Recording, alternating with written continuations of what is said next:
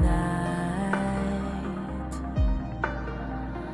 You know we made it out, we found the light. I fly so high, light up the skyline. Let's do it this time, like it's a whole new vibrant world.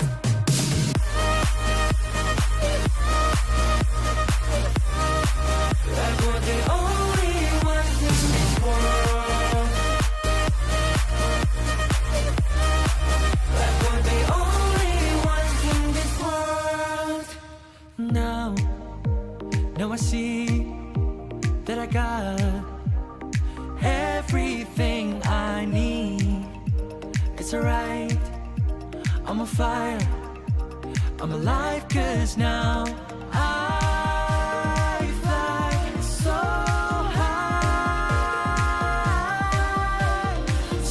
high, light up the skyline. Let's do it this time, like it's a whole new colorful world.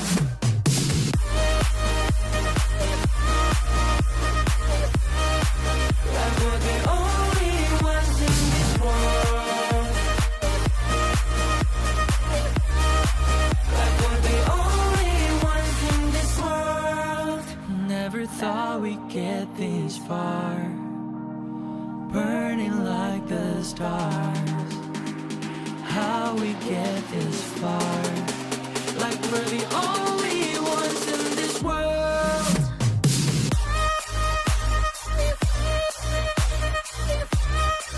Like we're the only ones in this world.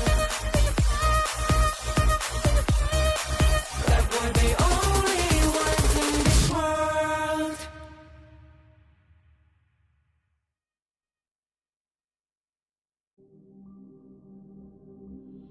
In this world,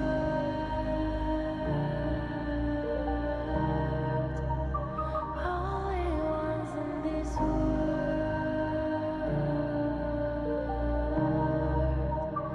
only ones in this world. Call out my name, cut through the sound of the rain. No matter how I feed the flame, you know I feel the darkness and the pain. All of the ways we tried to break free from the night. You know we made it out, we found the light. I fly so high, light up the skyline. Let's do it this time, like it's a whole new vibrant world.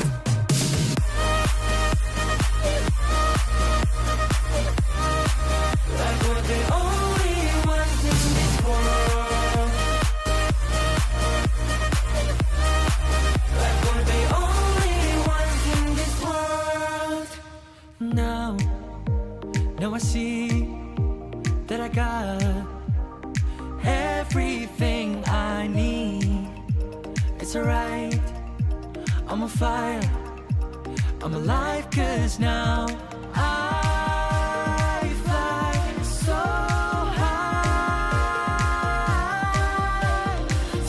high, light up the skyline. Let's do it this time, like it's a whole new colorful world.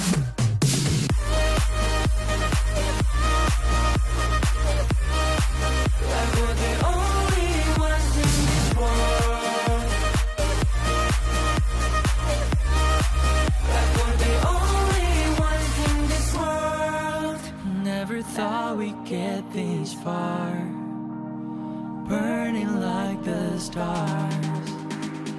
How we get this far, like we're the only ones in this world.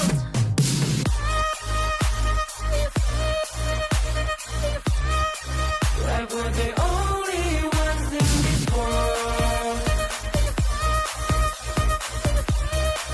Like we're the only ones in this world.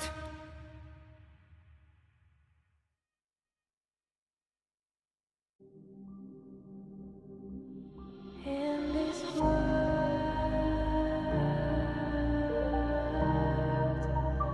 only ones in this world,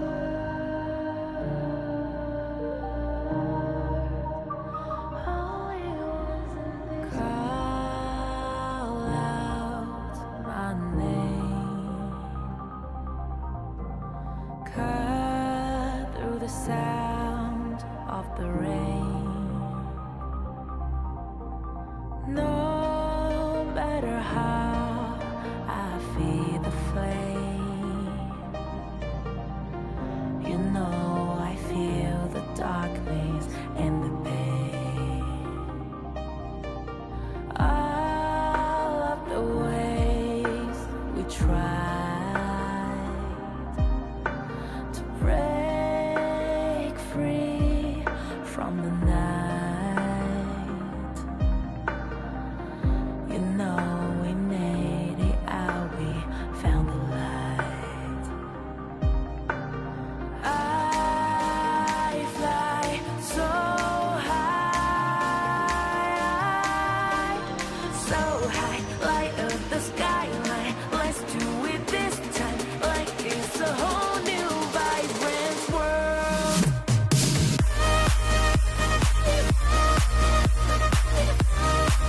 Like we're the only ones in this world. Like we're the only ones in this world. Now I see that I got everything I need. It's alright, I'm on fire, I'm alive, 'cause now I fly so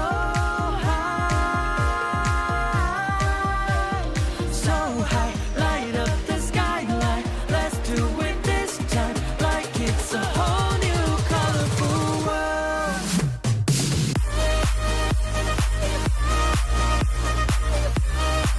Like we're the only ones in this world. Like we're the only ones in this world. Never thought we'd get this far, burning like the stars. How we get this far, like we're the only ones in this world.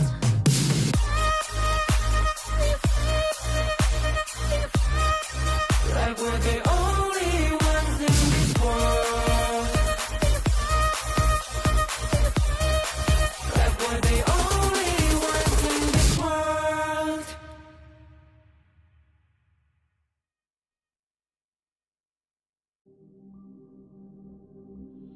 In this world,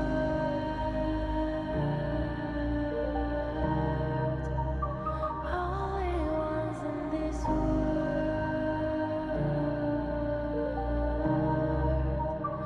only ones in this call out.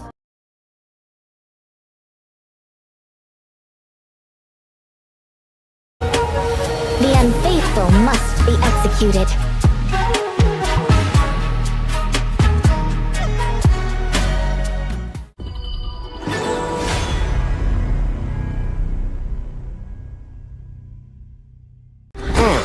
Sometimes working in a different way can be the best vacation. Seagull Circle, predicting victory.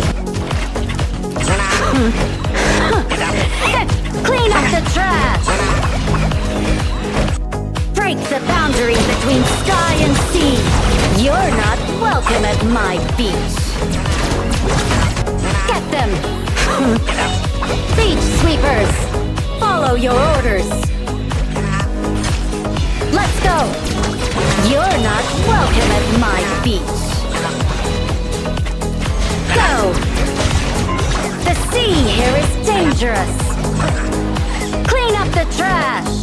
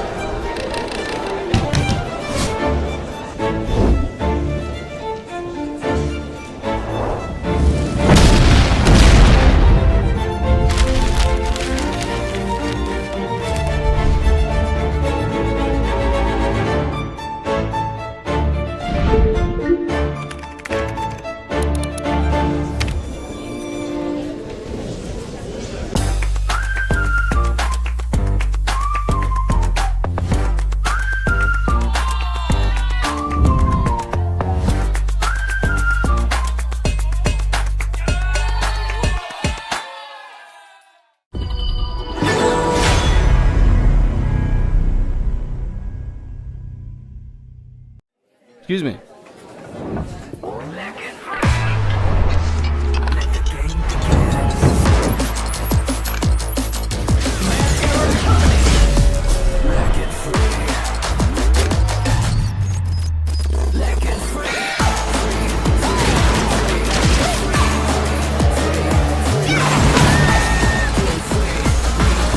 Hugging stings.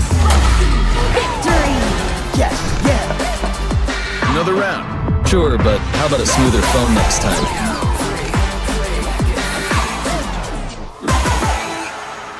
Realme 14. Performance beyond limits.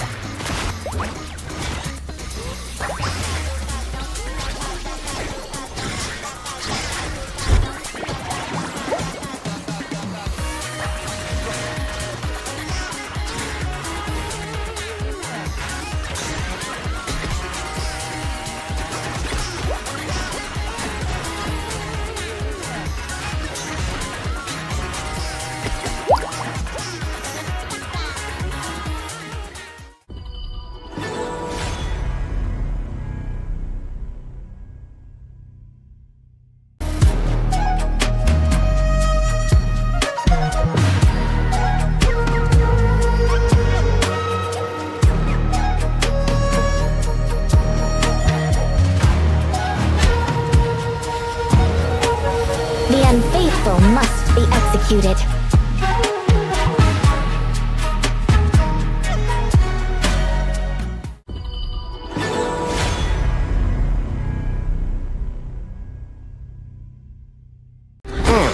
Sometimes working in a different way can be the best vacation.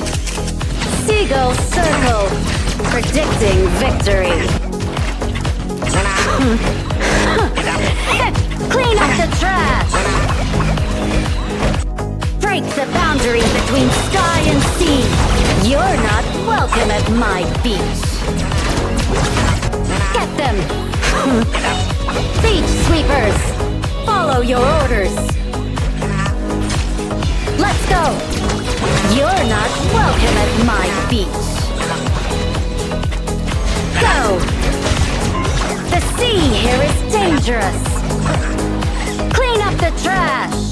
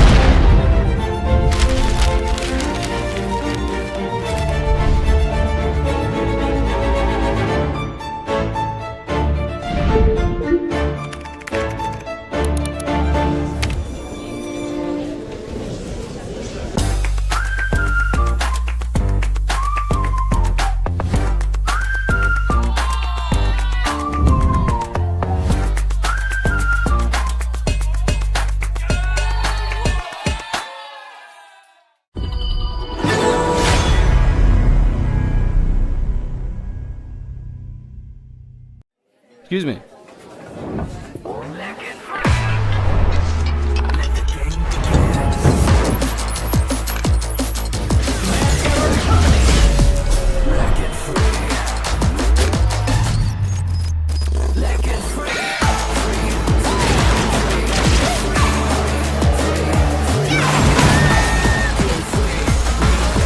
Hugging stings! Victory! Yes, yeah.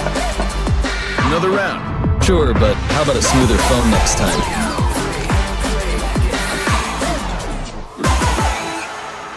Realme 14. Performance beyond limits.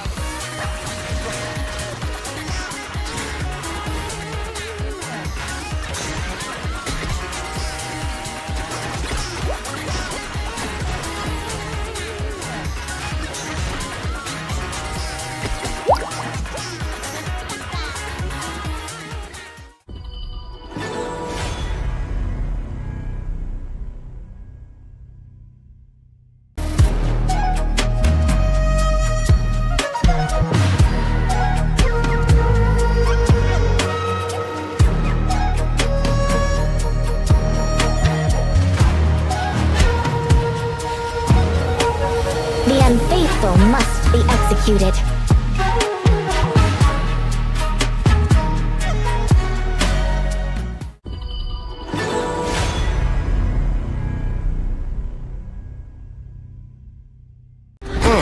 Sometimes working in a different way can be the best vacation.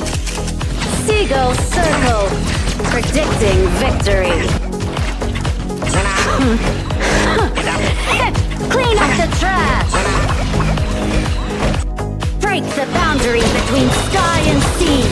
You're not welcome at my beach. Get them. Beach sweepers, follow your orders. Let's go.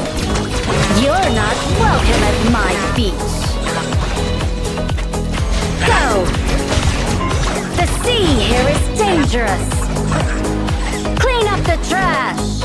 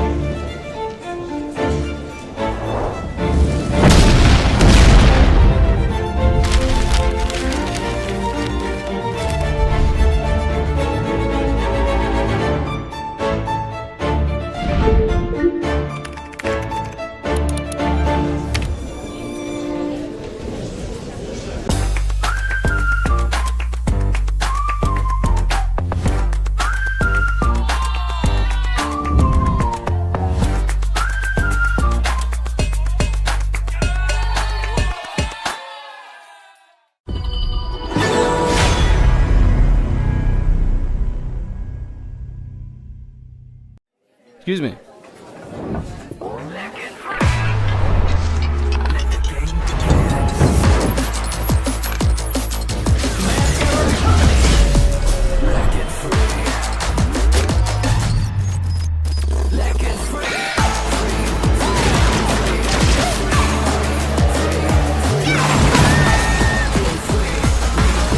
Hugging stings.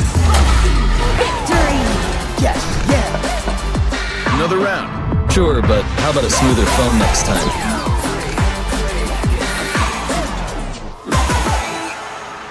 Realme 14. Performance beyond limits.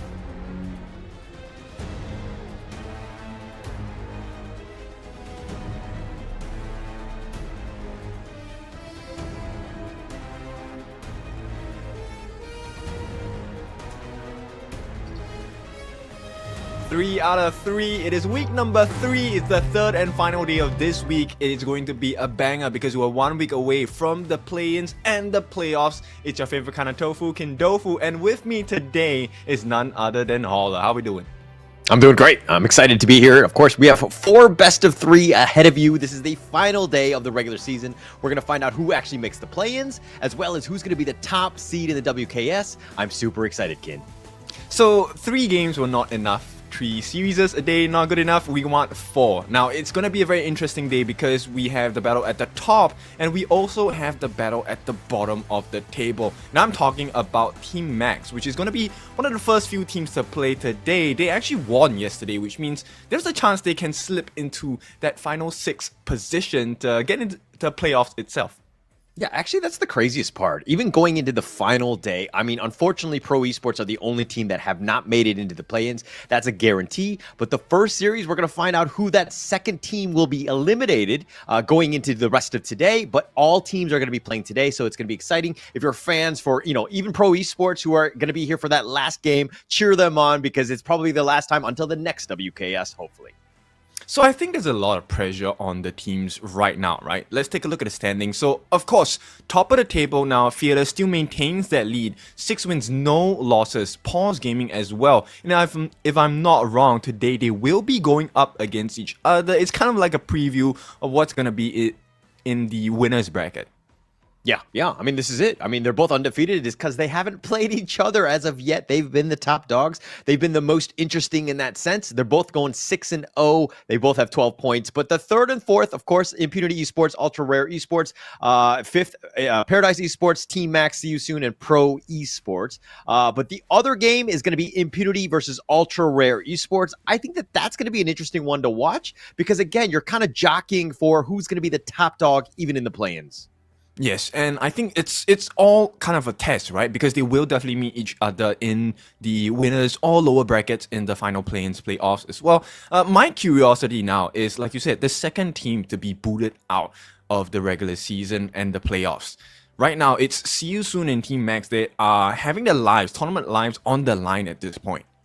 Yeah, I mean, it's going to be close. Obviously, there's going to be a little bit of a tiebreaker as of how it's going to be in. But at the end of the day, all you want to do is 2-0 the other team. Just send them home, get on your way, and make sure that you secure your spot into the play-ins, which, of course, will start next week. The playoffs will be June 6th through the 8th, and to see who's actually going to be qualifying for the KWC from, of course, the WKS here. Exactly, and I think at this point of time, if let's say we were to take a perspective of being the coach and the player in the team, I would definitely want a 2-0, right? I don't want to review too many strategies, too many hero picks. I don't want to give you information to have homework for in this playoffs. I think that's a huge risk. I want to win as quickly as I can, as fast as I can. Yeah. I mean, setting it up for game 1, right? Having your best foot forward, ensuring that you have the best draft. Obviously, we've kind of seen that. These best of 3s are very scrappy, right? In terms of just, obviously, we have global ban pick, and that can kind of affect how the longer series will go. But seeing as that we're in the best of 3, and look at this audience prediction here. See You Soon with 70%. There are a lot of you fans out there. Yes, they have a huge fan base, and for good reason as well. See You Soon, a well-known organization in their own region, in their own rights as well. I think right now, See You Soon, I think they have grown quite a lot since day number 1, right? Stepping into this title itself. Team Max have also grown. So the question here is, how well have they done? I think taking a win off of their first series after a long time in this league, it's a good sign for Team Max, but See You Soon, you can never count them out. Yeah, and look, I mean, it's unfortunate that one of these Cambodian teams have to go home, but they're playing for, again, their tournament lives. This is pretty much it, right? Just setting yourself up for that. But it's going to be See You Soon, Peanut, One Real Boy, Takumi, Immune, and Furland are going to be making up this side of See You Soon. They have flashes of brilliance, but at times they haven't really been able to show up against some of these top dogs in this league here. Yes, and I think it has to do with the proficiency of the heroes, right? End of the day, I think they have taken very early game strategies, but were just unable to pull it off because the coordination of the opponent team always seems to be one step ahead. And I think if they can fix that today, See You Soon should have a decent series going up against Team Max, which is the team we're going to introduce later after this. So the 5 boys from See You Soon, this is a very important day for them. Yeah, it's going to be, I mean, pretty much all in, right? You must win just to get you secure your spot at least for next week into that first day of the play-ins. Obviously, you have a whole bunch of other teams to kind of barrel through, and this is going to be the toughest task ahead of you, but let's not look too far ahead. Let's just win out this first game. It would be absolutely massive as they go up against this team from Cambodia. It's going to be Team Max, Kashimo, Bins, Chigiri, and Zukis, and Hatashi making this team up. Again, it seems like See You Soon and Team Max have kind of been struggling, but getting into this position where they still have a chance into the play-ins, I think that speaks volumes, at least for their chances here. Yeah, I mean, it's the same for every team, right? You have ups and then you have downs. But right now, I think it's best to not just forget all of those past losses. It's more at this point to, okay, take all that experience, look at the mistakes you have made, and also remember the good things you have done in the drafts, in the execution, and bring the best foot forward today. Because like you said, this is do or die, right? You have to make it into the playoffs. If you don't win today, you don't make it. Yeah. So my situation is that, I mean, look into this one. It's going to be the player head-to-head. This is going to be important to one to watch. Takumi going up against Kashimo, obviously not in the same roles, but at KDA, right? It's going to be a pretty big one, 1725 and 31 for Takumi, GPM 525. A little bit weird because it's 3.8 GPM. I think he gets a little bit more than 3.8 goal GPM in a game by Kashimo here. Yeah, I think a couple of API errors, but nonetheless, I think in comparison, taking a look at the KDA is one important thing, right? So Kashimo is the clash lane. Most of the time, you're expecting your clash lane to be able to engage. He is going to try and set up the fights for you, get the lanes pushing in. There's a lot of risk involved, right? So I think it is very necessary for both teams, especially on the clash lanes, to win that 1v1, and hopefully that advantage trickles down into the rest of the team. Yeah, I think the biggest one here is probably going to be damage, right? The fact that they're somewhat close and they just contribute so much to their team. Takumi and Kashimo, both of them really need to step up. They need to find ways to get to the back line and to kill some of those squishies, right? And I think that that's kind of where Kashimo's been trying to do, but I mean, he's died 45 times already, which is actually quite high. He needs to play, it's like a high risk, high reward type of thing where you're going in, potentially getting that kill, but you got to stay alive in the end as well. Yes, it's something that we normally talk about, right? If you have to give up your life for the cause, right? Is there a necessary trade for it? Is there a return on your investment in that case? Do you get a turret? Do you get a camp? Do you get one of the neutral objectives? Things like this matter in the long run because you have to make sure that you are always at a financial advantage. And even if you have the gold advantage, it does not mean you have that gold advantage, right? We have seen, I think a couple of days ago, they had a gold advantage, but all of that gold was given to the Rome. So it's like, what good does that do? All right, well, okay. Rome lives matter. I'm a Rome player, right? If give me that gold, I'll be happily buying you some support items and just kind of helping the team along. Obviously, jokes aside, it would definitely be much better if you give it to your cores. But let's talk a little bit trash talk here. Peanut, we're going to steamroll you with our mid. I love the fact that he's already, with some fighting words to begin with here. Yeah. Jiufang then replies with, I heard you have the best jungler. So I think, okay, pretty peaceful. I think I was talking about this with Dash the other day. I feel like all the teams are pretty polite with their trash talk. And I think, okay, we save the action. We save the strats for the Gorge. Yeah, and I love the fact that Peanuts is like, hey, we're going to steamroll you with our mid, and it's actually going to be Takumi. And it's not like, I'm going to steamroll you. It's going to be like, yeah, some other dude who's much bigger than he's going to beat you up for me, right? Yep, I hold no responsibility. It is them. Yeah, but it's going to be super exciting. Obviously, this is going to be a great series, right? Just setting the tone for the rest of the day. Again, the final day of the regular season.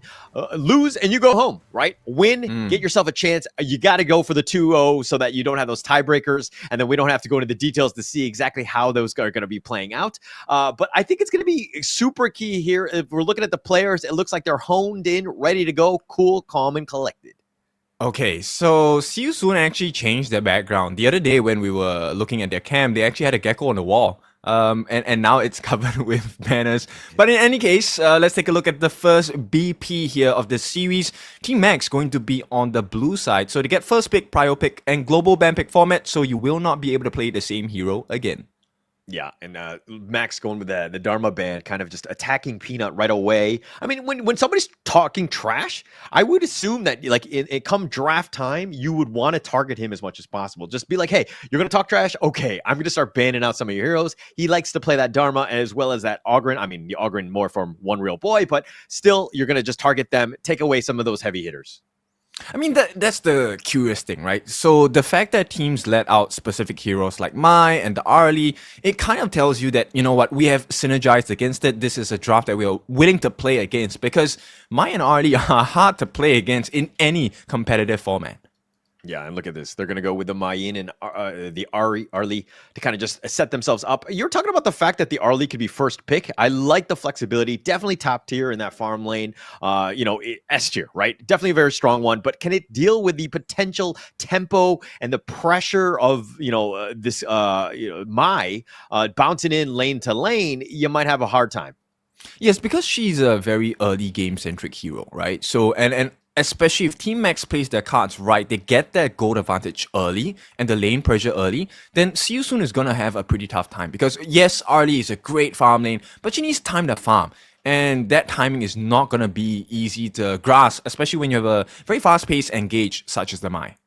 Yeah, but it looks like they're going to kind of shore up some weaknesses here by Team Max. They're going to go the Menki and the Direnjie. Very well-rounded. You don't really see a lot of weaknesses in this first phase of the draft thus far, but See You Soon, they're going to go with the Dolia here. So very squishy, and you have a lot of those, Celestial Melody potential targets, which is going to be great, but they definitely have some weaknesses that they need to shore up in the second phase of the draft here.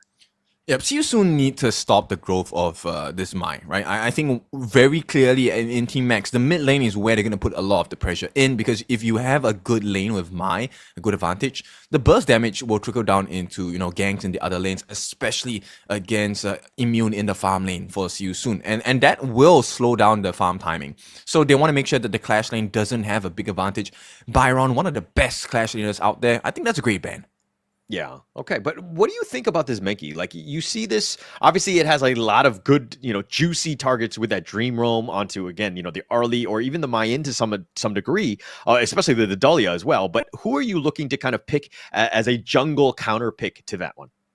I think you have to match tank for tank, right? At this point, the role of this Menki is pretty simple. I just want to be your focus, right? This Menki is just going to jump into Dream Roam or maybe just stand in their faces and allow Chigiri as well as Zuki to really just lay down as many shots as they can, right? You want to get the poke in and just have everyone focus on this furball. Yeah. Ideally, that's like best case scenario. But I think, having so many different, avenues of attack. You have the Mai on with Chigiri just flying around, and then you have Direnjie who's going to be doing that damage on the back. You have a lot of that, you have that bouncer, so to speak, that big brother who's going to keep you alive. There's going to be a lot of pressure on whatchamacallit, on Bins to really kind of protect the other two here.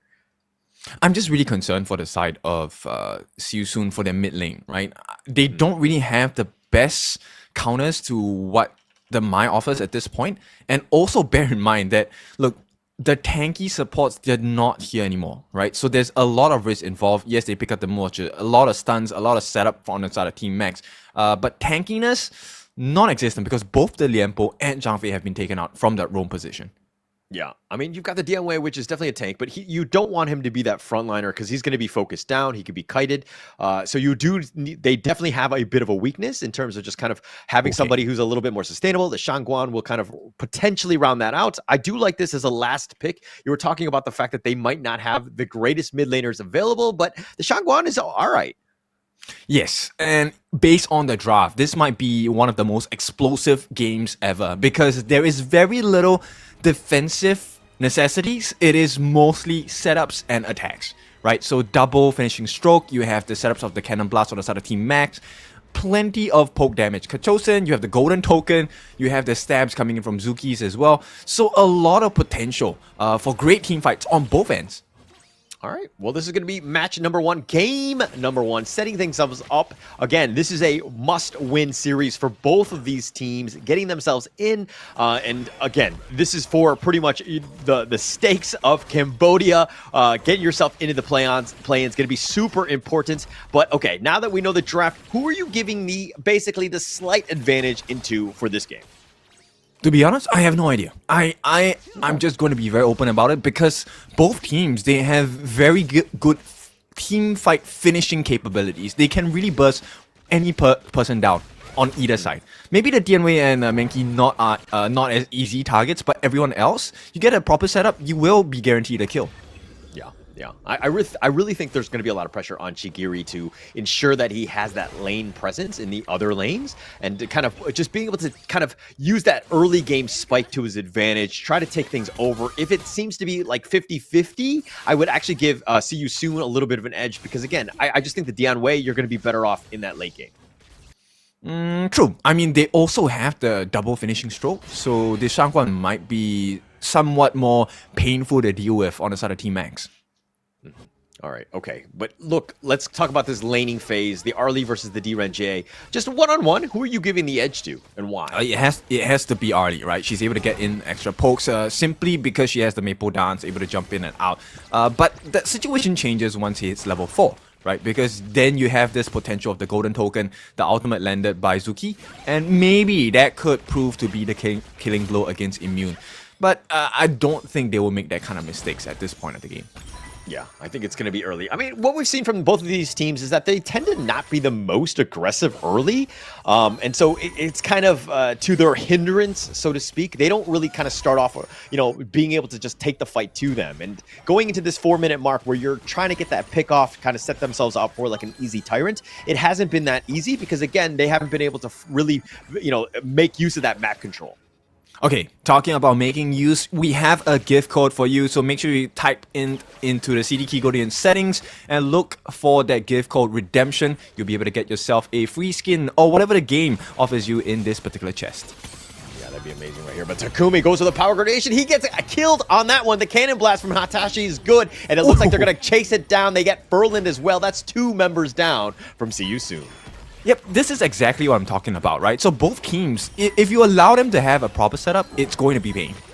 Yeah, it's going to be pain here. And One Real Boy can't even get to his own Azure Golem. It's going to be stolen. And I love the fact that Team Max right now are being aggressive. You got those kills. It's opened things up. But Hatashi, he gets a little bit careful. He's going to use the thick inside the box. He gets knocked aside. He's going to be killed. Binz is as well. And the double kill now going the way of See You Soon. And they've returned.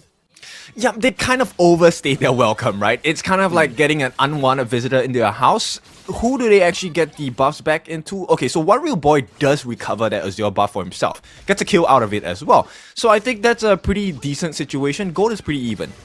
Oh, the dive. They're potentially looking to go in, but with no minions, I think See You Soon will let that one go. Zuki's is a little bit lucky, but again, these are two teams that are kind of still finding their momentum and how they're going to play against one another. Because again, just giving those 2 kills up seems a little unfortunate for Team Max, but you got to play safe, especially at that moment when One Real Boy was coming back in at you.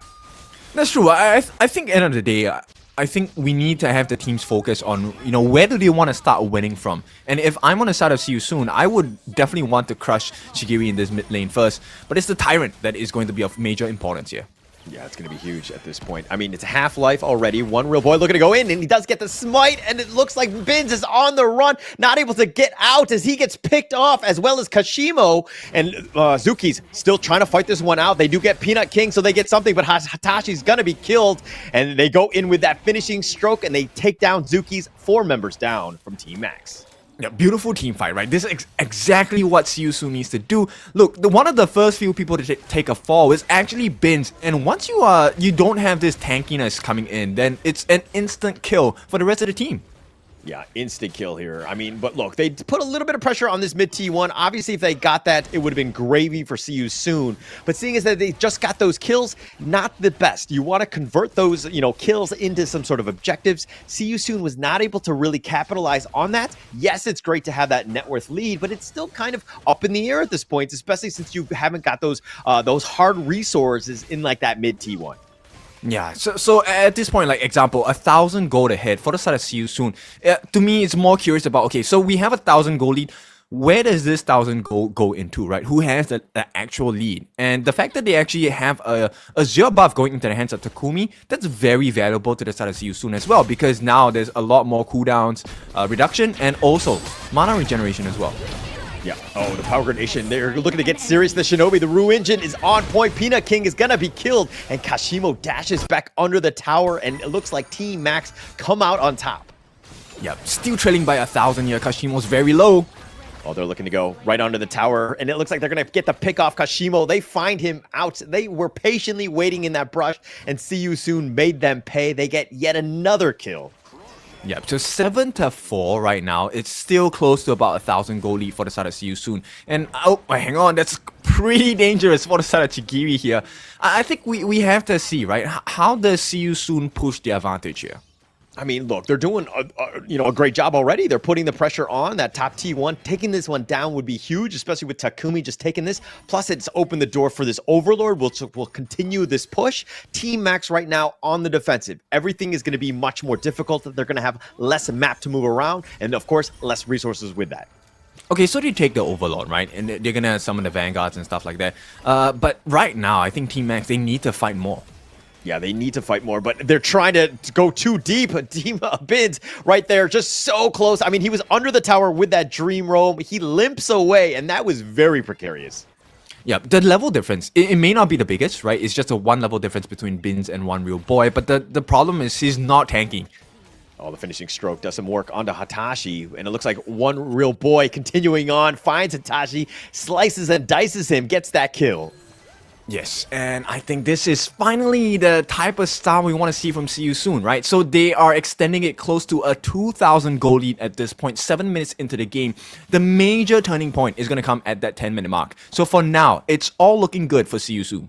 Yeah, definitely looking good. I mean, they need to kind of continue to exert that map pressure. If they take this bottom T1, that would be huge for them. Kashimo looking to just kind of deal with the minions or this Vanguard that's going to be crashing in soon. But Team Max, on the other hand, they're finding One Real Boy. He just wants to be left alone. Yeah, it's so difficult for the side of Max. I mean, look, they don't have the burst potential. And this is why you want to take care of the mid lane, right? Picking up a Mai needs to have that advantage. Without the burst potential, you don't have a big deterrence in team fights. You don't force See You Soon away. And right now, See You Soon, they don't mind taking any fight that is probably going to be showcased on the side of Team Max. Yeah, it looks like they're going to go in. Kashimo misses the power gradation. The Dream Roam is going to connect only onto one, though, but Bin's in a bad spot. He's going to be focused, and he's going to be picked off. Immune's got the damage, and they find it, but Immune not in a great spot. Turns it around, gets it onto Jagiri, gets the pick off on that one, and here comes One Real Boy with that slam dunk. It gets Jagiri, and Hatashi is down for the count as well, making a team ace off a triple by Immune.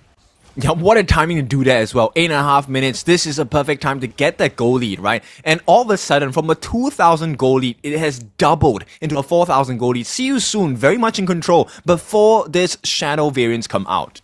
Yeah, I mean, but with the entire team being wiped out, I feel like they should do a better job of just pushing the lanes. Again, not taking objectives. Yes, they've taken the jungle camps, but I feel like, again, if you took that mid T2 and kind of backed off on your way out, you get that Crimson Golem, I think it would have been more beneficial. But still, One Real Boy taking out that buff and making his way back to his own jungle.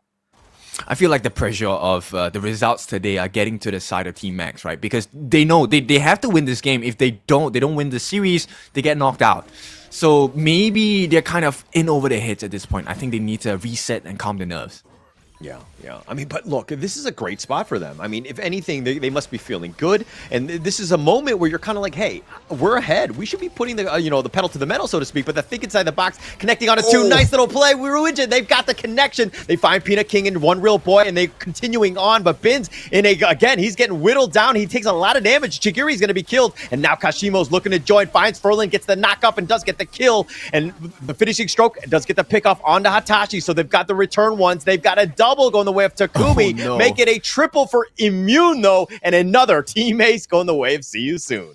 Yep, it's another one here, and See You Soon. This is a pretty dominant performance, one we have not seen for the entire league so far, and this is, I have to say, the best performance See You Soon has put up at this point. And Immune, I've never seen him in such a commanding position before.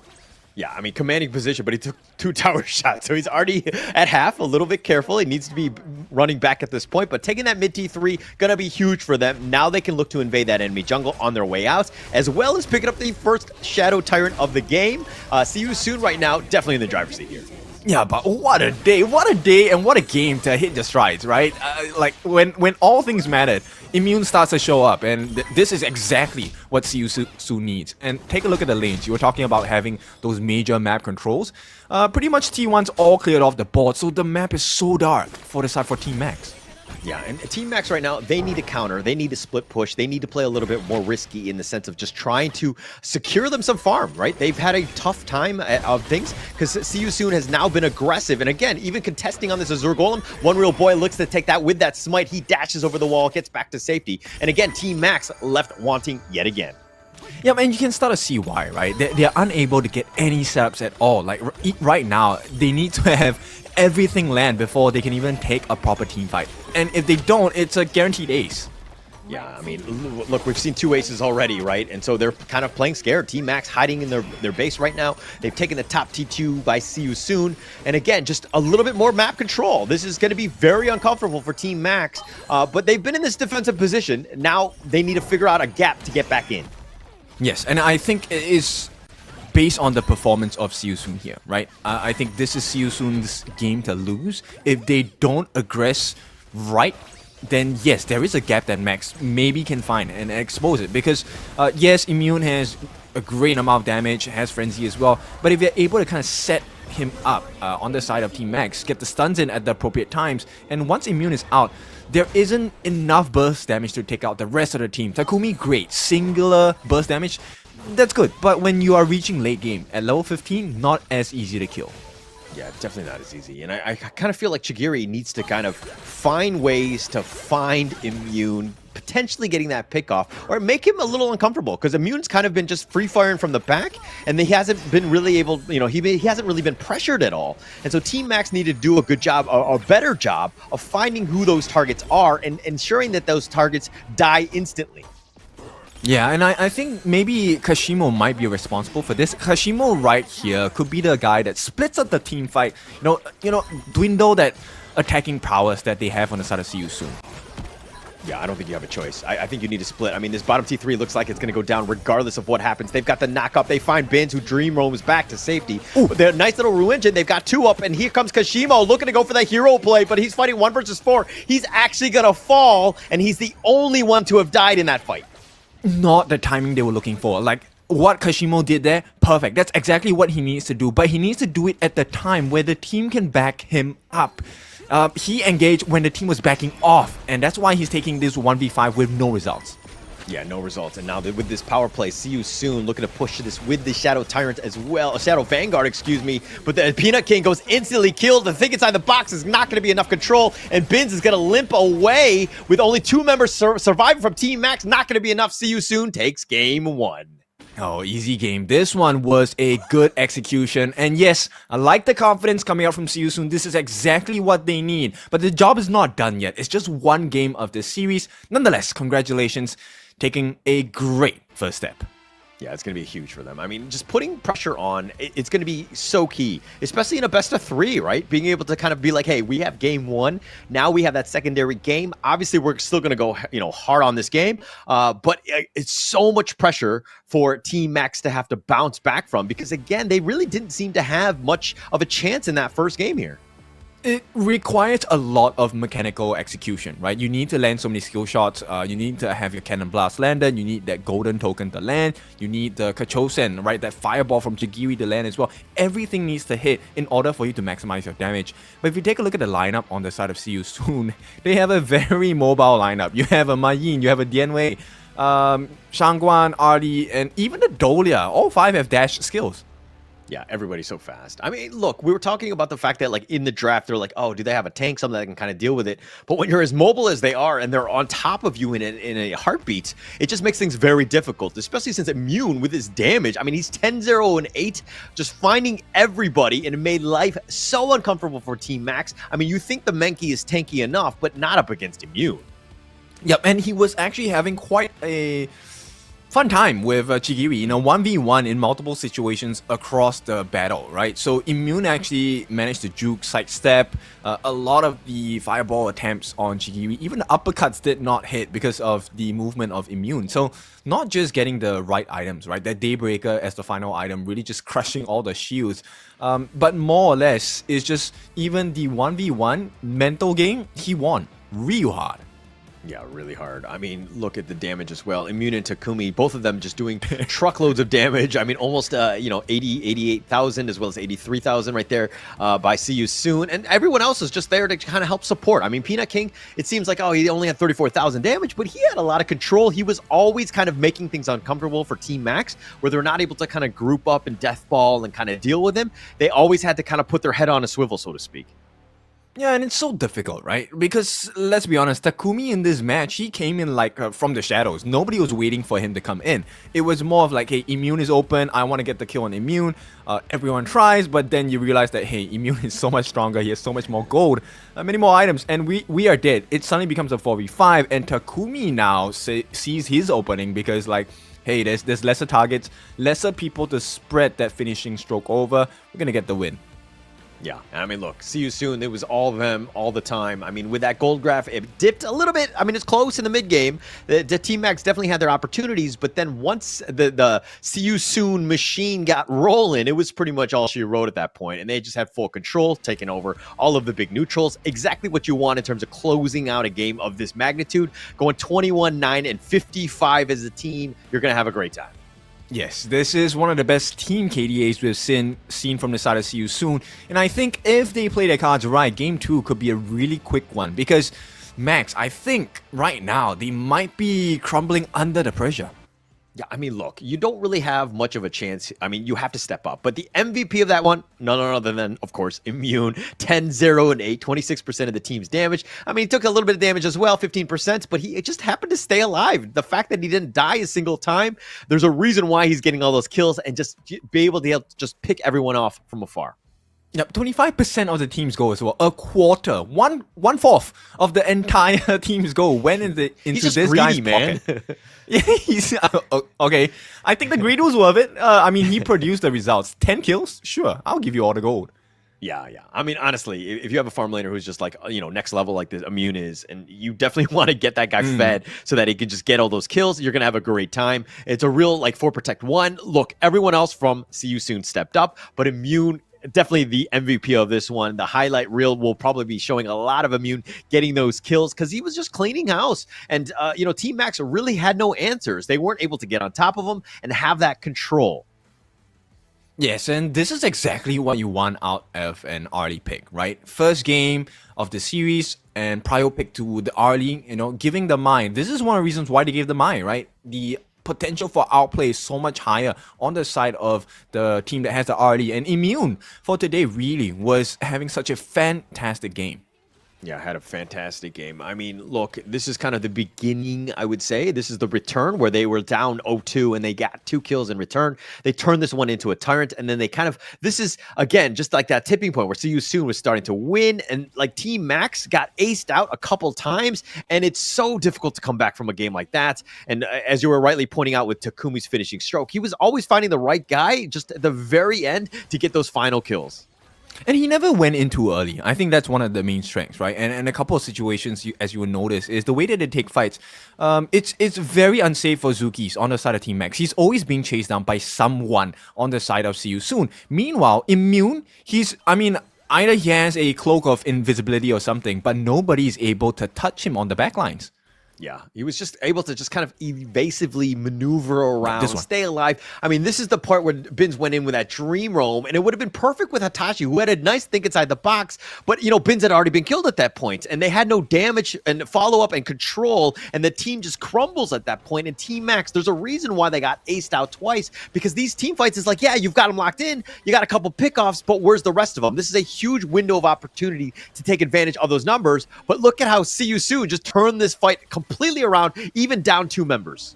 Yeah, simply because, look, Immune, nobody's touching him. He has the frenzy online as well, and the timing that he enters the fight. Pairing up with Takumi, the two of them, they have a lot of iframes to play around. Either they are invulnerable, they're invincible, or just straight up, you can't even go close to them.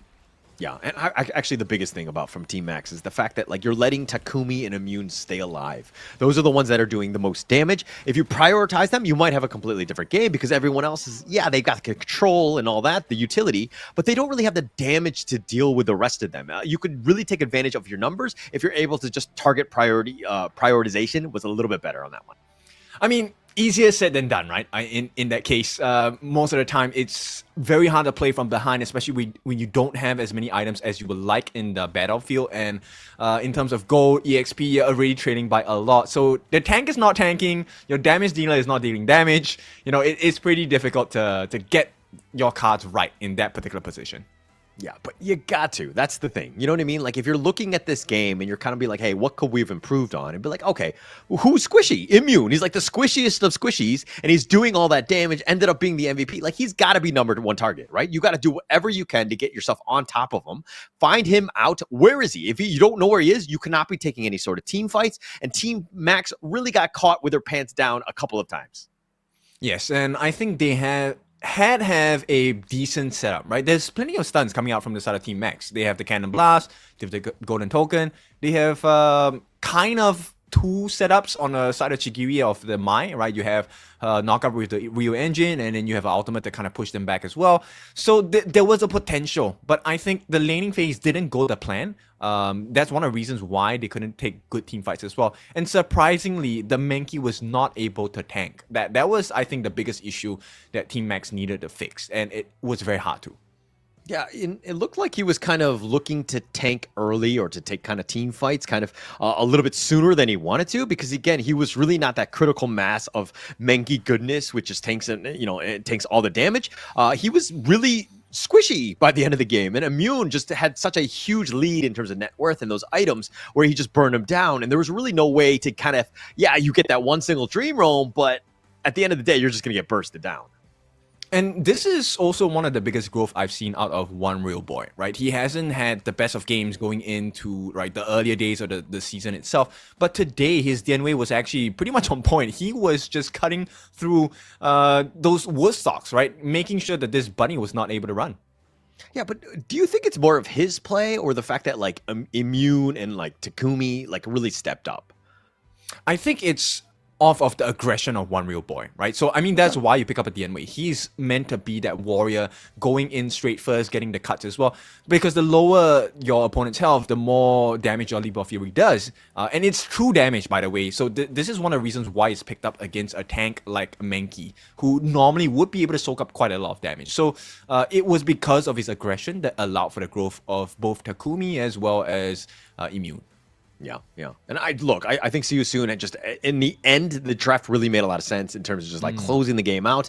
We were, you don't really need a tank when you're always the aggressor. You're making the initiations, you're jumping in, getting those pickoffs, and just making life difficult when everyone else is running. How are you going to run away from a team that's so mobile and on top of you in like in an instant? So it made life very difficult. Now, Team Max had that, they got punched in the face in the game one, right? They need a bounce back. Do they need a better draft? Is it about execution? What are your thoughts as Coach Kin here? I think you need that mental recovery, right? Sure, it was a very aggressive defeat. Let's be honest about it, because they were not being like punched like one single punch. It was a pummel, right? Their face was getting pummeled. So many different aggressions coming in. Takumi with the finishing stroke, and then you have Immune who was just jumping around and around the entirety, getting 3 different aces at, I think, within a span of like less than 10 minutes in total. That's quite a big hit, right, to your mental strength. So I think right now it's for Team Max is throw that loss away. It's fine. We know why it didn't work.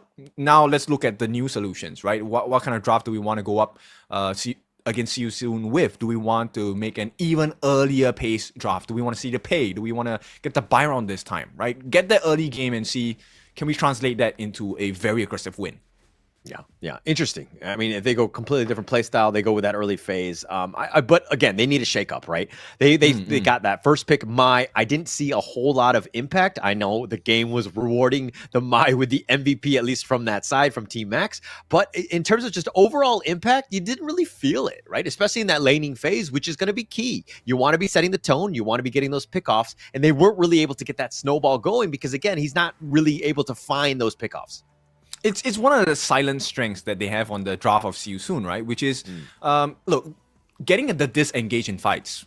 That's pretty straightforward for the side of See You Soon. But the danger of it is that they can re-enter and re-engage the fights almost instantaneously. And I think that's what really caught Team Max off guard, because there were a couple of moments where they did land a stuns, right? They did manage to catch Immune, but they couldn't finish the job because this guy was just all over the place. They were chasing smoke. So, hard job. Yeah, tough job, tough job. I mean, if you're looking at this one, this is again what we just saw in game number 1. The picks are there. Of course, this is a global banded pick. They cannot be picked again.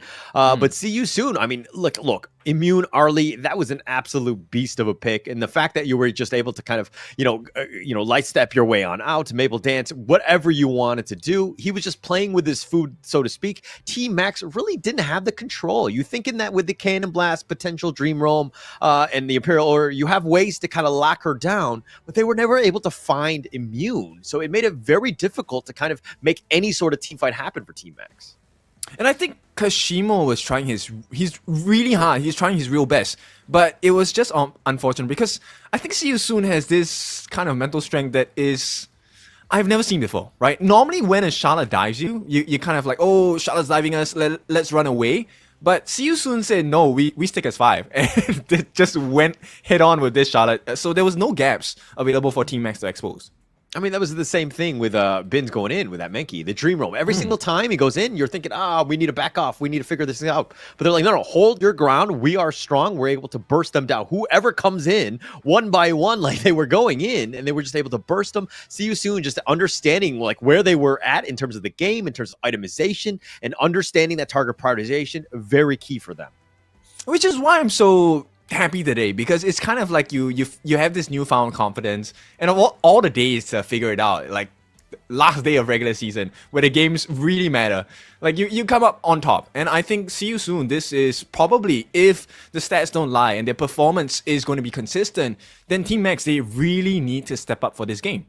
Yeah, I mean, this is pretty much it, right? You lose, you go home, you're going to have a tough time, right? And we're talking about the fact that, yeah, you're going to take those L's and you're going to learn, but you do not want to be in the off-season learning. You want to be in those play-ins learning, playing against some of these other better, quote-unquote, better teams, so that you can get some of those those lessons ahead of you and to continue your journey. I think that that's going to be a huge one for them to really bounce back in game 2. This is must-win for Team Max here. Yep, you don't want to do homework. You want to be given the OJT, right? For those of you that don't know what OJT is on-the-job training, right? You want to be in the playoffs. You want to learn while you're experiencing the big boys, the big guns, and the big battles. Sure, if you have to learn from home, work from home, then work from home, learn from home. But ideally, you want to be out there experiencing it, what it's like to play the big boys.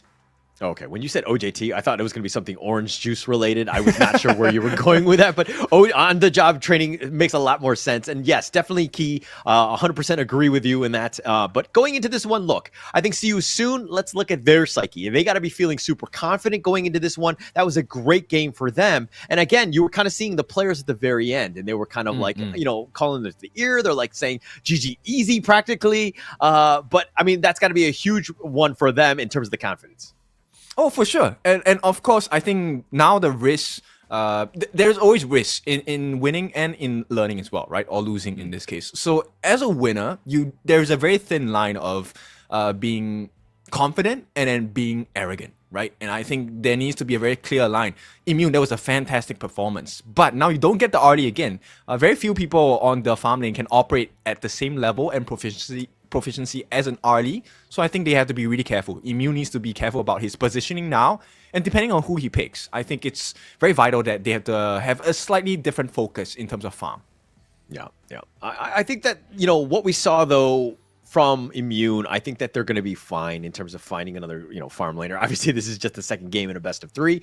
Obviously, he's somewhat of the target, right? But it might be difficult going into the draft, and that's why it's key going in, because even when we're talking about the pregame from that game 1, we're kind of like, we don't really give any of the teams like a huge edge. It's really going to come down to execution and how they were able to kind of pull things off. But See You Soon were able to execute. They were able to coordinate and to get those really good team fights and to just kind of take the game away from Team Max. And I think right now, we might get to see the chance where, so previous game, first game of the series, the big tanky boys were not available in the roam position, right? So no Zhang Fei, no Lian Po. They had to play the soft supports. Now we're left with openings for the Diadea, and maybe Zhang Fei, Lian Po does make it out into the Gorge now. And I think maybe that might be the strength, playing to the strengths of Team Max. They like those tanky lineups. They like to have that front shield for their farm laner or mid laner to really just go in, poke, get the damage done. So maybe this could be a different result. Yeah, actually, there's a reason why See You Soon had banned out the Lian Po and the Zhang Fei last game, right? They were definitely targeting it. They understand. And I mean, you're also taking away from the ability for Team Max to really take those those 5-man death ball type of compositions. It seemed like they were really not on the same page with some of the initiations, especially with Kashimo like diving in 1 versus 4. There were definitely moments where you're kind of like, if they had somebody like a Zhang Fei or Lian Po, like the Tremor Smash on top of Kashimo diving in like that, you would have had a much better chance of coming out the victors in those team fights.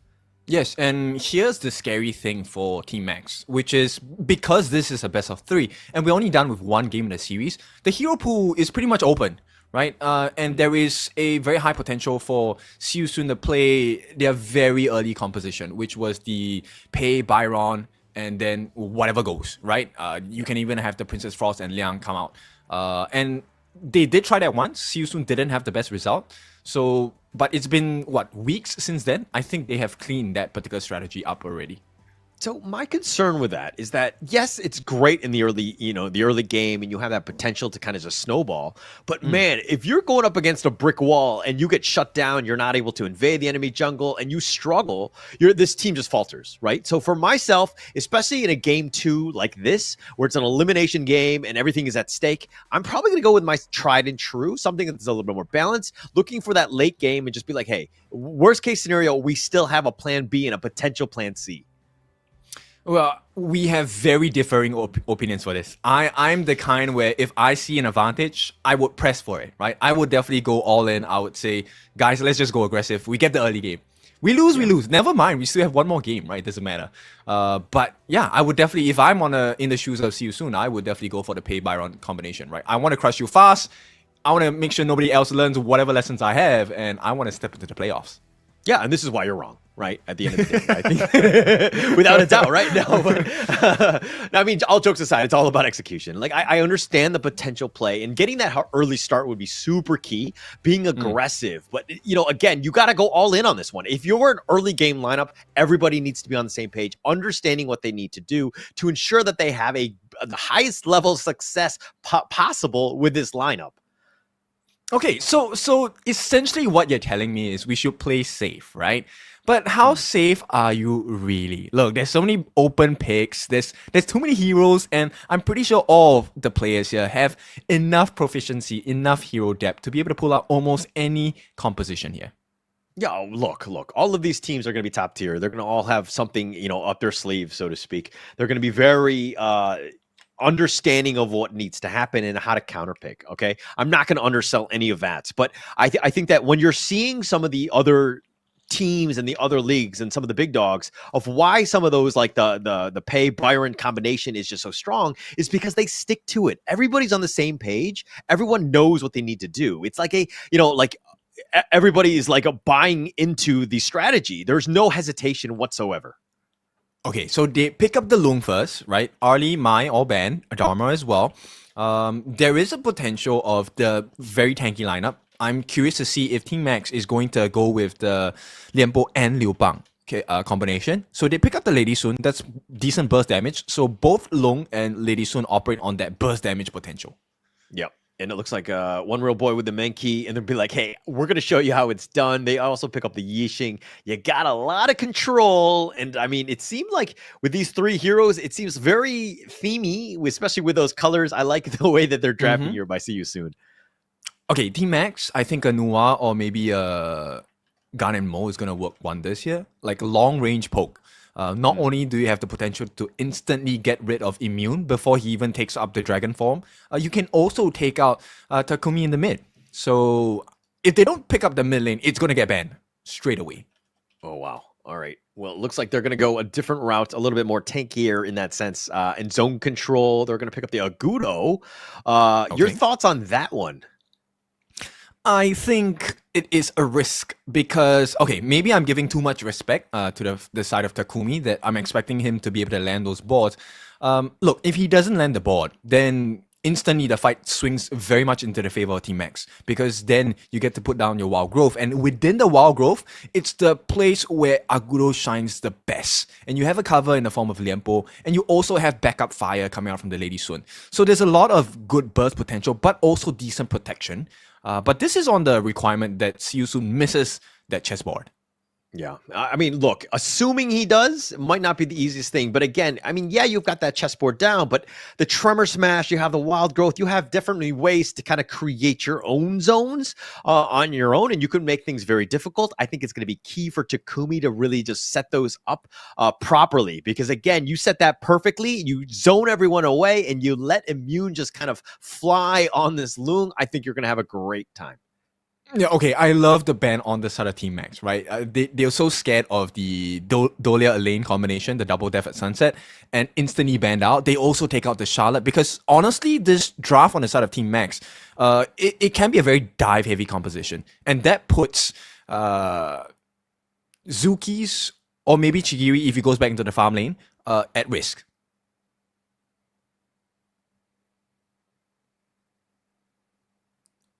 Pretty dangerous. But with that being said, so see you soon. They're going to pick up the Yuhuan along with the Sun Ce. So there's a lot of control and decent sustain in the composition itself. We're looking for a very successful roam in the form of a Yuhuan. There is a decent reach on the side of See You Soon, right? Yixing and Yuhuan able to touch their opponents from a distance and hopefully set up situations where the Lung is able to kind of get his flaming palms or even his riding the winds and downpour. All of these different skills to hit the opponents on the side of Team Max.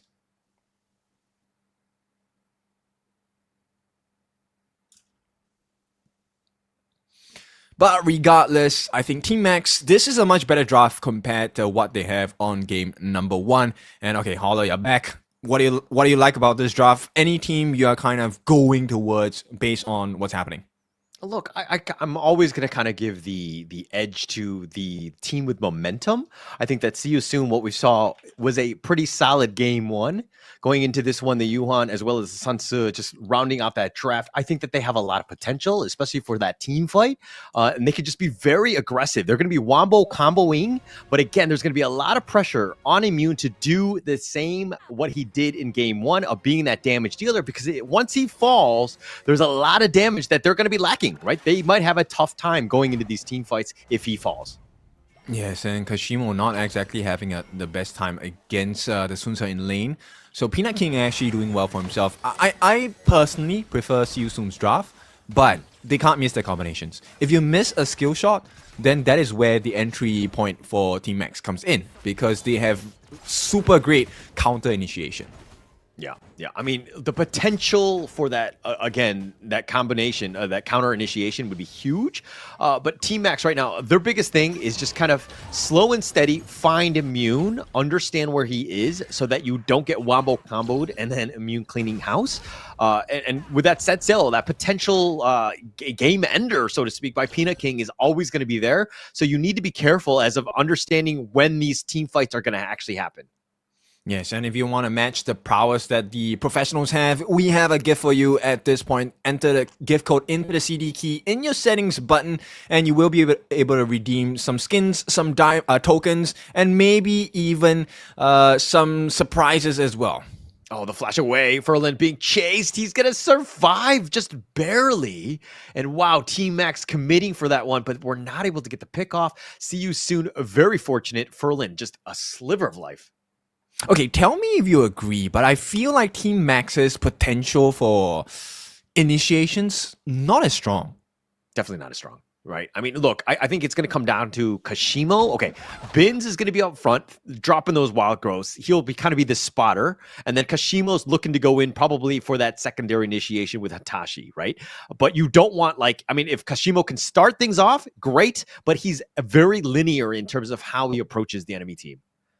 Okay, so you see a glimpse of what's potentially going to happen later on, right? Takumi is going to be able to set the board down, and then they're going to be able to lay the combinations in. And for someone like Furlan on this Yuhuan, it's a perfect situation. You get to poke without having to deal with any risk at all. Yeah. I mean, that's going to be the big thing, right? The fact that, like, yeah, you have that sustain from Ferlin, but you also have so many different ways to kind of get that, combination. It looks like the top lane Peanut King got picked off. That's one way to start things off. Team Max really needed that early start. Yeah, so the safe engagement will come from Jufang, right?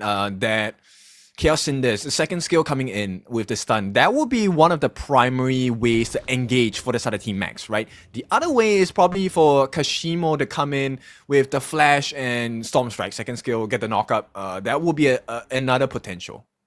Yeah, but look, going in, like I always see Byron's kind of like it's not the easiest thing to find that sort of initiation. Obviously, best case scenario, if you're waiting in the brush, you flash in, Storm Strike, you have that potential, but it's not as smooth and seamless as like a Dharma or somebody else who could potentially be like in that clash lane. So it's a little bit tougher. You got to work for it. Byron definitely has a lot of play. It's definitely very popular in the WKS, but finding that initiation is going to be key, and it's not going to be the easiest by Team Max. But if they're able to kind of again be very patient, use the Angela with that Chaos Cinder, can potentially start getting with that stun to the potential Byron jump in, and that would be a great start for them. I think, yeah, I agree. Look, it's a 120-second cooldown for the Flash. So it's a 2-minute investment for a potential catch. And so, the Byron needs to make sure that he does a good job, right? Because Shimo, I think if he's not going to be able to get the perfect initiation, I think there's no need to waste that opportunity, which places a lot of pressure on Jiufang, I feel, as the Angela, right? You need to be able to land the stuns. If you can't, then it's really hard to engage. You can get Hatashi to use the Tremor Smash to go in, but you need to have like the instant backup. And I think that situation might not be presented every single time. Yeah. I mean, it's going to be a tough nut to crack, so to speak. I think in the same way, if you're looking at, from See You Soon, yes, they have a lot of potential combinations or those big team fight stuns, which is going to be key for them and just ensuring that they kind of survive. But you need to counter initiate. Like, again, this is going to be like two fighters jabbing each other, and the counter punt is probably going to be more important than that initial jab, so to speak. Yeah, you know what? I think for See You Soon, this whole game might really just fall onto Takumi. If he gets like a perfect board, I think it's really hard for Team Max to fight. Yeah. I mean, you don't have that mobility to kind of deal with it. I mean, if you stick together, then it's like, okay, we have, the Dream Roam, we have the Set Sail. If we have that potential perfect board, I mean, that could be amazing. I mean, it sounds great on paper. Obviously, execution is a whole nother thing, and we're going to have to find out if they're able to kind of continue that momentum of game one. But in the same regard, like, look, the Team Max understands what See You Soon is going to be throwing at them. They're going to be kind of spacing out. They need to ensure that they have that, they're not holding hands when those team fights are happening, and they kind of space each other out, so to speak.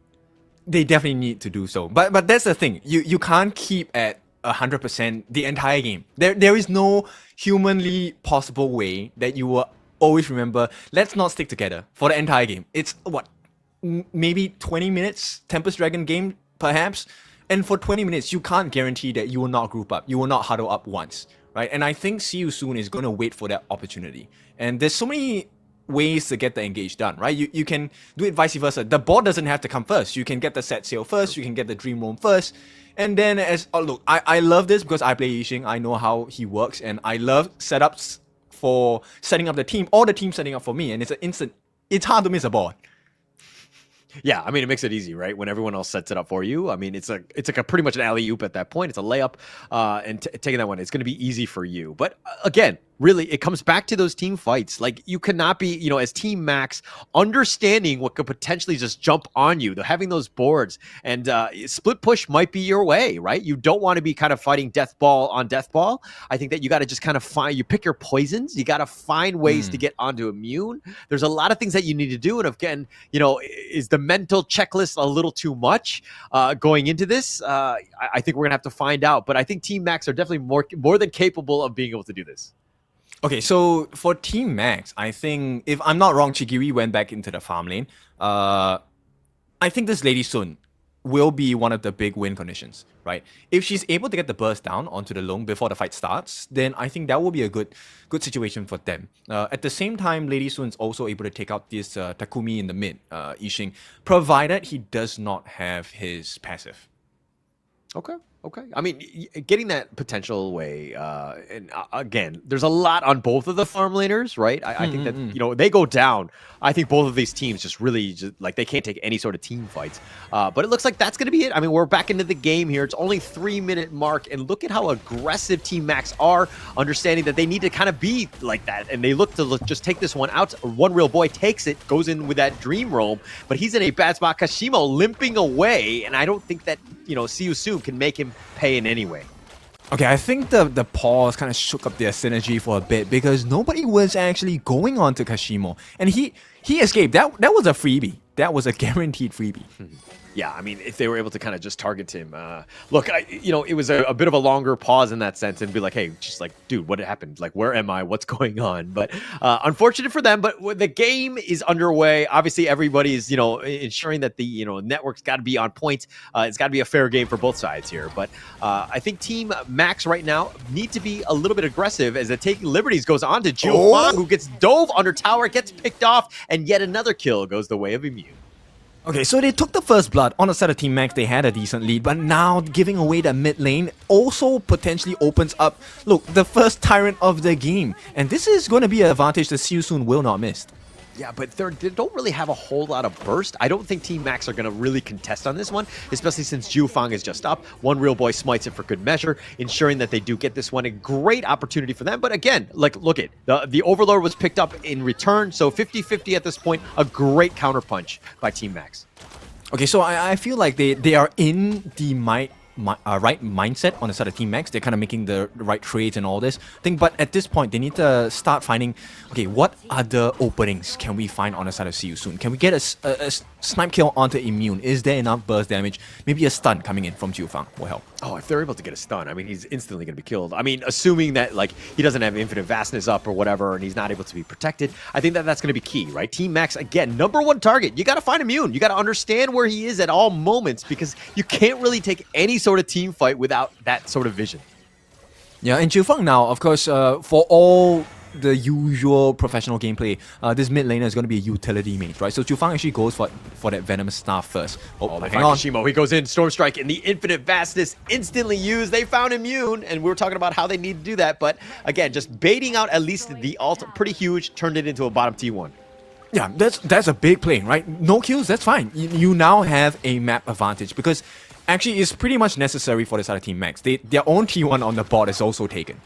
Yeah, I mean, equalizing at this point. But One Real Boy put a little bit of pressure on that top T1. Bins will show up here with that wild growth. But set sails, look at this guy. He's got doing donuts in the backyard, so to speak. He's going to be in that mid lane now, and they find Kashimo. They're looking to go, but the dash away, and Kashimo gets back to safety.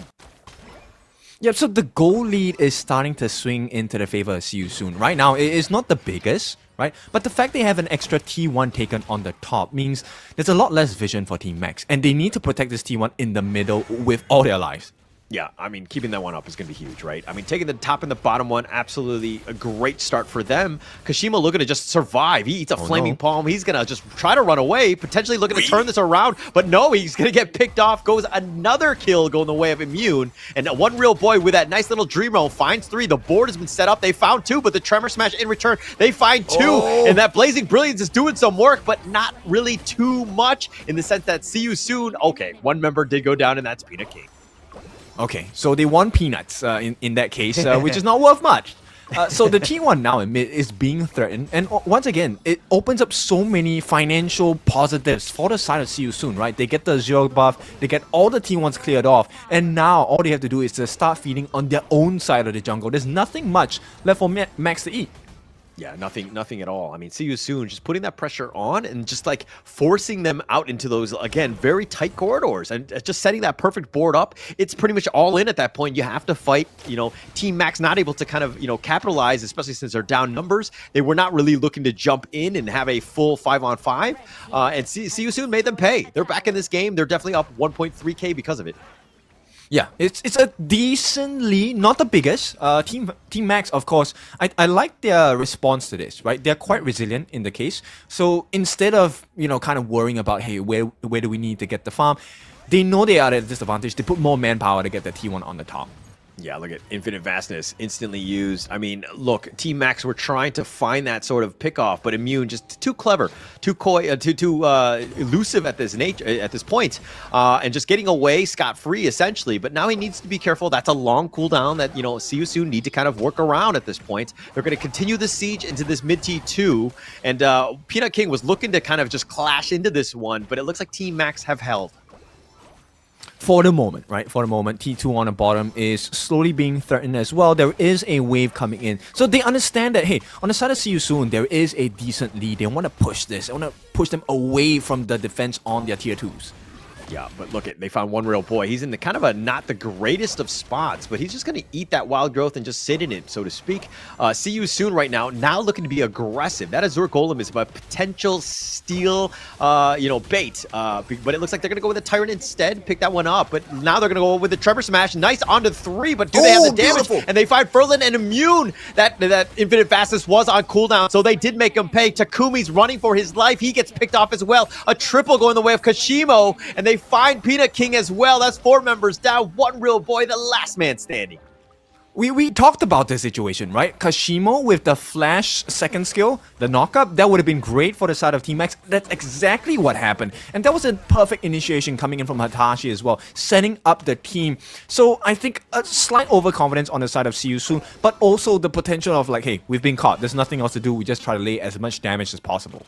Yeah, but once Immune had Infinite Vastness on cooldown, it was one of those moments where you're kind of like, hey, we should not be fighting. We should not be taking any of this. All of this needs to just be running. But man, Hatashi, that Tremor Smash, so good. I mean, it's so juicy, catches it on 3. And at that point, when you have that damage and Kashimo just running you down, you had no real ways to get out.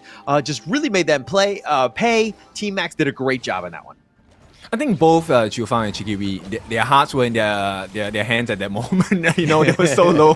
They were like, oh no, this guy gonna use his dream roam to come and chase us. Let's commit the flash. Everyone get out. Oh, they've got the Dream Roam. They're going to connect onto 2. They've got the nice little knock up the board. Oh, but Chigiri gets picked off. They find him. Hatashi now on the run. And Team Max with 1 member down. See You Soon, making them pay. Finding ways to just claw back in. And that's opening it up for even another big neutral for them. Yeah, that was the biggest gut punch I've ever seen. See You Soon just telling them, hey, you may have won that one fight, but don't be overconfident, right? Chigiri was just instantly melted down, deleted. 1 flaming bombs. That was sick. Yeah, had a ton of damage. And that's the target prioritization that we saw even from game 1. See You Soon. Understanding who needs to die. Once Chigiri's down, Team Max really can't fight for this one.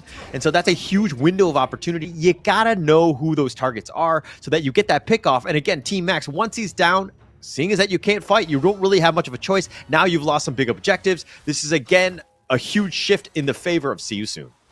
Okay, but the chance is still available. Okay, Hatashi as a roam, we know that roam lives matter, has gotten the frigid charge, right? This could potentially be one of the biggest turnaround if he gets that perfect Tremor Smash into the frigid charge usage. Yeah, no, I mean, all jokes aside, obviously, if he hits that one, that's going to be massive, right? I mean, See You Soon, they've been kind of grouping up. Hatashi has had a nice Tremor Smash already in this game, so heading another one, definitely a possibility. But again, now See You Soon needs to adjust. They need to figure out how to, again, have that proper spacing, just control people, and they're looking to go with this one. Furball gets thrown into this mess, so to speak, but one real boy looking to go for this doesn't actually get this smite, and he's going to continue on chasing it on. The Dream Roam will connect. They find Bins. He's just looking to slow this down. Peanut King looking to go in, gets the pick off on Kashimo, and one real boy now limping away. The board has been set, but Hatashi is going to Tremor Smash into it and doesn't want any of that action. He flashes back to safety. The Flaming Palm on to Chigiri. He's going to eat that one. Infinite Fastness on back, and it looks like See You Soon with yet another 1-kill advantage. Yeah, it's so scary, right? Because right now, if you take a look at the amount of damage that Immune is doing to Chigiri, just based off one combination, Chigiri can only take 2 hits. Which means if Takumi lands his standard combination, skill 2, skill 1, right, taking liberties into the sliding stones, it's an instant guaranteed kill for Immune. All he has to do is get in range. That's it. Yeah. I mean, if he's able to kind of find him out. So again, it's more of the fact that like Chigiri needs to be positioned a little bit better, probably further back, and which might be a little uncomfortable because he's not able to kind of, auto attack. So he's kind of got to space himself, but he needs to stay alive. He's kind of more of like the cleanup. He doesn't want to be up front and be that initiator because again, he's just like painting a big red target on himself.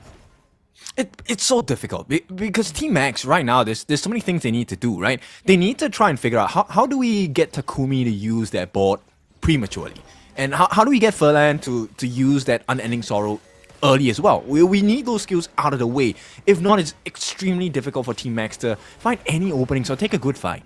Yeah, but this is why Team Max, look at how they're positioned themselves. They're just hiding under the tower. I mean, this is a fight where, see you soon dictate everything, right? They're the ones in control because they pushed you back. If you want to be the initiator, you need to be aggressive. Obviously, easier said than done, especially since they're down about 4K and they have to kind of play more defense at this stage. But finding that sort of proper initiation at this stage when you're losing, not the easiest. It's going to be a tough defense. Looks like they've just taken this one down. Hitachi at half-life, and they took that one pretty much for free, right? See you soon, doing a great job. They just don't have the vanguards in place to continue on with this assault. They'll stick around, making life a little bit uncomfortable for Team Max here. Yeah, look, this is a pressure cooker, and by the side of See You Soon, the ball locks up 3. Yeah, they've gotten 3, but here's the coming with the Tremor Smash. Not able to get that nice little connection or anything. The bottom T3's already been down, but One Real Boy sacrifices his life. The infinite fastness, he's going to get back to safety, and it looks like they're going to look to turn this one. They find Kashimo and Bins both on the assault. Immune doing some serious work, finds the damage, finds Chigiri as well. Jufang and Itachi, can they hold? They cannot, and See You Soon close this game out in a second game victory here. Oh my, they are so happy. Look at that. that is hype if we've ever seen them. Yeah, no, I love the fact that they're like super hyped about this one. But I think it might have been the get-go curse. You get rid of it and all of a sudden you're not pulling out some W's. But again, See You Soon coming out strong on this one, understanding how to close it out against Team Max, who definitely had an advantage in this game. Yep. So if my maths is correct, right, See You Soon has just locked in their position for the playoffs. They should be team number 6 to go in. And I mean, this is one of the reasons why they're celebrating so hard, maybe. But this game, just pure draft skills. BP, what a draft by the coach and the team. Yeah, I mean, just look, the execution there. I mean, to not be phased and to kind of be losing and being like, hey, I mean, they had that one 4-man wipe or whatever from, Team Max. They were able to find everybody, and that was a huge win. You're thinking, oh, wow, Team Max, are they able to do it? But they're like, no. We know how to play. We know who's weak. We find Chigiri. We get the pickoffs and make them run, make them play our game. And See You Soon, again, just understanding how to close the game out. Immune, another MVP-worthy performance. Yes, very much so. I mean, at the end of the day, look, the amount of setups they have on the side of See You Soon was let's be honest, pretty disgusting. The Kumi with the board, you have the boat from Peanut King, and then you have the Dream Roam. That last Dream Roam by One Real Boy onto the backlines to chase Chigiri, oh, that was so hard to deal with. Yeah, it was tough. I mean, they really didn't have any answers. And again, Team Max, they were kind of, again, playing a defensive game, which is, I hate to say it, it's a losing game, especially in Honor of Kings. You got to be aggressive. I understand that you're losing, but then you need to figure out ways to get space elsewhere. Is it split pushing? Their draft really not capable of that. So again, a little bit more of going into this execution with this draft, not the easiest for them, and See You Soon really made them pay. Yeah, they wanted a brawl, right? Team Max wanted to take a fight, and then See You Soon said, okay, we'll take a fight. And then Max just couldn't reply. Yeah, no real chance on this one. Takumi, 83,000 damage. Top end of the team, 27%. Oh, just so much control. That board, super annoying to deal with. Always there. One Real Boy, doing a great job of just tanking a lot of damage. 59,000 as well as Peanut King and Furland. Really understanding what everyone needs to do. But again, for me, it's all about Immune on this one. Yes, it's an 8.9 in the in-game rating, but he was the MVP, at least in my eyes. Oh, for sure. And the reason why I think later on we're going to see Furlan as the MVP of this game is also because of the fact that he was the silent setup, right? He's the one working in the shadows, getting that mournful tempo, and just the extra damage from that tragic beauty, the slows coming in, the itemization coming in, right? The Frost Sky Embrace. With every basic attack after that particular skill, it slows the opponents down. And that dive by One Real Boy, the objective wasn't to actually kill Chigiri, it's actually to force him back. And then the remaining 4 members on the side, especially with the help of Furlan here, the heals coming out and the extra damage from itemization, able to take the T3, and suddenly you're dealing with a barren base on the side of Team Max.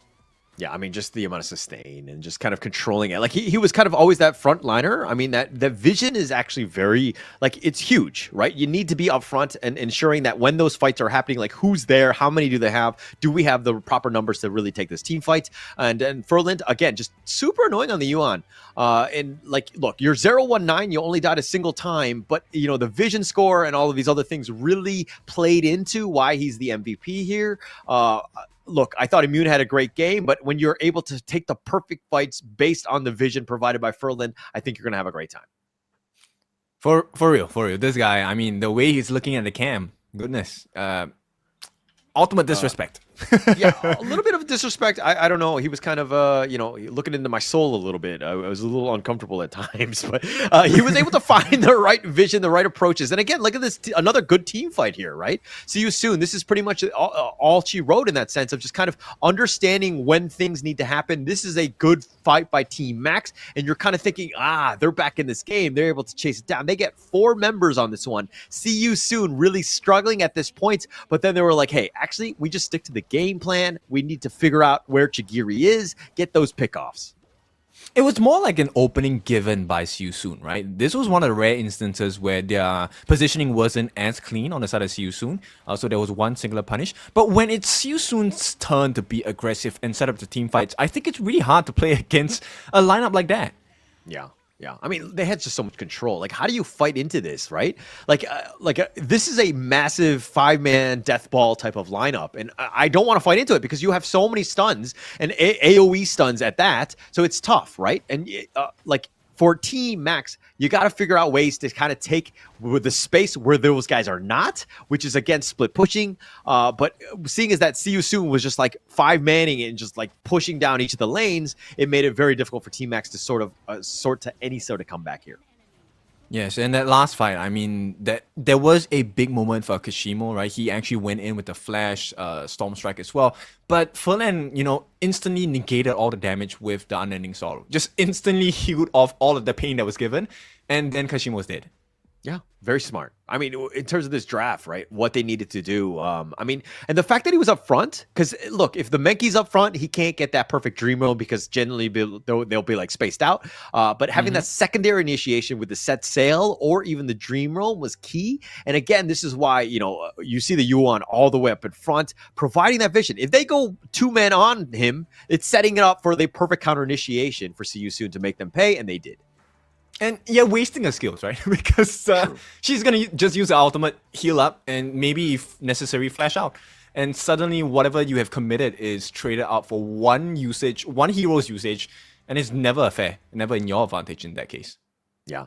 But congratulations to See You Soon. They're going to make it onto next week, the first day of the play-ins at least. See where they end up standing because, again, we have 3 more matches. Every single team in the WKS is going to be playing today, and we're going to find out where those other 6 teams are going to be placed. Even the top number 1 seed is still up for grabs here. That's going to be the next series, Fearless Esports Hong Kong going up against Paws Gaming. That one's going to be a banger of a series. Yeah, but we will take a short break. When we're back, that's when we bring all the actions. We will see you in a bit.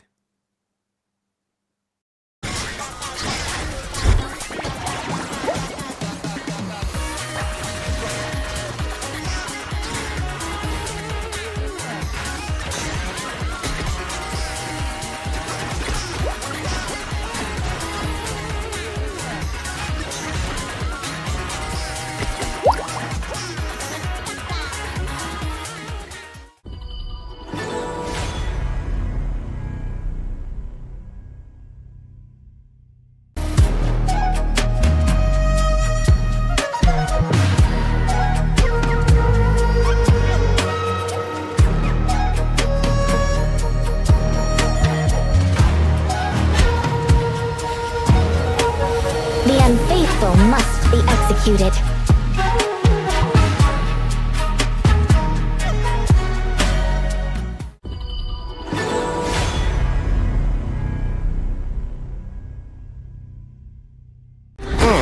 Sometimes working in a different way can be the best vacation. Seagull Circle, predicting victory. Clean up the trash.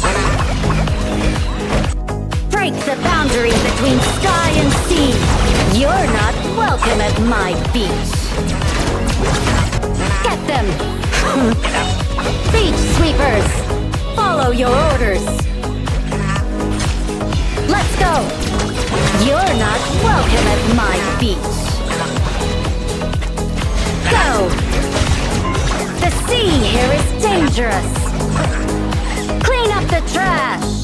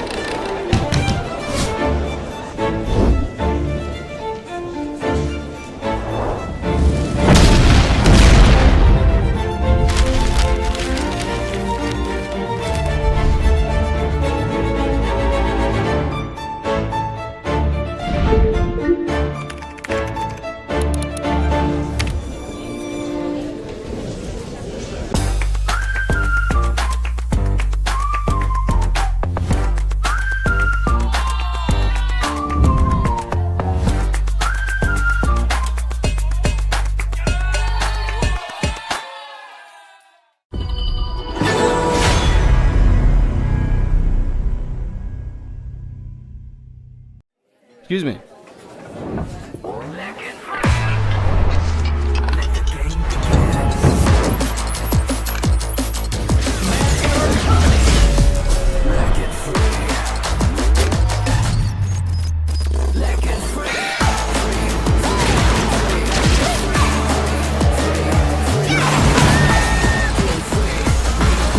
Hugging stings!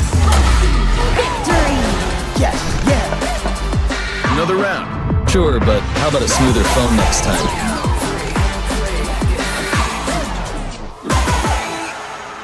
Realme 14. Performance beyond limits.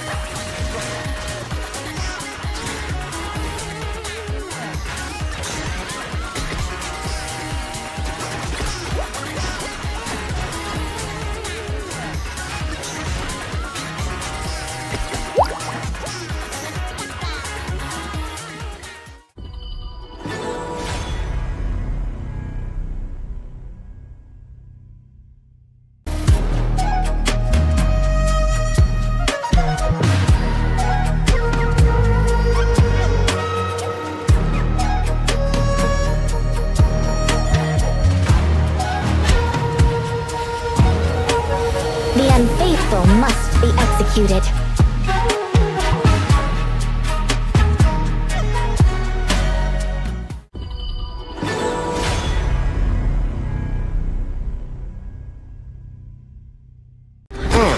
Sometimes working in a different way can be the best vacation. Seagull circle, predicting victory. Clean up the trash! Break the boundary between sky and sea. You're not welcome at my beach. Get them! Beach sweepers! Follow your orders! Let's go! You're not welcome at my beach. Go! The sea here is dangerous! Clean up the trash!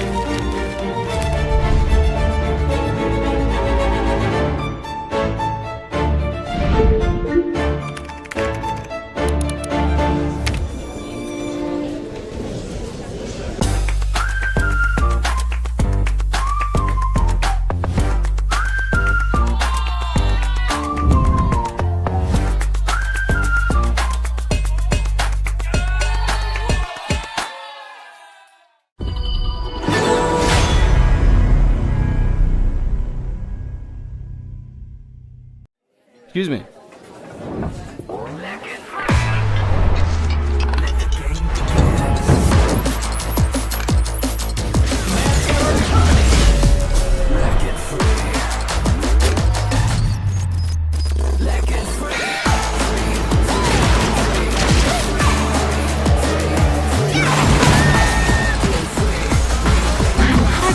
Steam!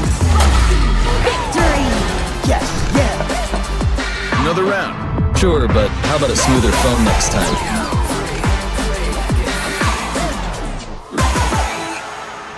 Realme 14. Performance beyond limits.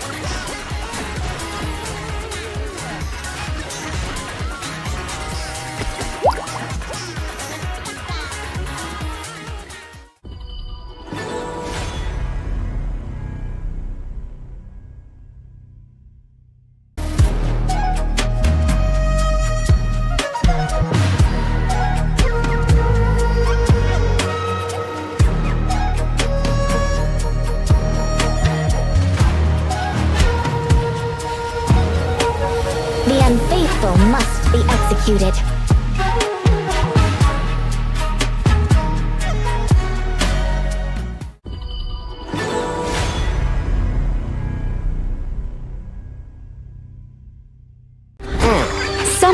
Sometimes working in a different way can be the best vacation. Seagull Circle, predicting victory. Clean up the trash. Break the boundary between sky and sea. You're not welcome at my beach. Get them. Beach sweepers, follow your orders. Let's go. You're not welcome at my beach. Go. The sea here is dangerous. Clean up the trash.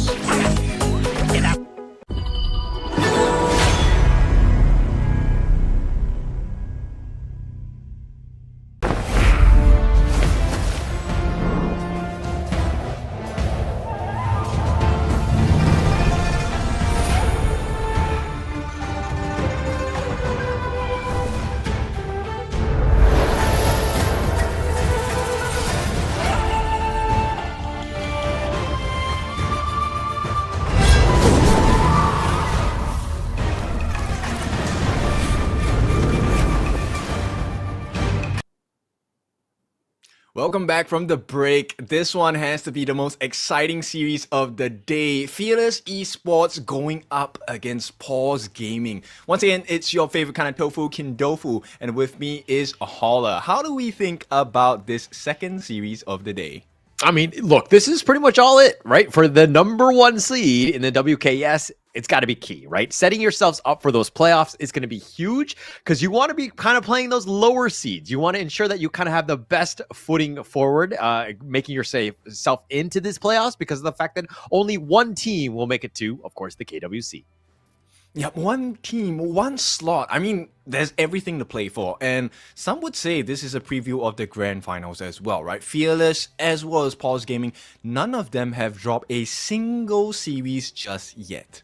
Yeah, I mean, that's the craziest part, right? If we're looking at the standings, you know, Fearless is like 1A, Paws Gaming is 1B. Ooh. I mean, but going into this one, the audience prediction, a little bit in favor of Fearless Esports. Again, I think that they've been somewhat dominant in their games. If you've been kind of tuning in, they've been very strong, and they've kind of closed games out very quickly. Paws at Gaming have kind of had a little bit of not the cleanest of games. Definitely cleaner than all of the other teams, but they've kind of given opportunities for those teams to get back in. But none of that really matters as they go up against Fearless Esports here.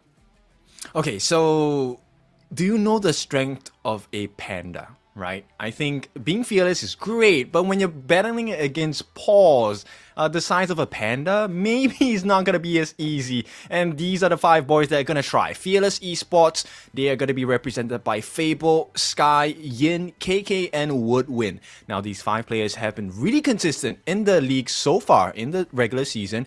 Can they do it one more time? I mean, look, if you haven't dropped a single game, it's really hard to be like, hey, the enemy team needs to be doing XYZ, right? You're not really showing any weaknesses, and none of the other teams have really been able to kind of make them pay. I mean, Paws Gaming, on the other hand, they've been, close to perfect as well. So again, the weaknesses that have been shown haven't been great, but Fearless Esports thus far, in my opinion, have done a better job of just kind of closing all of the games out in very quick fashion. And again, just not really showing too much of the tape, but Paws Gaming here, Snow, Milesotis, Xiaoyang, Fengji, and Xinglin going to round out this team here. Some of these members are formerly from AGG, so they have a lot of familiarity with one another. But going up against this one, I think pretty much, it's going to be all in going up against this Fearless Esports Hong Kong team. Yeah, Fearless Esports, for all of you that know, they have the iron in them. FE stands for iron anyway. At this point, I'm just curious, right? How strong of a first game are both of these teams going to go up with? Because the draft so far has been very dominant from both sides. Yeah, I mean, it's coming back in, right? I mean, the draft always being huge. Obviously, you don't just win games, but you definitely get yourself an advantage in the draft. So it's going to be key, setting yourselves up for that one. But again, look, the chess match is going to be next level between these two, especially in that draft. Both of these teams will be, trading blows even from that draft. The bans are going to be definitely targeted, and they're going to be going in for this. But look, let's talk about the player head-to-head. We're going to start in the jungle here. Sky versus Myosotis. KDA, look, 48, 4, and 55. What? You've played, 6 games already, and you've only died 4 times? Insane, right? It's so crazy. I mean, look, okay, Sky, 15 deaths, yes, almost more than 3 times of what Myosotis has done, right? But the results of Fearless have been very prominent in showing that they are much better at taking team fights, and they don't mind giving their lives for the cause. Yeah, I mean, it's all about that, right? I think understanding your play as a jungler. But look, if you're going to trade your life away for your team to get the team victory, I think that's going to be great. But if you're looking at kind of what Myosotis has been doing, is that he's actually just finding the right opportunities and making that disruption and getting 48 kills and just getting away. So understanding the true limits of his hero. Okay, so if you take a look at the damage, right, it's almost double for the side of Sky. But I think you also need to put into perspective this damage. Where does this damage go, right? Sky is more of a team fighter. He's fighting against the full 5 members of his opponents. But Myosotis, I think he's a little bit more target priority based, right? He's going for that singular kill, gets it done, gets out, right? And I think that might be the difference maker in this series today. Yeah, I think it's going to be key, right? I love the fact that we're just going to kind of start things off in that jungle, kind of, putting a lot of focus in because, again, both of these teams live or die, based on the jungle play. But let's talk about a little trash talking here. From Yin, you're going to see good luck, Paws Gaming. You'll need it again, alluding to the past games that they played. Whew. Okay, so Tingling says, you know what's going to happen. And I'm just going to say, I don't know what's going to happen, right? If stats don't lie, then yes, we know what's going to happen, and we're going to see it happen again. But we don't want the same kind of history, especially for Paws Gaming. Likewise, for Fearless, they just want to have history repeat itself, but maybe even a more beautiful manner. Yeah, I like the fact that Yin is very direct and just kind of like really hitting it to them, Paws Gaming, and striking at them. Kinglin, on the other hand, it's kind of like, you know what's going to happen. It was like, which way is it going to go? Even if they lose, they're like, haha, we knew that was going to happen. Like, you can kind of play it any way you want. You have a lot of options in that regard. But again, going into this one, I think that these are 2 teams that have definitely familiarity with one another. And going into this one, it's going to be key, right? Setting yourselves up for that tone and being the undefeated team going into the playoffs, it's got to be huge, especially with your confidence. Yes, and you know what's really curious is I want to see how this draft is going to play out, right? And we can kind of get a sensing of how aggressive teams want to be and what style of play they want to have, just based off the first few bans, right? Do we see the Liang ban? Because if that's banned out, we know instantly, hey, assassins are coming onto the Gorge. If it's going to be the Diadea or the Mai and the Arlie, then there's going to be a lot of emphasis on that mid or the Clash.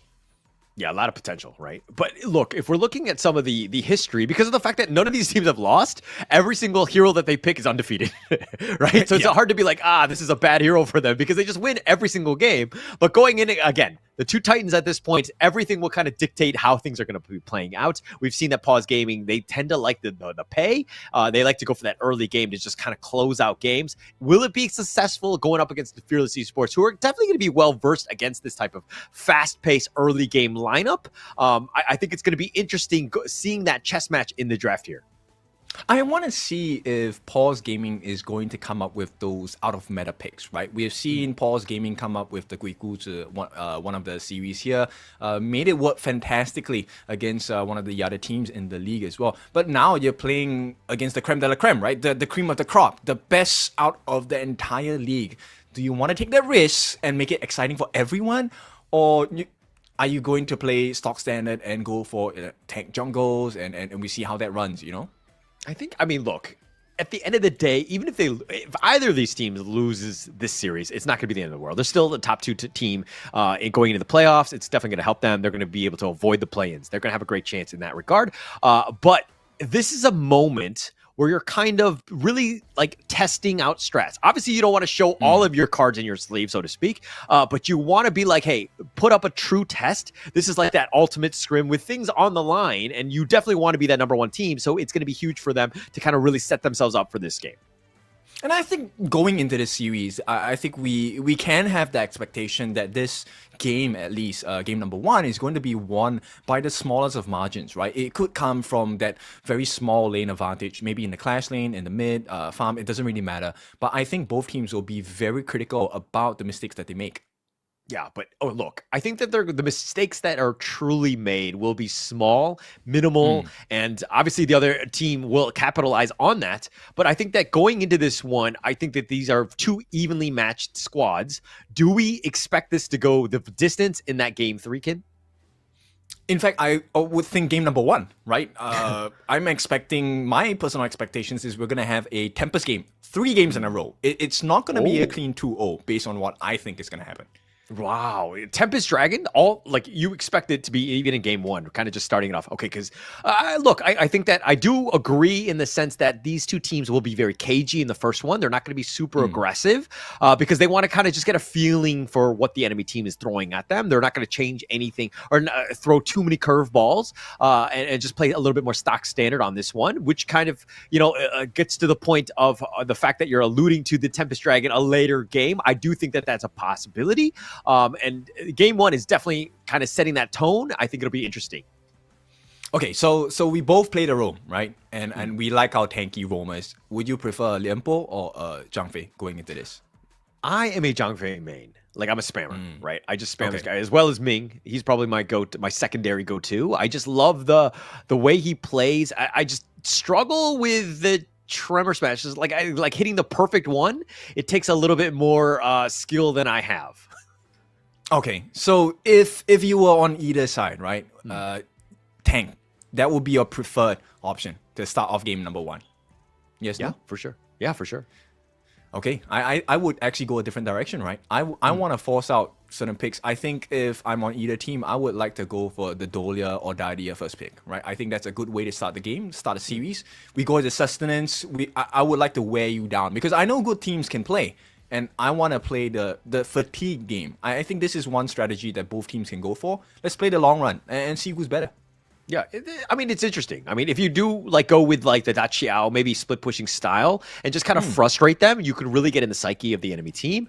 But I again, look, these are the top 2 teams in the WKS. I don't think that they would be kind of shocked or frustrated by the potential plays. They'll have an answer for all of the questions and the problems that each of the teams throw out. And that this is why I think that this is going to go to a game 3.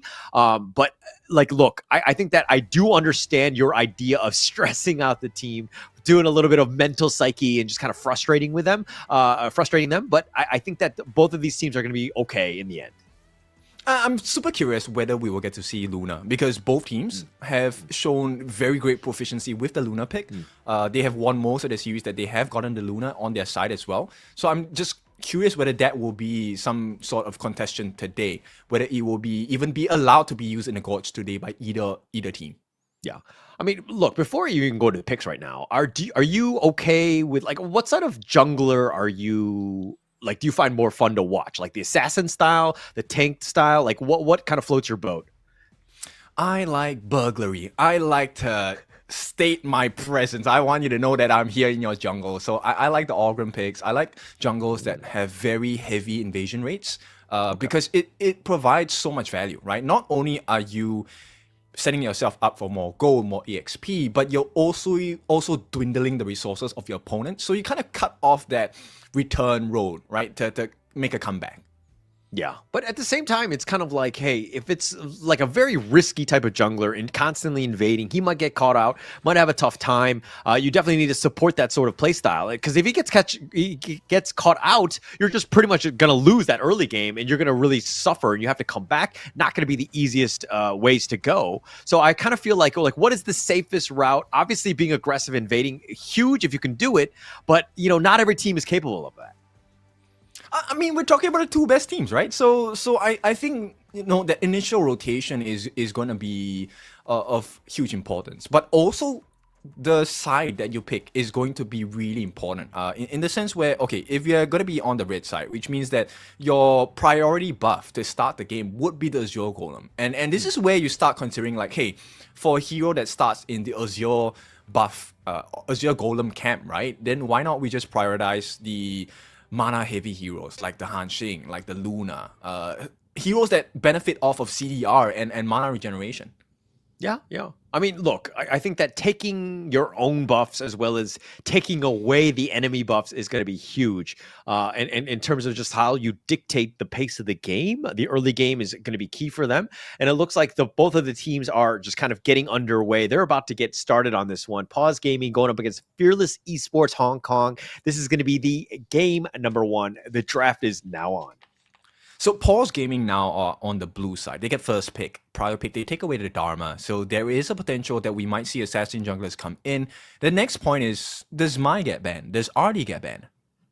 I mean, look, if you're not going to pick the Mai or, letting it go, then the Arlie is definitely an option. We just saw that in that first series earlier today with See You Soon, kind of Immune just taking it to the next level. But definitely tough picks, right? And Fearless Esports are like, actually, we don't want to let them first pick the Arlie here. And the Luna in return and the pay ban, again, they've did some research on Paws because they are actually 4-0 on the pay. Yeah, it's a really clean decision from the side of Fearless. I expect that Paws are going to do the same, right? If it was reversed, they would have done exactly the same as Fearless have done. So they pick up the Byron first. Byron is almost a soft guarantee you win the Clash lane. So Fearless, they're looking at, it's not going to be an easy lane. Let's focus on getting an advantage in the other sides first. So Lung and Dolia, I like this. Yeah, you were talking about it, right? The fact that like this is the style of roamer that you like, again, it just kind of sets it up for the rest of the draft. Obviously now, Paws have to do a great job of just counter picking like the Elaine potential in that second phase of the draft. You have a lot of options that are potentially just game changers, especially since Paws Gaming. I mean, you have that Yixing. It's going to be very squishy on the back, but you've picked up the Ogren yourself. They've been quite good on the Ogren here by Paws Gaming. Yeah, I very much prefer the Fearless lineup at this point, right? Gun and Mo able to handle quite a bit of damage. In fact, deliver a lot of damage over to the side of Myosotis on his Ogren. But more importantly, you also have that lane prio. You should be able to get the win in the mid lane because of the potential of the burst damage. But that depends on your blades, right? If you can land it on the Xiaoyang, I think, yes, you would have a decent start to what may be a very long series. Yeah. I mean, look, the Ogren is Myosotis is going to be kind of like dealing in the front, going in and out and all that, and taking those couple blades to the face. He's going to struggle, right? He's going to be able to just be like, picked apart and poked to death, so to speak, by the Gan and Mo from the mid lane Yin. So he needs to be a little bit careful. I think Fearless Esports are, they know the Ogren and they know how to counter it. I think at this point of time, Paws, I think you can go for a very greedy farm lane. At the same time, they need a tank support. There's no other way. There's too much damage on the side of Fearless, right? There's Gan and Mo, there's Lung. There's huge burst potential from just these two heroes alone. So I think Fearless, they will do good to be able to dive on the backlines because the win condition I can see from the side of Paws is actually going to be Snow on this Byron. He needs to have a great game. Yeah, he needs to definitely have that great game. I mean, this is going to be huge for them. I mean, Paws Gaming here going with the Shoyu. Fengji is actually 3-0 on this hero, so definitely one of the best Shoyus out there. But they're going to go with that as well as the moats to kind of round out that draft. It's kind of potentially keep the lane away as far as possible. But at the same time, Fearless Esports, their lineup kind of on the squishier side, no? Yes, it is, but they have decent damage potential, right? Yixing, one of those underrated damage dealers. A lot of people will feel like, hey, he doesn't do a lot of damage. He actually offers quite a lot, along with the control as well. So if you talk about control, there is quite a decent amount on the side of Paws Gaming. You have the Mortar with the Cannon Blast, think inside the box. You have Xiaoyang with the second skill taking liberties, and then you have Snow with the second skill Storm Strike as well. All this to kind of slow people and stop people from engaging in fights. So I think there is benefit, but yeah, I think Snow is the key to this composition. Yeah, he's going to be huge on this one. I mean, looking into this one, we know the draft, we know it's going to be underway. Who do you give the edge to, though, Kindofu? I am very much in preference of Fearless's draft, right? Because KK, if he does his job well, there's a lot of space created for both Sky and Yin. And so if Yin and Sky are able to lay down their damage and their skills with little to no stress, then I think it's really quite hard for Paws to play. Yeah. Okay, all right. I think that, look, I like the Paws Gaming one more in a vacuum. I do like it how Fearless Esports, they have a lot of damage and the jump potential is quite high. If they're able to dictate when those fights are happening and it gets to like the backline, the Yixing or the Shoyu, they're going to have a great time. And again, Paws Gaming need to do a great job of just kind of providing the space, funnel that farm into Miles Sotis, let the man actually carry you to victory. Yeah, and you can see what they attempted to start with on the side of Paws Gaming was to give a little bit more room for Feng Jie to farm, but it's not really working out because Yin has a lot of damage coming out from this mid lane. Yeah, a lot of damage. I mean, the poking and prodding is just going to be on point. I mean, it's going to be tough, right? He's going to constantly just like take it down the lane as quickly as possible. Xiaoyang needs to kind of respond in kind. But let's talk a little bit about this bottom lane, right? Because Fengshi, again, undefeated on the Shoyu. Obviously, both of these teams undefeated with every single one of their heroes that they've selected because both of these teams have not lost a single game. But the Shoyu going up against the Lung, what about the Shoyu? Are you like, hey, I kind of like it going up against a Lung here? I think it's more of Qingling that has an important part to play in this lane, right? Because for every cannon blast that he lands, he makes Feng Jie's life a little bit easier to get the auto attacks in, as well as the wild wind, right? That snipe coming in. Woodwind, on the other hand, offers, he's like the safety net, right? Every time KK gets shot, he's going to jump in with the ult and the wave breaker, push them back, get some heals. So it really is a game of accuracy in the farm lane. Yeah, I mean, it's going to be about that sustain, just kind of keeping KK alive. That Wild Wind soaked up by Woodwind. They did some damage. That Flaming Palm onto Fengshi, he just kind of shrugs it off. But like the whole Wave Breaker, that puddle is just going to just make things very annoying for Paws Gaming because they don't really have as much sustain. The laning phase is something that they need to kind of ensure that they're at arm's reach at all times. I think it's also based on what's happening in the game, right? Now you have those bouncing platforms, and that really encourages players to be a little bit more aggressive because until it hits the 4-minute mark, you essentially have a fast track back into your lane. So, deal as much damage as you can. If you need to regen, go back to the base. You spend about, what, 10 seconds?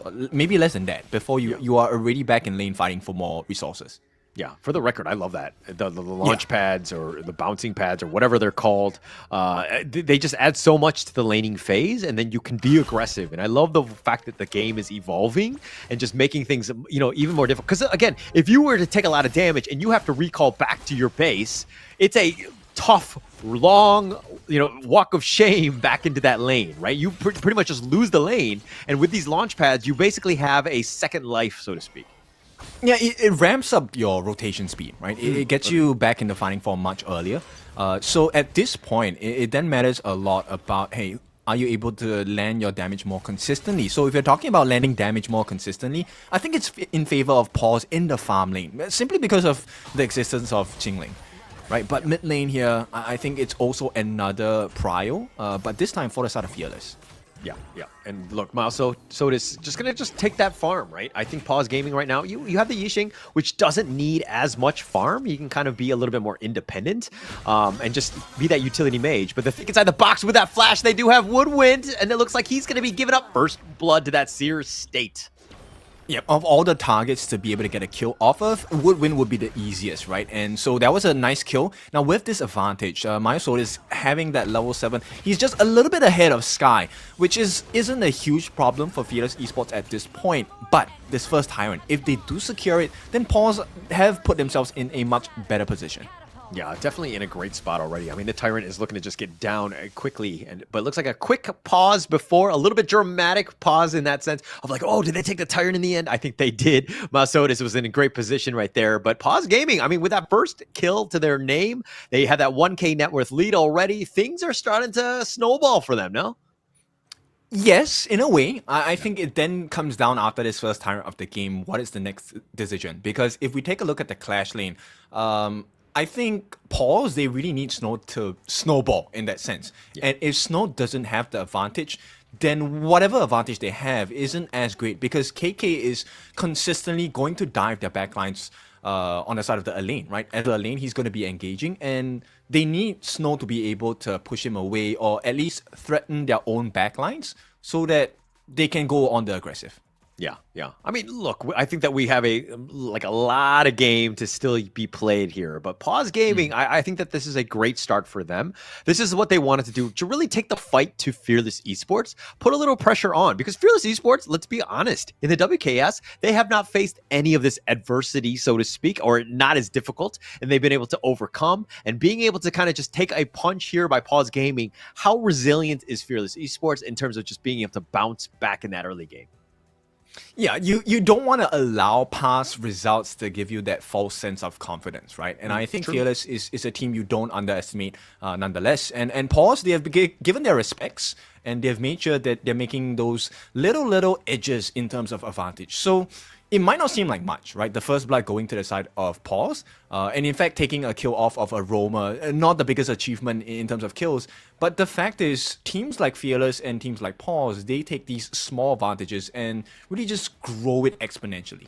Yeah, yeah. I mean, that's the biggest thing, right? Like once you have that small lead, it turns into map control. They're able to put even like steal away from the enemy jungle, and everything just kind of clicks into place. But again, Fearless Esports, we haven't seen too much of this, right? Like being able to just kind of down 1K at the stage. I don't think we've seen a single game where they were down in any of their games in the early games. So this is uncharted territory, and having that adversity going to be huge for them because it's like, again, how do you find ways to get back in? Is Paws Gaming going to make any sort of mistake and give up a gap, so to speak?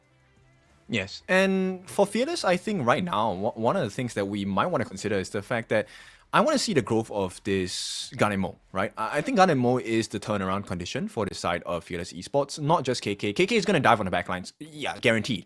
But what's the point of diving if there's no damage being done, right? So those couple blades need to land. That's number one. So itemization is super important. The Scepter of Reverberation needs to come out soon.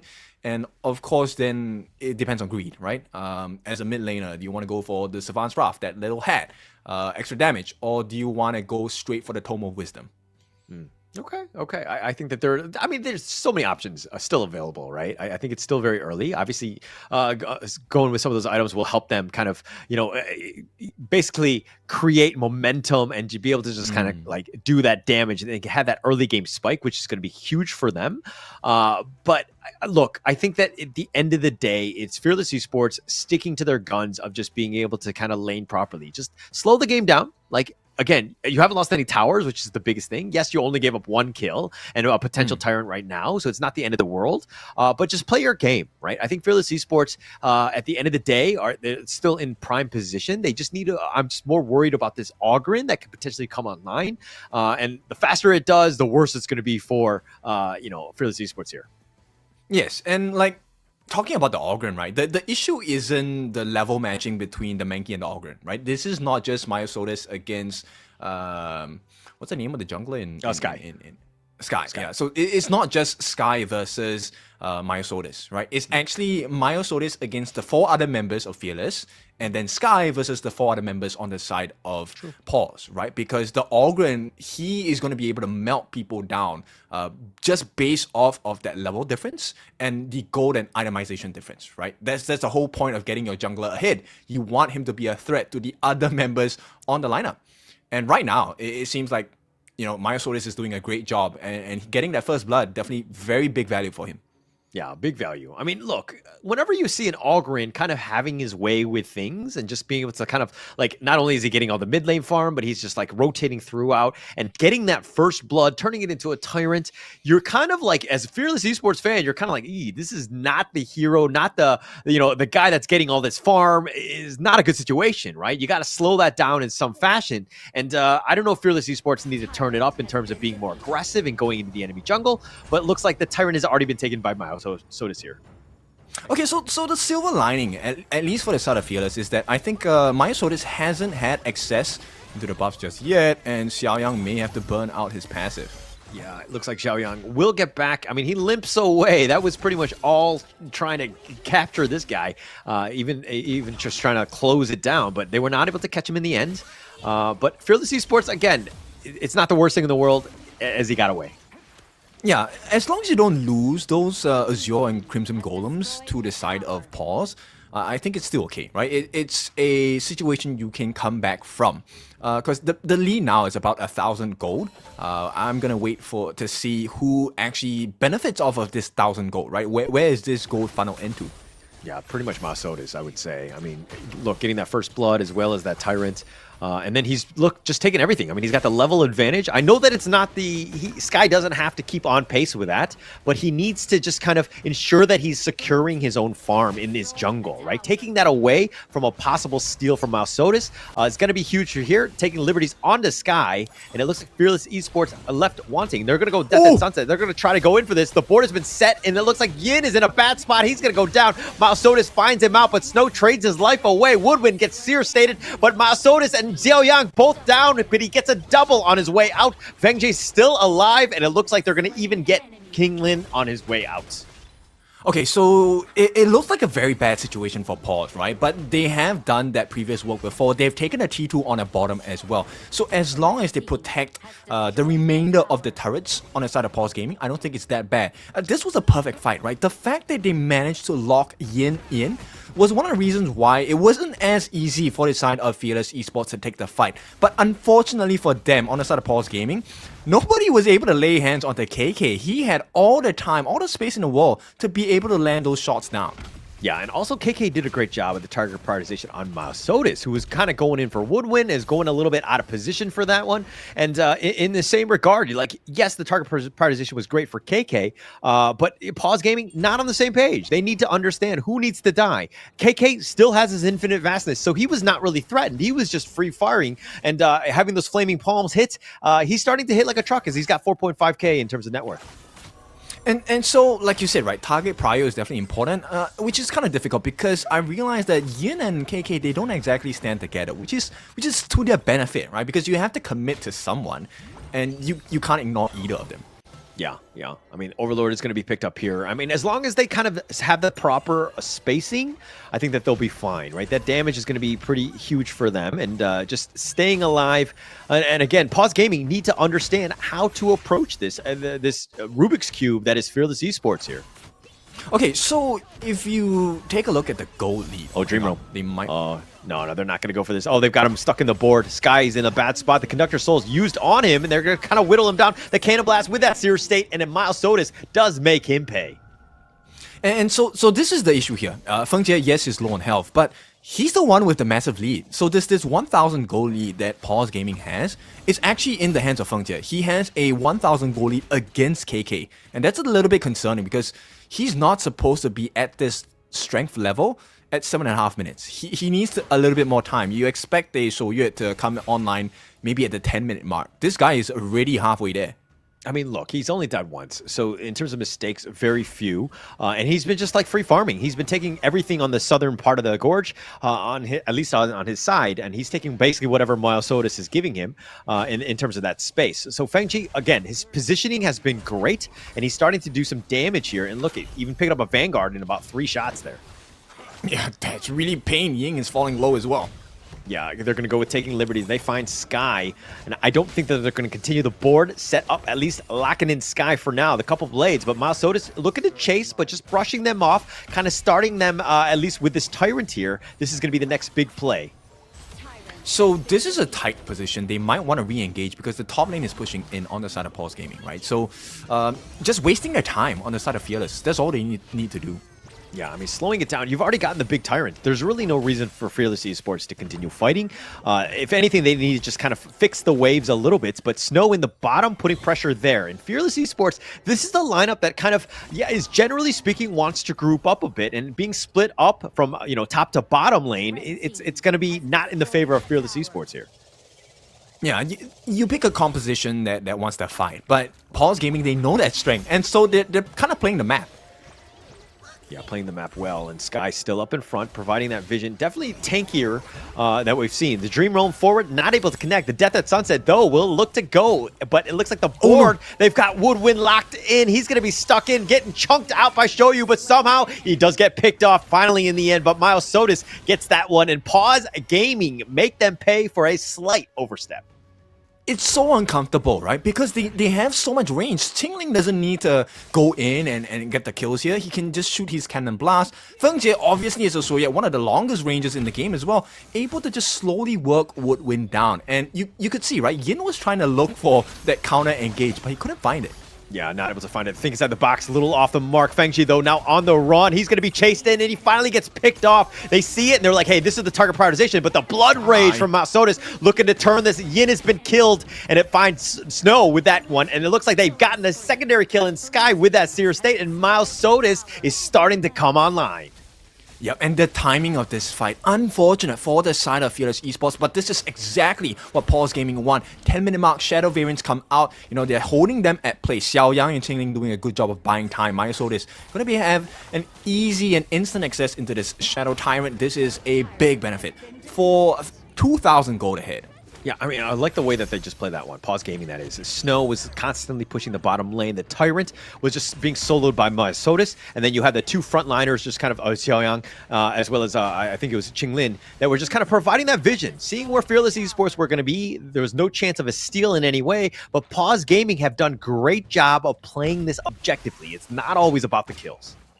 Yeah, which is why this Yixing pick is so smart, right? Because as Snow as a Byron, yes, he's great at engages, but it's a risk if he's diving unclearly at the target itself. So allowing for Xiaoyang to lay down the board first as a confirmation for the team to decide, okay, we've caught someone. Who have we caught? And if it's a prio target, that's when they actually go in. Yeah, I mean, so this is another scary situation, and this is why Yixing is just so strong. The Death that Sunset used defensively, they're going to cower in their base. They're taking liberties, but Qinglin does end up getting picked off a little too far up, and KK makes him pay.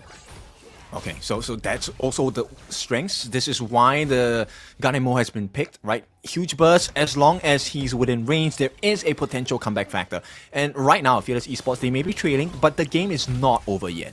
Yeah, and look at this. Pause Gaming, even a down member, right? They don't care. They know that they're in a decent spot. I mean, they have 4 members of Fearless Esports just kind of like looking to potentially go for this Overlord here. But if anything, it was to secure that Azure Golem. Going to be key for these buffs to stay in the hands of their own teams. Oh, look at where he is. So this Soya. Infinite fastness going to be used, but Fengji gets the pick off. He finds Yin. He's the sniper on the side, and Fengji actually skews away and goes on to Sky. He's starting to chunk him as well. Snow all the way up in front. They find Sky. They get the pick off. Tanky or not, with all this damage from Pause Gaming, you will go down. Oh, that was a perfect positioning. You don't expect the Soya to be there, right? Feng Jie was really smart with it, really sneaky as well, and kind of caught Yin off guard. Now, that massive burst damage gone, and it's an instant conversion into a Shadow Overlord for the side of Paws Gaming. I mean, playing this so smart here. Pause Gaming, understanding that even with like the neutrals, playing this, how to take all the objectives, it's going to be key here. But Snow, he's going to get knocked up. The Fable, he's going to go with the Death at Sunset, wants to try to protect that top T3, not able to do it. But now Fable stuck in the board. Do they make him pay? Myosotis is like, not yet. We're going to get back off and regroup. And it's so difficult. Like, as a job of Fable, right, his role is to be able to catch Feng Jie on the backlines, but he has absolutely no vision of this guy, right? And it's so depressing because for KK, he's waiting, the entire team is waiting for Fable to get the setup, but he's unable to dive on the correct target. He's constantly using the Death at Sunset onto Snow or Myosotis, which is not what you want. Yeah, but how is everyone else from Fearless Esports like going to be able to provide that vision? Woodwind is so squishy. We've seen him get caught out with that board. He gets locked in, no real chance. And then you have Sky with that Dream Realm. It's like, yeah, okay, he's looking to go for this one. But it's pretty much a blind one. They're trying to fight this Fable, just getting chunked in. He's about half life. He's looking to just run away, stay alive. They're taking liberties. And the Death at Sunset used defensively just to stay alive. And now Fearless Esports are going to lose the bottom T3. Yep, and bear in mind, this is a refreshed Death and Sunset, so not ideal. Defensive capabilities, maybe your first one, I think that's a great one. But yeah, that's the issue. He's using his ultimates to try and survive against Snow and Myosotis. Not what you want to happen on the side of Fearless. Yeah, not at all. And Fearless Esports, this game has not gone their way. Pause Gaming have found ways to just make them pay. The T3 mid is the last one standing for Fearless Esports. Pause Gaming looking to potentially go for the Shadow Tyrant, but I think things are a little scary in the sense that Fearless Esports are roaming around. They're looking for the right angle to initiate. Yep, you can see Fable. He's trying to find out where Feng Jie is. Finally catches eyes on him, but this is not the position you want to be in.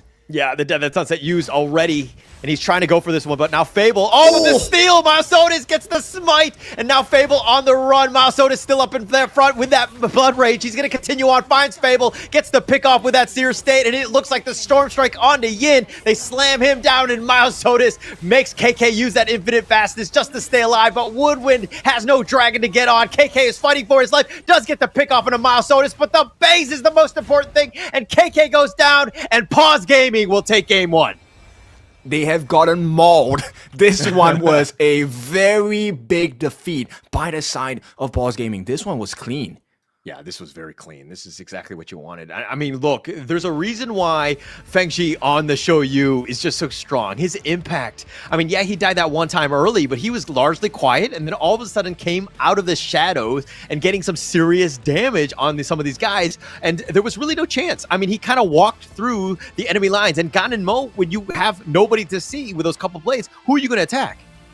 Yeah, exactly. I mean, okay, Yin as Gan and Mo, he's kind of trying to protect himself against Snow, right? He's expecting that flash into the Storm Strike, and then hopefully they're able to use that situation to their advantage. But you don't expect that Feng Jie as a Soyue is going to show up in your face and shoot you, and that's exactly what Feng Jie did. And you know, the comms, the Fable, I'm pretty sure at this point was like, hey, you are the lane, you're supposed to find the farm laner. So he went searching, and for the next 3 to 4 minutes, there was no sign of this Soyue at all. Yeah. Look, I mean, the fact that you're like pointing out Fable, you're like, but he was 2-on-1. I mean, he was finding his time. He was MVP on this team. But again, he wasn't able to find the right, angles to go in. Yin and KK were kind of, Yin definitely was being focused quite a bit. Woodwind was up in front trying to be that forward scout. But too many times, Zhao Yang was absolutely amazing with those boards, just locking people in. And when you're locked in a cage, so to speak, with Myosotis and Feng Ji just picking you off from afar, you're just going to crumble. Yeah, a beautiful draft, right? This one was a clean one coming out from Paws Gaming, and this time MVP going into the hands of Feng Jie. You could have given it into almost any member on the side of Paws Gaming, to be honest, because they all played their role extremely well, and the train of thought was quite different from what Fearless expected them to do. Yeah, for sure. I mean, going into this one, we're kind of like, there's a lot of damage. I do want to highlight, I hope somebody clipped it of you just saying, positive things about the Fearless Esports lineup. But this is a situation where Paws Gaming really made them pay. They kind of stuck to their tried and true. This Ogren, Yixing, Byron, the first phase of their draft was absolutely on point. And really, Fearless Esports really struggled to kind of break into that front line. Definitely, and you can look at the gold lead down here. It wasn't the biggest of wins, right? It was a pretty passive start to the game, but once you hit that 10-minute mark, the Shadow variant started coming out. Paws took a very great fight right before the Shadow variants came out, and then, once they secured that buff for themselves, not only did they take the Shadow Tyrant, they took the Shadow Overlord as well. So win upon wins. And of course, the man responsible, the core of it all, MVP going to Feng Jie, 3-1-8, dealing close to 30%, 27% of the damage is done by this guy. Yeah, I mean, he was just like an absolute beast, right? It just they were not able to kind of find him as well. Fengji, just like his positioning and his dash aways were always perfectly timed, ensuring that his own safety was, paramount to the success of that team fight. But they did such a great job. Plus, Myosotis, just like, look, he had all of the kills, but it was pretty much because, Fengji was doing all the damage. Everybody was so low for Myosotis to just like go through the drive-through and just like Seer State everyone on his way out. Yeah, a lot of different compositions coming in, right? Little instances, which was what we pointed out. There will be small moments that edge the fight out, and it came mostly from Feng Jie. I mean, we have to give a shout out to Snow as well, Qingling, for the stuns, for the knockups, a lot of beautiful situations. And Xiaoyang, the boards were really perfect this game. Yeah, they were perfect. And it's a situation where like Fearless Esports never really wanted to fight, but they were like, crap, we're in this one. Now we need to go. But this is actually one of the ones that Fearless Esports did well. And they kind of, tried to start the comeback, but then look at these other boards. Woodwind, once you're locked in, it's like, okay, what do we do? How do we keep him alive? No real chance. He got killed. And now Fearless Esports have wasted time just trying to keep Woodwind alive. Just not a great situation. They find Feng Jie. This is the first time they killed him and the only time.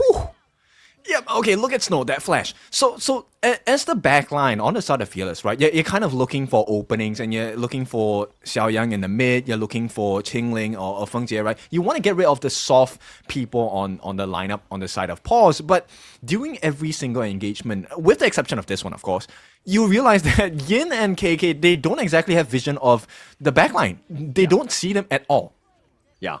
I mean, look, there was really no way. I mean, Elaine is can be squishy, right? I mean, yes, he has the depth that's to stay alive, but he wants to be kind of running at you, not running away from you, and he's not able to kind of take that standard team fight. The rest of Fearless Esports on the run, and this is a composition that really doesn't deal well when you're kind of being put to the test and just being forced back, and you have to just kind of play defensively. And again, Paws Gaming just really played well. Again, the Ogryn, very good by Maso Sotis. Yeah. So many difficulties for the side of Fearless, right? But knowing Fearless, this is done and dusted. Fine, we lost. Okay, game 1. Now it's a best of 3. There is still a chance. We can give 1 game, we can win back 2, right? I'm not like a die-hard fan of Fearless, not to worry, right? A loss is a loss, but I think they have the potential to come back. Yeah. But this is, again, the first time that Fearless Esports has lost a game. So they're like, oh my gosh, we can draw blood. Like, what's going on? Paws Gaming had our number that one, right? And this is the global ban pick. These are the heroes that were picked in game 1. They're not going to be able to be picked again by those respective teams going into game 2. But Paws Gaming, man, that was a solid lineup and a very impressive one. Just being able to close it out and that synchronization with just how they were moving as well as just when they initiate. It was just very next level by Paws. I mean, these are all pretty much meta picks, with the exception of maybe the Mortar, I guess. Mortar isn't, say, the number 1 prio in the roam, right? But nonetheless, all of the other picks, the 4 other heroes, these are all winning picks in their own rights for their specific lanes, right? So I think it's important that Paws Gaming actually got the win out of that one. Yeah, but it's a best of 3, right? Why would you not go with your best foot forward and just having the best lineup? It's all key. You were talking about the fact that like all of the heroes do really well in their respective lanes. This is perfect, right? Like but these teams are just so good that when they have the lead, they know how to close out games. And again, Paws Gaming right here, just playing it very well. And what's so scary is that this isn't even their best lineup, right? True. It's True. assassin junglers that are the strengths of both of these teams. So the fact that Luna, Pei, they're all still open, the Jing as well. We've seen phenomenal performances by either of these heroes that they have picked on both teams. So yeah, maybe this has been an exciting match, but this is not even the peak performance just yet. Yeah, and I think that Fearless Esports will bounce back. I think that going into the draft, they need to kind of set themselves up a little bit better for that early game.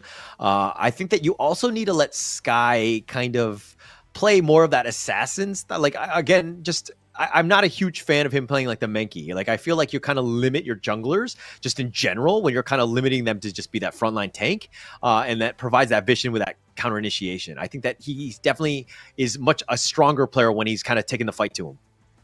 I think the Menki is a decent pick, right? It's just that they didn't expect Feng Jie on this Soyue to be so aggressive. I would not expect that as well. Like, he is one of the squishiest farm lanes out there, and you're playing against a Long, which is, in theory, if he lands that Flaming Palms on you, you're dead, right? Yeah. Technically, that is the win condition. So you wouldn't expect this guy to be in your face. And so the fact that he showed up out of the blue in your face, gets a couple of shots on the in, gets the kill, in fact. Yeah, definitely kind of breaks your confidence for a bit, I feel. Yeah. I mean, there's a reason why he's MVP, right? His positioning was far superior, and it was kind of catching people off guard, which is the craziest thing, to your point, right? And just really well played by Paws Gaming. But going into game 2, look, I think that in terms of draft, figuring things out, and just having a better early game, like look at the lane matchups more than just the straight up, everybody has to have an amazing ult for the Celestial Melody to really get value here.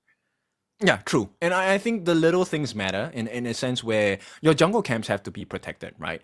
Not just about taking good fights, but, the moment they lose fights, this is where teams kind of get the advantage because they're able to step into your jungle, and taking away the smaller camps, not as big of a loss, but the moment they have access into your buffs, then you kind of lose out quite a lot because you're losing out on true damage, you're losing out on mana regeneration. A lot of benefits that you should be having are now in the hands of your opponents. Okay. Okay. All right. Now, if we have hindsight, obviously 2020 and is all that, right? It's all great. We understand. But when they had Ganenmo, Lung, and Dolia as that first pick of their draft, who would you have gone with instead of like the Clash laner and jungler? Like, would you have picked a different hero if you were Fearless Esports at that part of the draft? No, I think it's a good Okay. draft. Like it's purely an execution error, not by their own fault, right? This one was false error given by the side of Paws, right? Because they did things you would not expect, and I think that really that's what caught them off guard, right?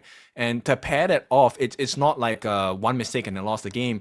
It was continual false errors that not only rewarded Paws Gaming for being so ballsy with their plays, it also rewarded their bank. They were a lot richer, a lot more itemized than, level difference. Yeah, yeah. I mean, but look, Pause Gaming, the way that they were playing, they were sticking to objectives. They were not really so bloodthirsty. Fearless Esports actually had a decent number of kills, especially early, but they weren't able to kind of convert those, right? And taking those towers is just like hard resources for everybody on the team. And this is why Pause Gaming, in my opinion, just played smarter, right? You got to be able to play the macro game. You got to understand where those objectives are, and like, are there 3 players in one place, then we can attack at some other place. And they were very smart with how they moved around the map. They really made them pay. Yes, there was a little unconventional in terms of like movement. We'd like to show you and all that stuff. But in the end, the foundations and the fundamentals of these players, Pause Gaming, is just really top tier, and we're seeing just how they're starting to shine. I mean, look, they show you what it actually is like as a panda, right? If you've been to the zoo, you feel like, hey, pandas are really cute, they fall off the trees and they're eating bamboos. And then all of a sudden you see the strength that they have. They break things like it's a twig. It's so, I don't know, the tree trunks and whatever, they're so strong. You don't expect it out of a cutesy performance, right? And that, I think that's what really hurt Fearless, because it didn't look like a really strong draft because it needed some time to grow. Especially as a Soyue, right? A very late game heavy hero, and they didn't expect that the growth came so fast. Yeah, but okay, look, pandas are drunk half the time. They're like tumbling and they're just like rolling over each other. They're just being like a nuisance more than anything else, and they're just kind of being silly more than anything else. Like, but Pause Gaming, not really silly. Not very drunk, very focused, understanding how to close this game out. And I get your, analogy. Obviously, we're just kind of playing off more of the team name more than anything else and the logo. But this is a squad that's really starting to shine. They're really starting to hit that groove. And the fact that they were always in the shadow with Fearless Esports, always on top because they actually had that extra game. And that's kind of why they had that advantage. But you're just kind of seeing they're like Pause Gaming in the shadows, but they're like, hey, actually, we are the better team. And that's kind of how that confidence is starting to really show. So now we kind of make more sense of that line, right? You know what's gonna happen. So I guess, yeah, technically that is what is supposed to happen, but not everything goes your way. So I want to see if Fearless Esports has it in them to kind of mount a comeback, maybe draw this series to a 1-1. Yeah, yeah. And I mean, look, when we're talking about the pregame, we're like, hey, are these teams going to be just playing like the most serious of lineups and all that stuff? But I think the way that Pause Gaming picked that lineup, dismantled Fearless Esports, has got Fearless Esports a little bit worried, right? Going into the next game and beyond, because Pause Gaming, this is going to be a rivalry for the ages in the WKS. This is just the last day of the regular season, and these teams will face each other potentially in that playoffs. And going in and striking like they did has got to be shaken in their boots a little bit by Fearless Esports here. Yes, there's no way they don't meet each other again. There has to be a series that they meet each other in the playoffs, in the play-ins. Yeah, there's no way. So at this point, it's actually a true challenge for the side of Fearless, right? The result may not matter as much based on how we're gonna enter the playoffs, but it will matter in a sense where, hey, we got bested by one of the strongest drafts, and we can't afford to let that happen during what may be semifinals, grand finals, what have you, right? So this needs to be fixed, and this needs to be fixed now. Yeah, yeah. I think that's the biggest thing. I think going into game 2, you really want it because you want to be confident, and like losing 0-2 would be huge in terms of shattering that that confidence by Fearless Esports, who looked undefeatable, right? And they were just kind of like this titan, so to speak. But now that they've drawn blood, they're kind of like, oh, okay, what happens now? How do we respond? Do they have the makeup of a champion, which can be resilient and just kind of being able to kind of strike back into the hearts of Pause Gaming? Okay, if I'm not wrong, it was Paws on the blue side, right? Just now? Same thing? Correct. Yeah. Paws was- So yeah. Paws now, they go back into that blue side. They want to get the prior pick. So this first pick is definitely going to be one that is of immense focus. Because their prior pick in first game, if I'm not wrong, was the Byron.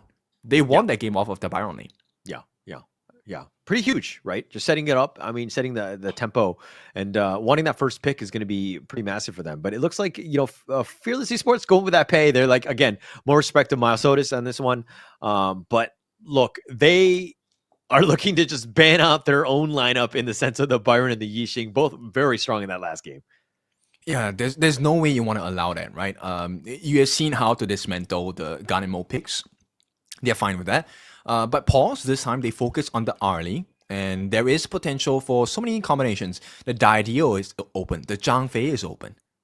Yeah, a lot of potential at this one. But look, Fearless Esports, and you're kind of thinking, why the Dune and Pay? It happens to be Miles Otis is 4-0 on both of these heroes. So it's definitely targeted in that regard. But Fearless Esports going with the Mai, they're going to let Yin kind of fly on this one. Fable, and then the Dharma to kind of help with that Fable in that clash lane. This is a potential 1-2 punch.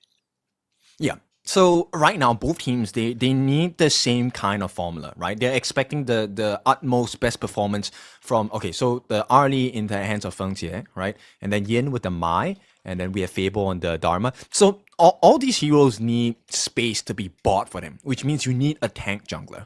And like you said, with the stats that they have, taking out the Dun, 4-0 for the side of Myosotis, there's no way I'm going to give that to you. Yeah. I mean, you got to target those bans right here, and they're still going with it, even with the Agudo. So the potential Ogren pickup could be happening here, but they're going to go with the Jing ban to start, at least with Paws Gaming. But the potential for the Ogren is something there. But do you think Paws Gaming, with their lineup right now, could deal with an Ogren?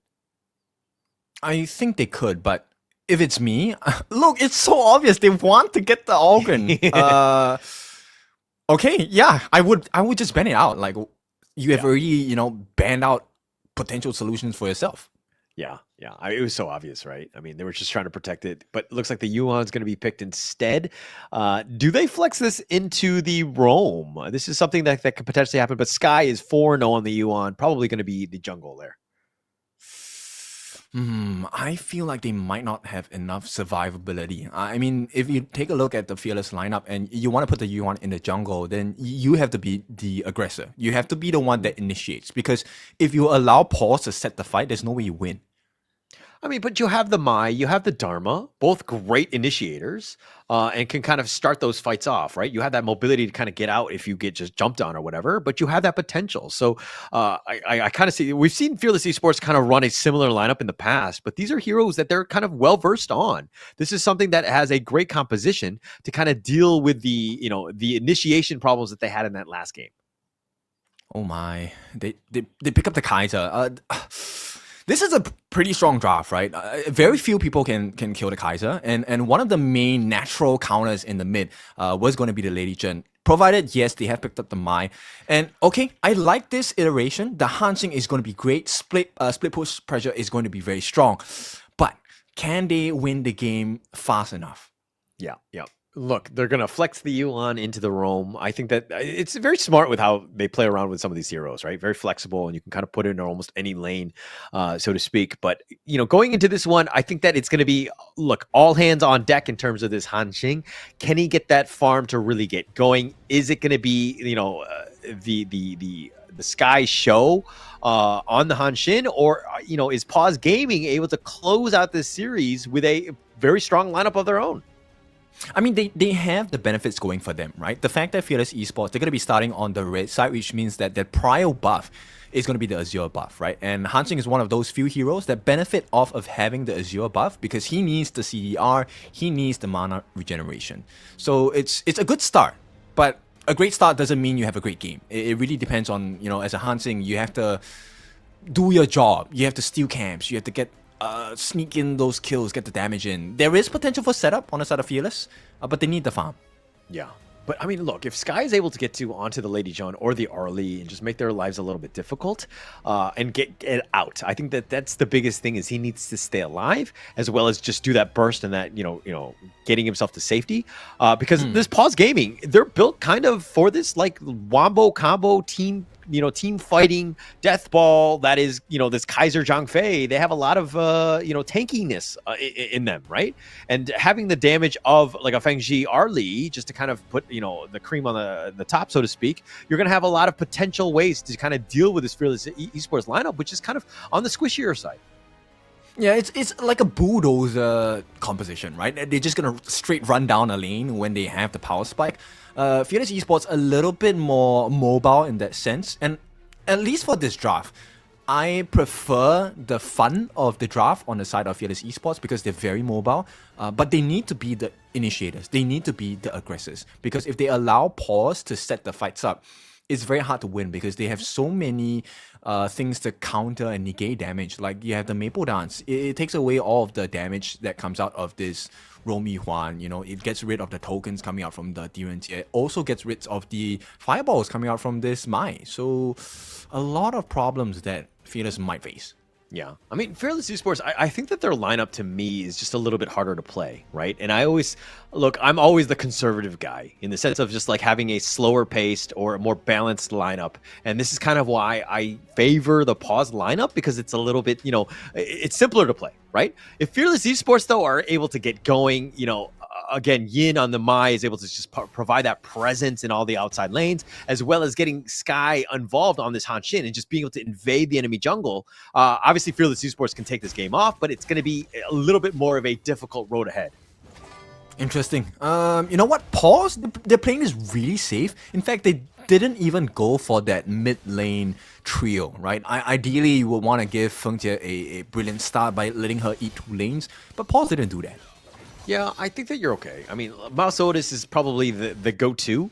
They've been funneling a lot of farm into him. I mean, especially obviously the Kaiser is different than the Ogren, but they're going to play a little bit more standard, right? Paws Gaming, I think that they've proven that hey, they're going to be fine as long as they're able to just keep pace in that bottom lane.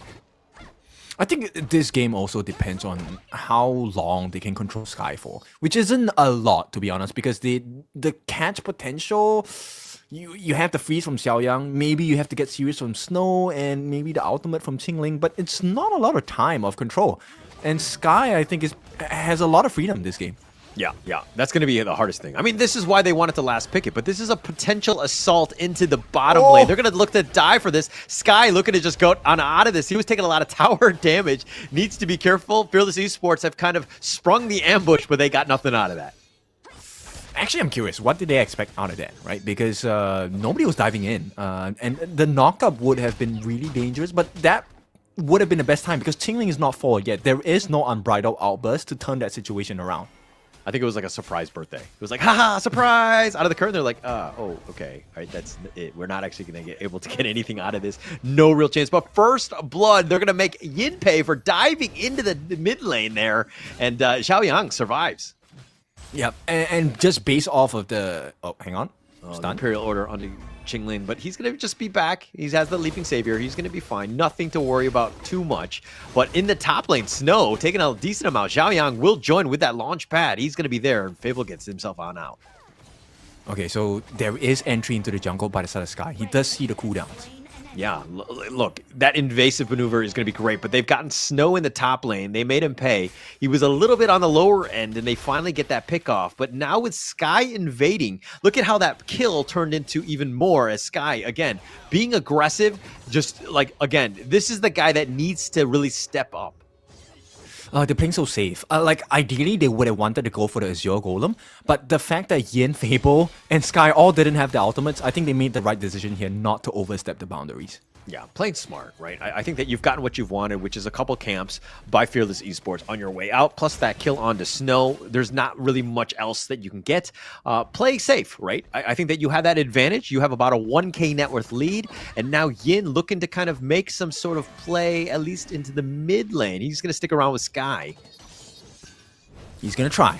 He's going to try. They've got the knock-up. They have the damage, the secondary one, and it looks like they will survive. And Sky goes right back in. Miles Sodas just tanking it out. But Snow, not as lucky. He's going to cartwheel back to safety. Snow has not had a great game. I mean, just based off all these interactions itself, it feels like the gold lead isn't as representative of what's happening. Yeah, it's not at this moment, but the Tyrant about half-life. Sky was looking to just go into that brush. Xiaoyang. Finds at least Xiaoyang. They get the pick off, and it looks like Sky's on out of this. The launch pad, the truth. Oh, it connects onto Fengji. Gets the pick off. He's not able to survive, but the Unbridled Outburst is used in return. Gets a nice little stun, but he's going to pay with his life. 3 members down from Paws, and it looks like Fearless Esports will invade and take this Crimson on their way out. Yeah, that's the opening they're waiting for. One by one, they jumped in. And look, Xiaoyang was supposed to be there with that Unbridled Outburst combination. Was not there because he was dead.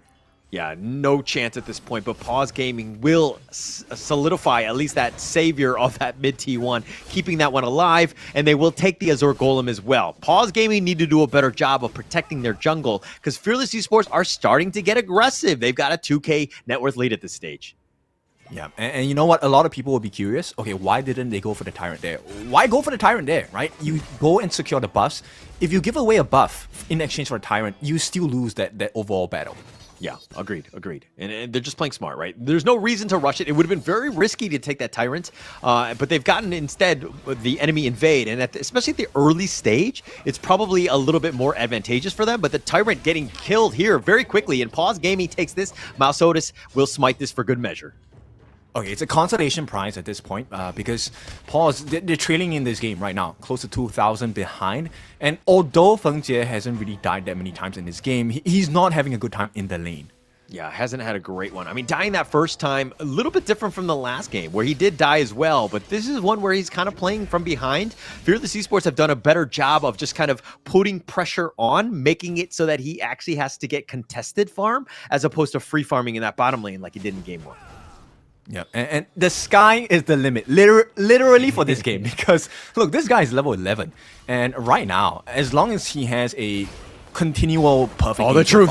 Oh, they go right onto Snow, and Yin is going to help back him up, but Snow somehow barely staying alive, but they take the top T1. Yeah, but the mid lane and Xiaoyang falls, and this is why Sky is so important in this game. Look, the golden token takes a fall onto the hands of Myosotis, gets stunned up, but Sky is a real problem here. Nobody's able to catch him. Yeah, he's just too fast. I mean, this last pick has been brilliant, right? The amount of control Paws Gaming, they don't really have that hard lockdown. Everything is a bit of a swing and an AoE style. It hasn't been great, and Fearless Esports taking the mid T1, exerting even more pressure, and this is the Fearless Esports team that we know. Yes, very much so, right? Look, little things like Woodwind tanking for the tower so that they can take that T1 in the mid. He's in no fear of death because he does have his unending sorrow, his ultimate. And so little interactions like this really show you the quality of a team, right? And while they're busy dealing with Woodwind, Yin, KK, Sky is just all over the map. Yeah, all over the map, taking everything. Like, you don't know where he is. And I mean, Fearless Esports, look at how aggressive they're being. They're like spotting it out. When is the buff going to be up, ready for Sky to kind of swoop in and just take that one as well? Yin, this is the kind of early game presence that we wanted from Amai, just being able to kind of push things out. Sometimes that vision is actually better than a pickoff in some cases, especially when you have Sky, who's literally just, invading the enemy jungle. In this case, he's split pushing the bottom lane and pulling Paws Gaming left and right. Yes, and Sky, last seen, 6,500 gold. He is more... Oh, hang on. Yeah, it looks like he's going to be chased here. Miles Otis has no real way to just stun lock him. And he goes right back into the Crimson, making it aggressive. But Yin actually gets caught out, the Unbridled Outburst, pushing them away. So there's no counter initiation on this one. But a huge ult down. Yin is down for at least 15 more seconds. Kingling goes for the Stampede, though. He's in a world of hurt as he's being bounced around and pinballed. And he gets killed here. Fable makes him pay. And now this Azure Golem is looking to be stolen as well. The gap is just too big, right? Sky is at like close to 7,000 gold at this point. Last seen, Qingling, he's only about 3,000 gold in his bank. He does not have items. He is behind on levels, and Sky is level 13. So with that level advantage, itemization advantage, Sky is actually able to deal a lot of damage to the different members on the side of Paws, which is why they're struggling to keep up. Yeah, real tough. Oh, but the truth goes in. Oh, Fengji with a flash. Oh, he does somehow stay alive. Fable was waiting in the brush, goes for the ambush play, almost gets to the pickoff. That would have been disaster if Paws Gaming Fengji died there. Yeah, I mean, that was a heart attack moment for the side of Feng Jie. It's lucky he made it out alive, and only simply because he was level 12. equal levels with Fable. Yeah, I mean, this is very close at this point, right?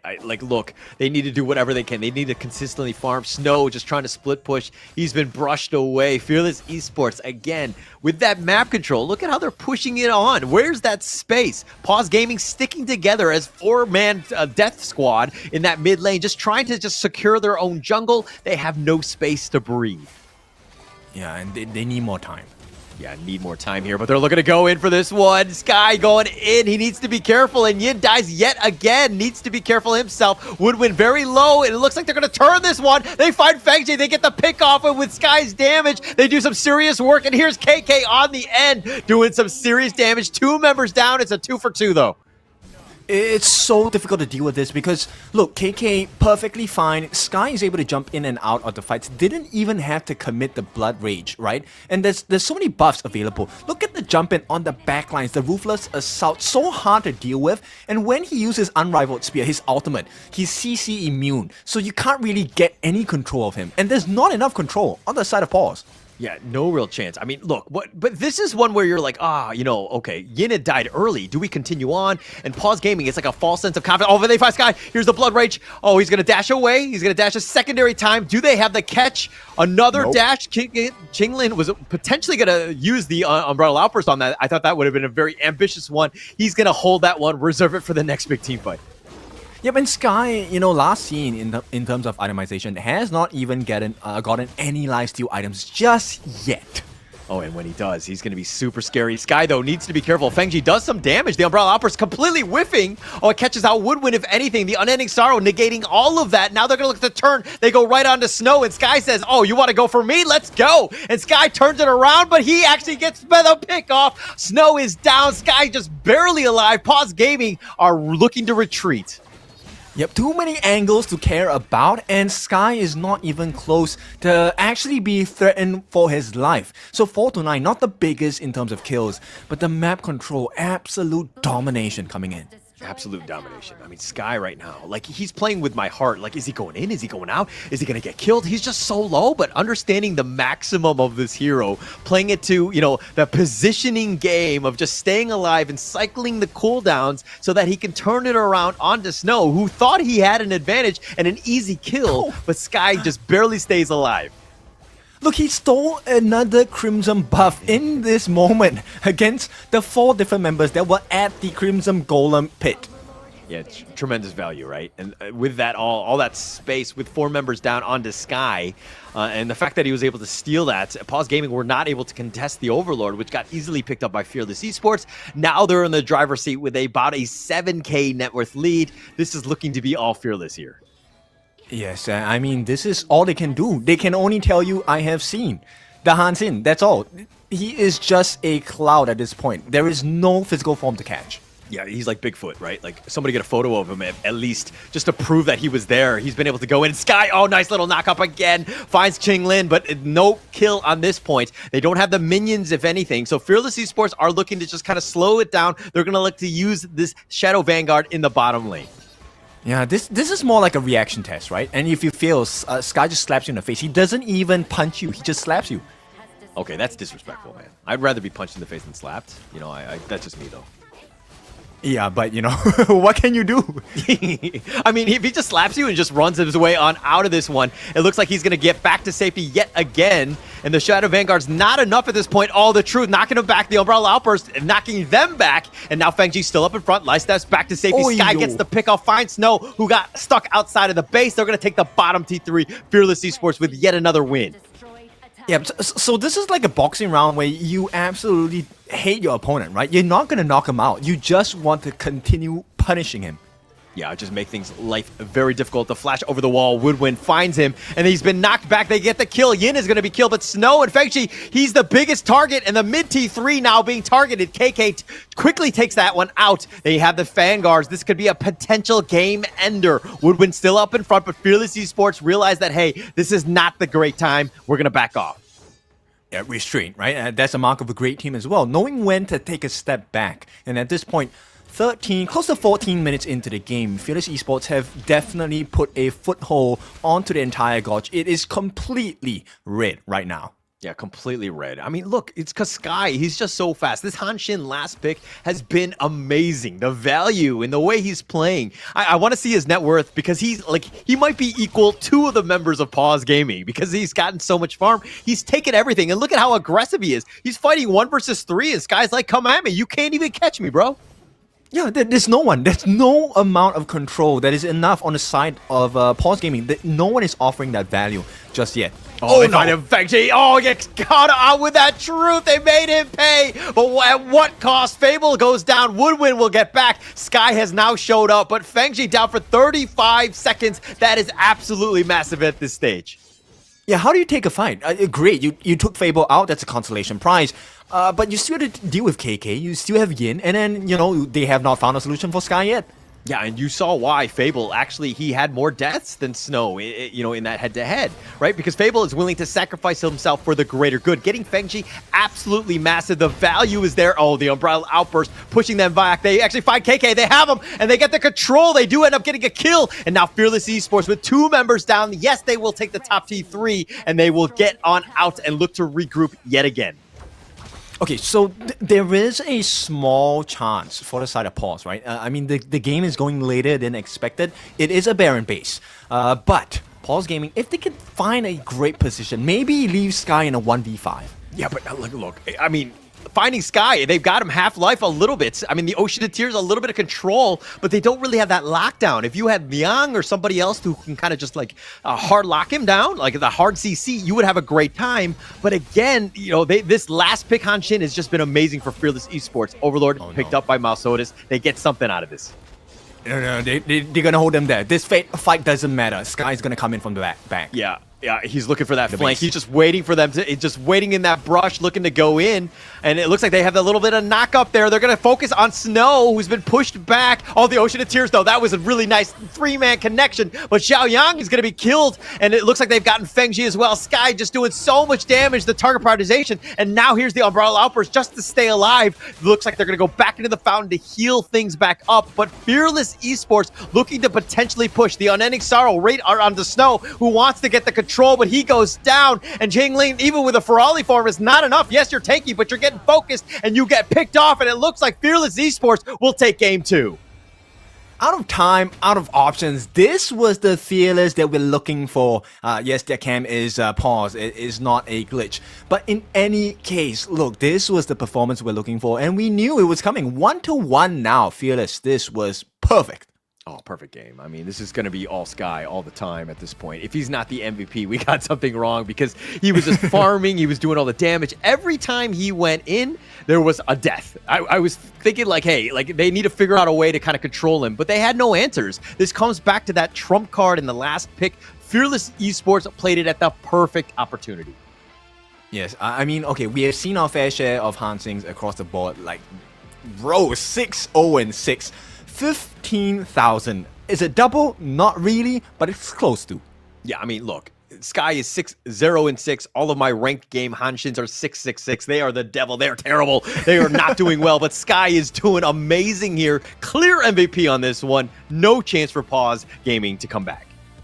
Yeah, and that's the most crazy thing because Sky isn't even responsible for the main damage, right? He's just buying time. He's just slowing them down because the real damage dealers come in the form of KK, come in the form of Yin as well. And yeah, now we fully understand, right? You mentioned this before. Why is Fable's KDA technically not as good?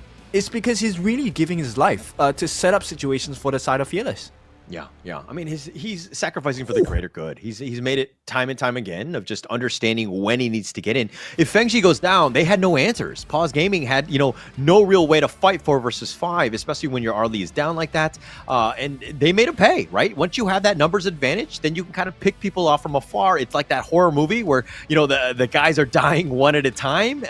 Paws Gaming had no chance.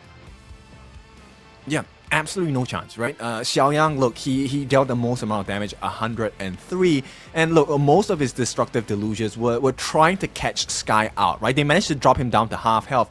But when you drop such a big ultimate of control to deal with just a Hansing, you're opening up doors for Yin and KK. But the both of them have benefited because, look, 100,000 at least in terms of damage, hero-based damage coming out from the both of them. And this was a big landslide in terms of gold. Yeah, I'm kind of looking at like this entire gold graph is just Sky's net worth, right? Like from the beginning to end, it's just kind of escalating through. I mean, it was just constantly just growing. He had so much farm, so many items, everything that you wanted from a Han Shin, and just being able to close it out. He never got caught out, and he never did anything risky. The fact that he didn't die a single time speaks volumes about the fact that, of course, he will be your MVP with his 6-0-6 and his 26% of the team damage here. Yeah, I mean, he did all of the roles and more. So he got them to burn resources, he got to steal the buffs, he got the kills, everything you want. I mean, this is one of the rare moments where, as a Han Sing, you really are the perfect package. Yeah. For sure. Understanding exactly how you want to play. If you're going to play the Han Shin, this is the way you want to do it. Sometimes you're going to be off the map. You're not going to be in all those team fights, but you're going to constantly farm and invade the enemy jungle because you have so much mobility, right? They had no lockdown. They had no control of just being able to deal with this giant rat that was stealing from under your noses, so to speak. Yeah, and you know what? This kind of performance always gives me the false confidence that, you know what, I can do this too, and then I go into ranked games and I go 0-6-6. Maybe not even same 6, numbers, right? same numbers. Similar, just different placements. Yeah. No, but look, Sky is next level, right? I mean, he is so good on this hero. I mean, you're just seeing just why Fearless Esports are one of the top teams in the WKS because, like the play that he has and the highlights here are going to be pretty much the Sky show. Which is so dangerous, right? Yes, you have the platform bounces. We talked about it before. Those launch pads, it's great to use to go back and entry into fights. But when you're playing against a hero like a Han Xing and piloted by Sky, you have to be really careful about it. He could be anywhere. Yeah, he could be literally anywhere. Like, he's in your closet. He's just taking things out. But look, Fable also made some serious plays. Those truths were on point. Really went that all-in sacrifice onto Feng Ji was huge. Yin died a couple too many times. I mean, he died 4 times, not to be like, this is a group project, and he's the one that was probably the weakest link on that one. He still gets an A- for his participation because he showed up. He did some serious damage as well, but this really came back to just Sky and KK just having the right amount of damage at the right time and the angle. Look at this angle from the back and finding them out, and Sky just chasing after Snow. No real chance to get away from this Sky monster. Yeah, and while pulling all of the attention to that particular spot of the map, then you have Yin who's wrapping around, and it's so difficult. Look, they're forcing ultimates down. Xiaoyang, where does that destructive deluge go? What value does it have? Absolutely nothing, because everyone else is so far away. Yeah, so far away. But look, I mean, it was a moment where Qinglin actually went in, was going to do an amazing umbrella outburst because of his positioning, but then Fable truths him back, and then he gets another truth here, gets the pickoff onto Feng Ji, which is perfect. A nice little ambush, and that really set themselves up for the success in terms of just closing this game out. Yes, KK died on this one, and Fearless Esports had to be pushed back a couple times, but they were able to close the game out when it really mattered. Yeah, okay, this situation, I was kind of like, if I was Sky, I would have said, just hold him there, let's let the minions win the game for us, because the wave clear, once Feng Jie as well as Xiaoyang dies, they don't have the best wave clear. And you could see, right, they struggle with the wave clear, they committed all their smites, didn't really work out. So a beautiful game coming in from the side of Fearless Esports, and this is exactly what we expected in the series. Of course. We knew it was going to go to a game 3, right? These two teams were going to definitely just be able to punch, counter punch, and to kind of get themselves back into this one and going the full distance. Unfortunately, it's only a best of 3, not a best of 5 or a best of 7, which could potentially happen in the playoffs, and that's going to be super exciting. But, we're only in the last day of the regular season to see who's going to be that top slot in the WKS. Okay, so we're going to take a short break. When we're back, we will find out the conclusion of this best of 3 series. We'll see you soon.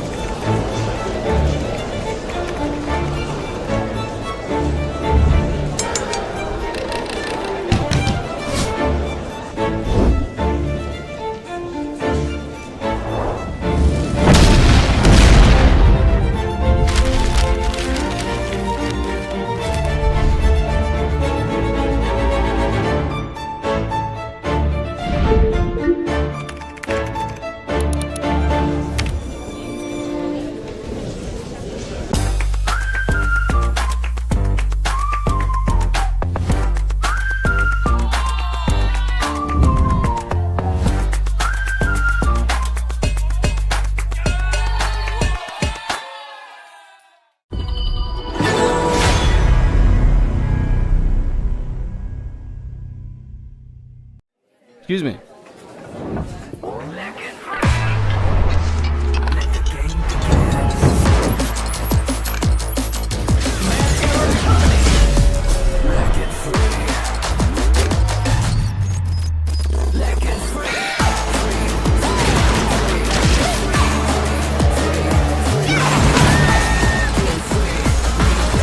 Hugging stings.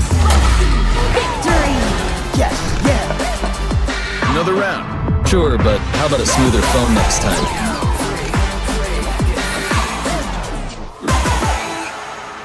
Realme 14, performance beyond limits.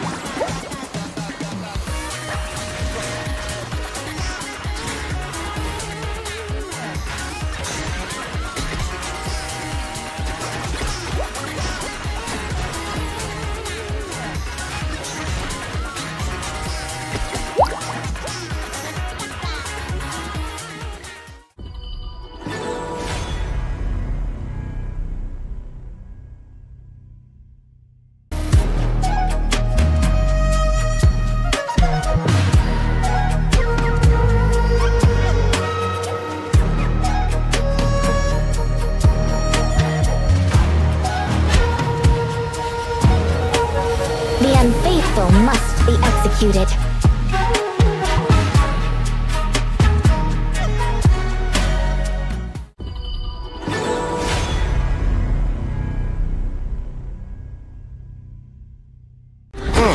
Sometimes working in a different way can be the best vacation. Seagull Circle. Predicting victory. Clean up the trash! Break the boundary between sky and sea.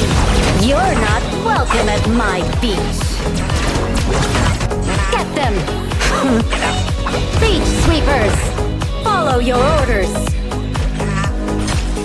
Let's go! You're not welcome at my beach.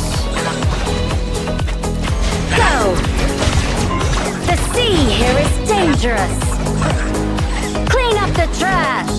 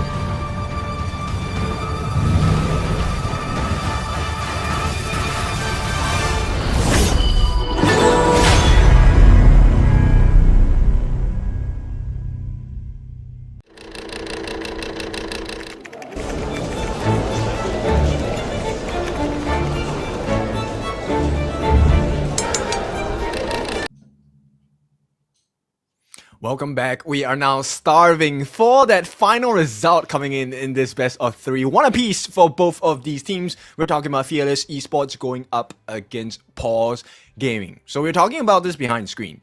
Now, Paula, what is your thoughts? Who is going to be having a better chance in this best of 3? Look, I like both of these squads, but I think going into this one, I think that you always pick the team that won last, which is going to be Fearless Esports. I feel like momentum is a real thing.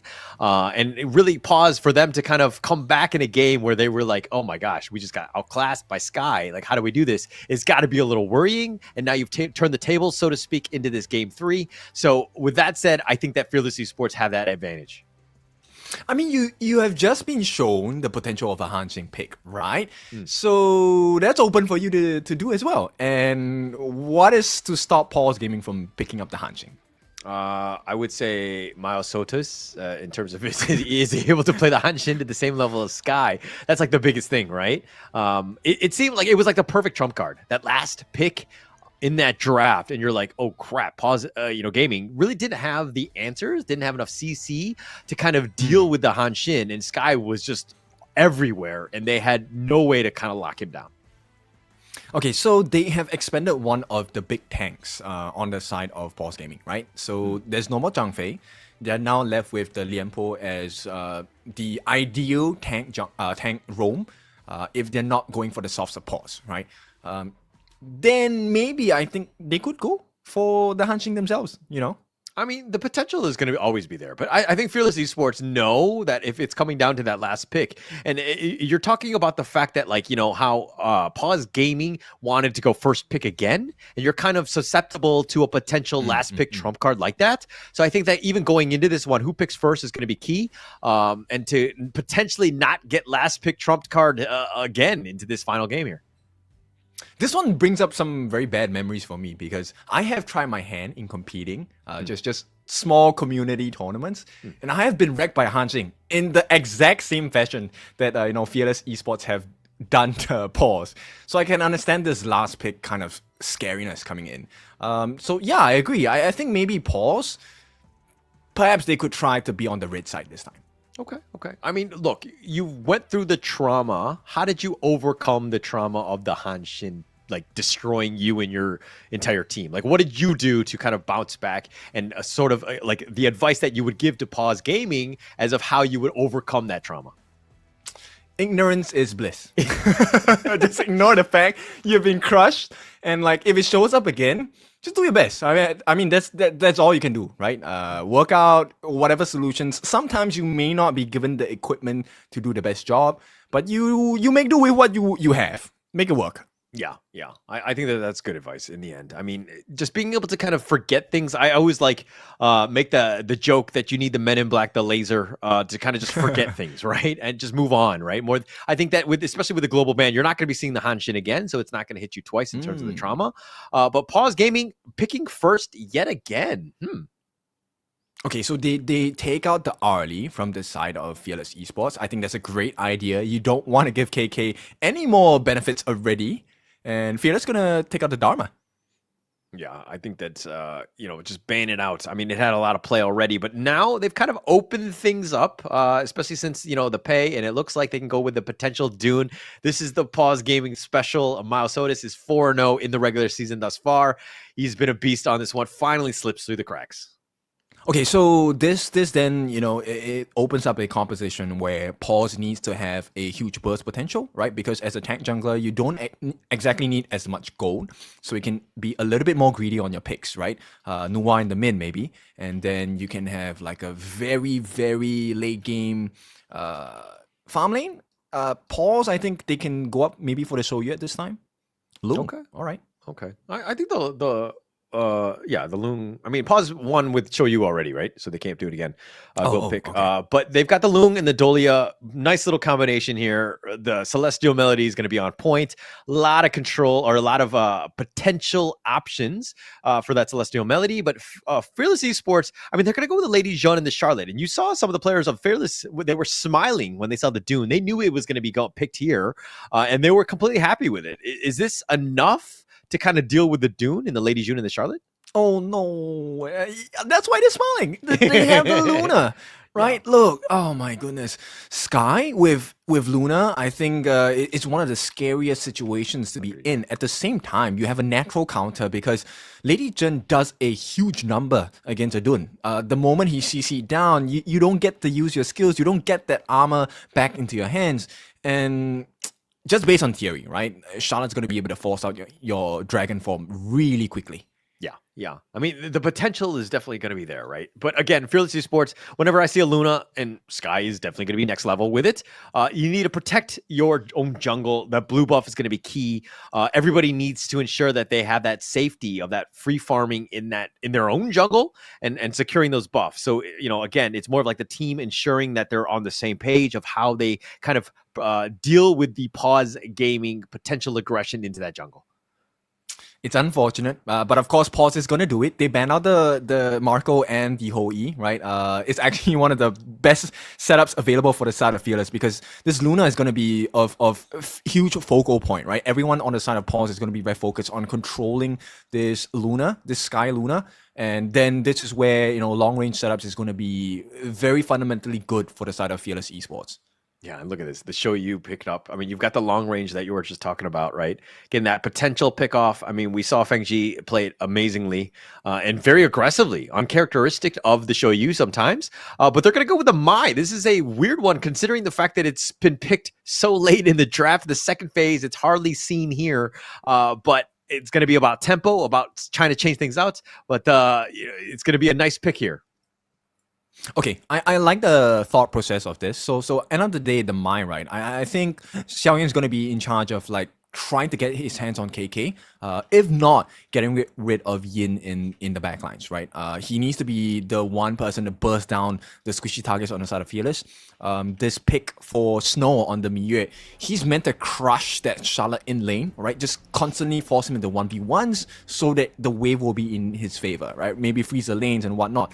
Not the easiest of jobs, so we'll see how this goes because like we've seen, right? So you give him that late game advantage, this game is over. Yeah. I mean, you have that opportunity. I think that the laning phase is going to be key, right? Is Sky able to kind of free farm on the Luna and kind of just take over the jungle? In the top lane, is Snow able to kind of really put the clamps down on the Fable Charlotte with the Miyu? It's going to be interesting here, but we could have asked for a better story going into game 3 here with these drafts. Definitely. You know what? I think FengZhi this game is actually going to be quite stressed. His Infinite Fastest is going to be burned up pretty quickly. My Sodas, he's going to try, really? Yeah, I think he's just going to stick around. I mean, maybe look to steal the boars, if anything, but you kind of slowed things down. The biggest thing about Fearless Esports here is that, again, they're doing such a good job of just ensuring that Sky gets those buffs because that's his main way of just being able to kind of just farm the jungle as quickly as possible. Yeah, and look, that nice steal, or more secure than steal for the sort of Fable on that camp up on top, has now limited Paws' growth because you expect to be able to get all 3 objectives, right? You want to get that camp, you want to get the River Sprite, and then after that, you want to get that Space Sprite on the top if you are on the side of Paws. But that did not happen.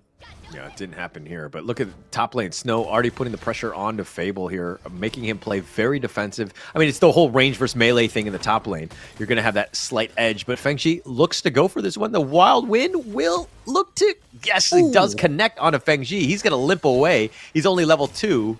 And looks like Fearless Esports will be happy with at least this damage onto FengZhi. I think they managed to freeze 1 creep away, 1 minion away, so that's going to be level advantage for KK. Yeah, this is going to be an opportunity. The Wild Wind used yet again onto FengZhi, who takes another... Oh, the flash forward. FengZhi's a duck. He's going to be just kind of limping away, but Kinglin actually dives in front of the president. He takes that one for FengZhi here. So this is expected, right? From what... what? Okay, the idea. Woodwind getting killed here. Xiaoyang with a nice little rotation. That's the thing. The impact is going to be there. Oh, they have the nice little Ocean of Tears onto Snow, but he gets under the tower. He's going to be fine. It was the rotation by Xiaoyang, right? Probably getting the real end. Not the biggest of kills, but it's a good start. Yeah, it's a good start here. FengZhi, though, he's had a rough start of things. KK just completely just doing that damage, forcing him down, and he's going to have to recall, use the launch pad to get back in yet again. Top lane Fable gets picked off. Nice, and this is exactly what needs to happen from that Xiaoyang mid pick for Mai, right? He needs to be able to rotate into lanes, get the burst damage, and once they have a level lead in the clash lane, it's really hard for Fable to play because he's going to be consistently pushed out. The T1 on the top should be secured first by Paws. Yeah, I mean, if anything, Fable just needs to not die and just make sure that the tower is not really taking any damage, right? Just wave clear, just try to survive. You don't need to be aggressive and try to go for all the last hits. You're definitely going to be outclassed by Snow on the Miyu. So it's going to be a tough matchup for him. He needs to adjust his playstyle. My concern here is actually for Sky, right? Is there anyone on the side of Paws that's going to be able to stop his growth? Because right now, Sky is just having free farm, taking the mid wave, taking the bot wave as well. No camps stolen just yet, but still, a risk. And that's the thing. It's like, I mean, you might have the perfect win slash by Mausotus and onto Sky, but he's going to be able to kind of dance and elude and, you know, evade most of what's being thrown at you, and you don't really have that control, right? And this is going to be another bit of an issue for Paws Gaming to deal with this Sky, who's just incredibly mobile. Yeah, and we've already seen what he does with good mobility heroes, right? Like the Han Xing, and Luna is like, to me, Luna is a better version of the Han Xing. Okay. No, I agree with that, and I think that it's just that the Luna hasn't really been given that opportunity. I think the Hanshin was actually perfect for them, and setting themselves up where you're still saving your some quote-unquote best heroes for later, and then the fact that you have it in a game 3, especially in the global ban pick, is going to be huge for Fearless Esports here. Yes. Now, gold advantage is in the hands of Paws, but do not be mistaken. This lead is actually not that safe yet. They need at least a 2,000 goal lead to be able to stand well against Fearless. Because right now, as the game goes later, KK, Sky, and Fable, the three of them have the ability to force out that Infinite Vases from Fengjie really easily.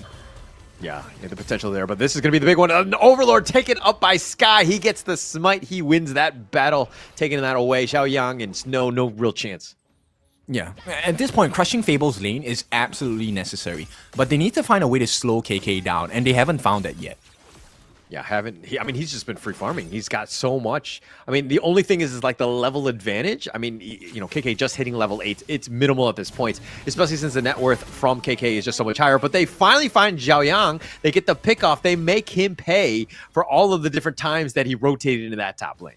Yes, and this is a good solution coming in from Fearless, right? And this is going to happen even more.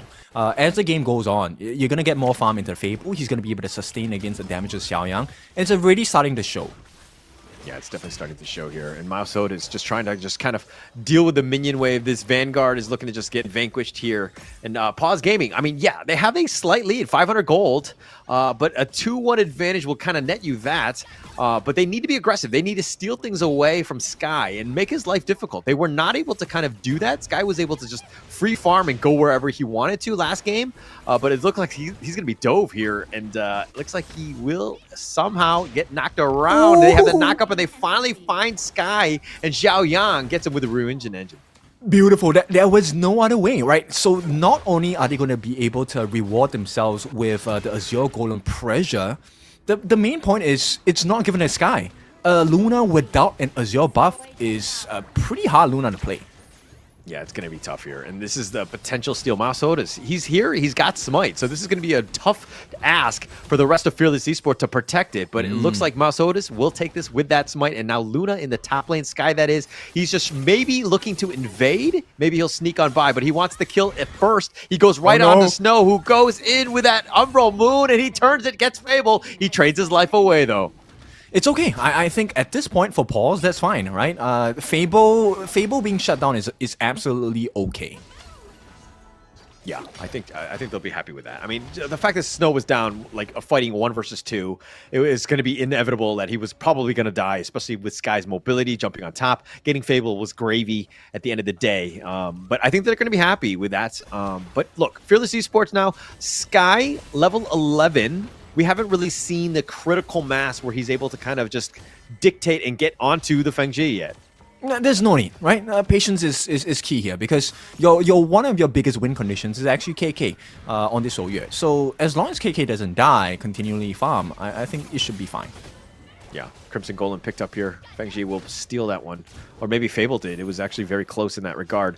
But look, this is an opportunity for Fearless. Like, they are kind of reacting to Paws Gaming's movement, and those buffs are being picked up by heroes that are not named Sky, which is not great for Sky's, growth. They have to continue this pattern. They have to continue this behavior as well. They have about, 2 minutes left. Can they get a tier 3? That's an important marker. Yeah, they're going to take the bottom T2. Snow, though, fighting 1 versus 2. And Woodwind with that bitter farewell onto this. But it looks like the Azure Golem is the better one. And Milestones takes this with the smite. Unruly Blades back to safety. And Snow still in the bottom lane, still dealing with these two members. He's going to Umbral Moon back to safety. And Chinglin will actually join. Woodwind getting a little bit low, needs to be careful. Snow doesn't really have too much chance, especially since he's fighting Sky 1 versus 1. And Chinglin actually had front rows seats to that massacre. Okay, so at this point, they have maintained that 1,000 gold lead, but the issue is they haven't gotten a bleeding wound onto the base of Fearless. Oh, the Wild Wind. It looks like Mausotis takes this yet again. Smite was off cooldown. He takes it yet again, a massive one, and there's a reason why he's one of the best Dune players in the world. Being able to take that one out, huge for Paws Gaming. Yep, so benefit to them for the 3, kill advantage. Gold is about 1,000 gold ahead, nothing too big, but this lead is going to start dwindling down because once we hit that 10-minute mark, I think Fearless, they actually have a much better team fight in comparison during this Shadow variance. Yeah, I mean, being able to take that one out, I mean, but we're still a minute away. The next big rotation, the next little play by Zhao Yang, who's looking to just split push at this point, just dealing with that bottom lane. But Sky waiting in the wings, looking for somebody to step out of position here. Actually, this is quite important, right? If they can find a kill here on the side of Paws Gaming, then they can kind of slow down the pacing of Fearless. Yeah, I mean, they're looking to go in. Sky finds Xiaoyang. He's a little bit low, and he's going to be skirted away. Snow scares him away, and he's going to join up with the rest of Fearless Esports here. Yin actually going to use the passive. He's going to get back to safety. Milestones goes to the Unruly Blade, finds him.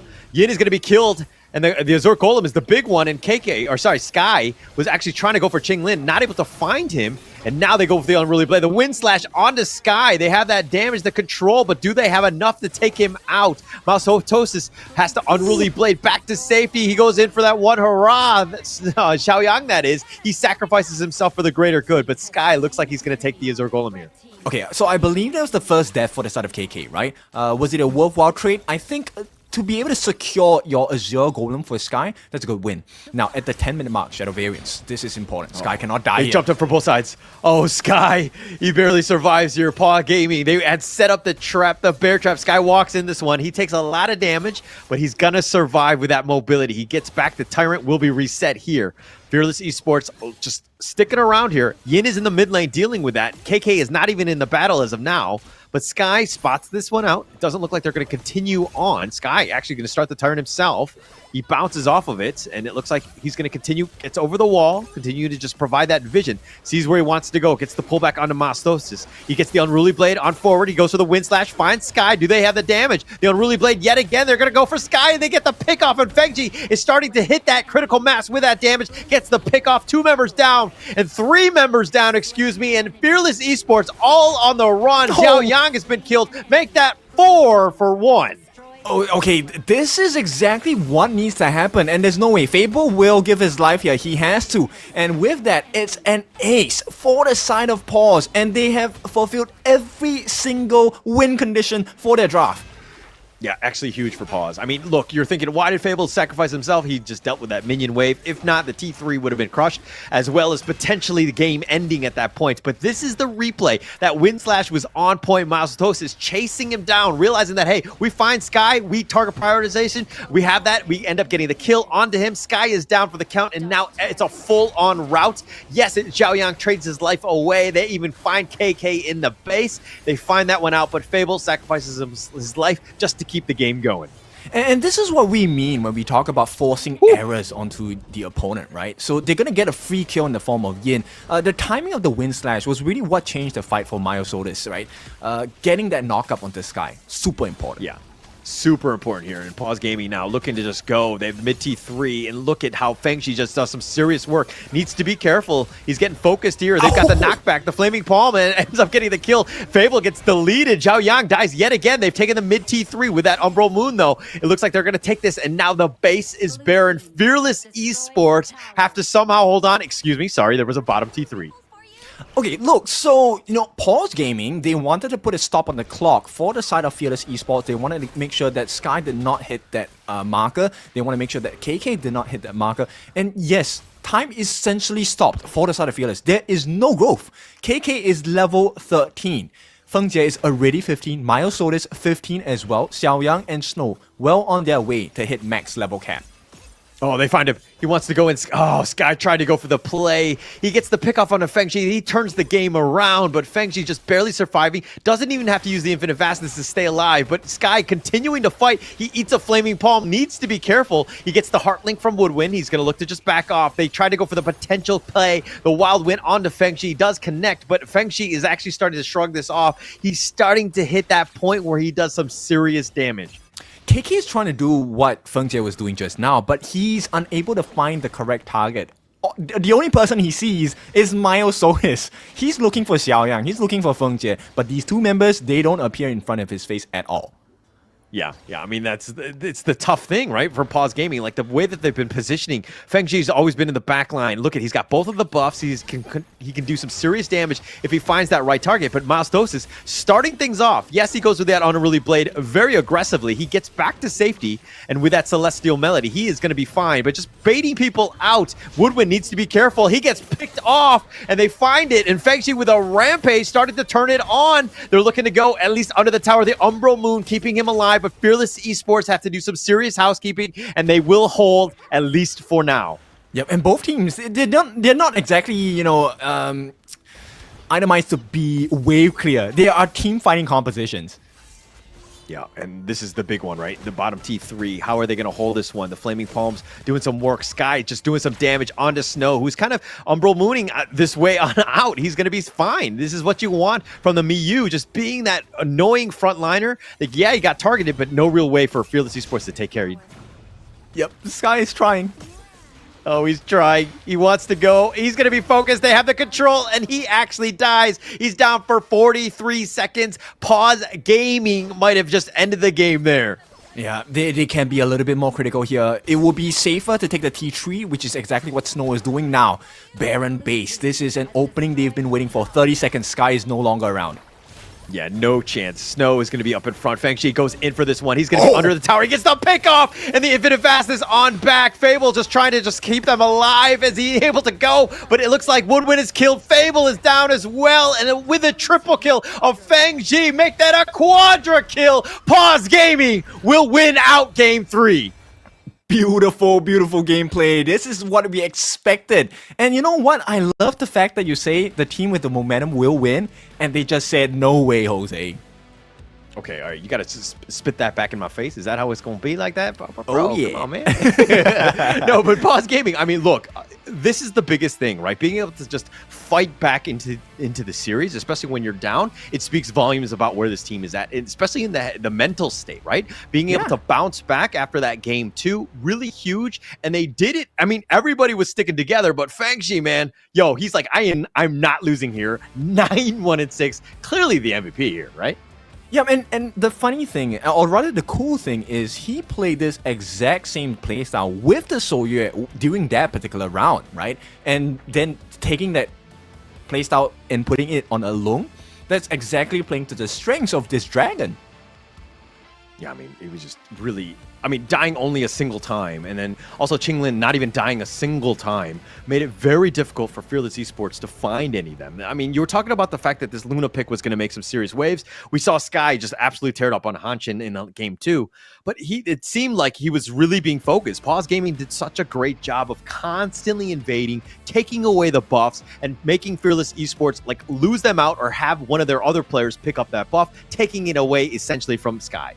Yes, okay, so we will definitely see Feng Jie as the MVP, right? But I have to give this call to Myosotis. The way that he played this game as the Dun, so many different interactions with Sky. And you know, most of the time when you play against Luna, you're kind of like, hey, I can't really catch this guy's dashing around. Myosotis actually saved a number of skills to be able to consistently catch Sky out, land the CC, land the wind slash, which was one of the biggest markers why they won the fights, because Sky could not operate as the proper Luna that we expected him to be.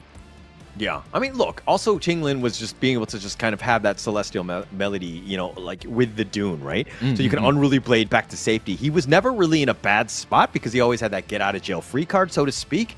He was, and Qinglin. This is like the thing that like nobody really sees, right? You're thinking, oh, he has the Unruly Blades, he gets in and out away, but it's because Qinglin was actually just helping support, and the rest of the team, just the way that they were able to kind of just be there at the right time to ensure that Sky is not able to do that critical massive damage, and being able to get those pickoffs onto Feng Ji just speaks volumes about how Paws SG understanding how to deal with this composition. Yeah, and it's so scary, right? Because look, nobody drafts to lose, as wise words said from one of my old mentors here.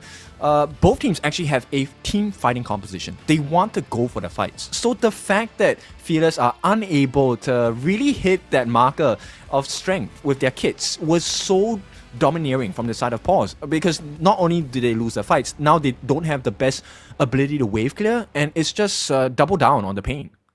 Yeah. I mean, they were definitely struggling at a certain point. I mean, they didn't really have much of a chance, and they were playing very defensively. Just the way that even the Miyu, the impact that you saw from Snow was just like, he was super annoying for them to deal with. And the fact that they were able to kind of deal with the Charlotte in the top lane and just to make Charlotte play like more of like a utility style hero, he wasn't able to have that impact. I'm talking Fable, right? So yeah, again, the laning phase to mid game and the way that they were closing out, I mean, you're kind of seeing exactly what happened with Paws SG just being able to close it out finally. Yeah, they made it so difficult because you don't win those 1v1s against a Miyu, right?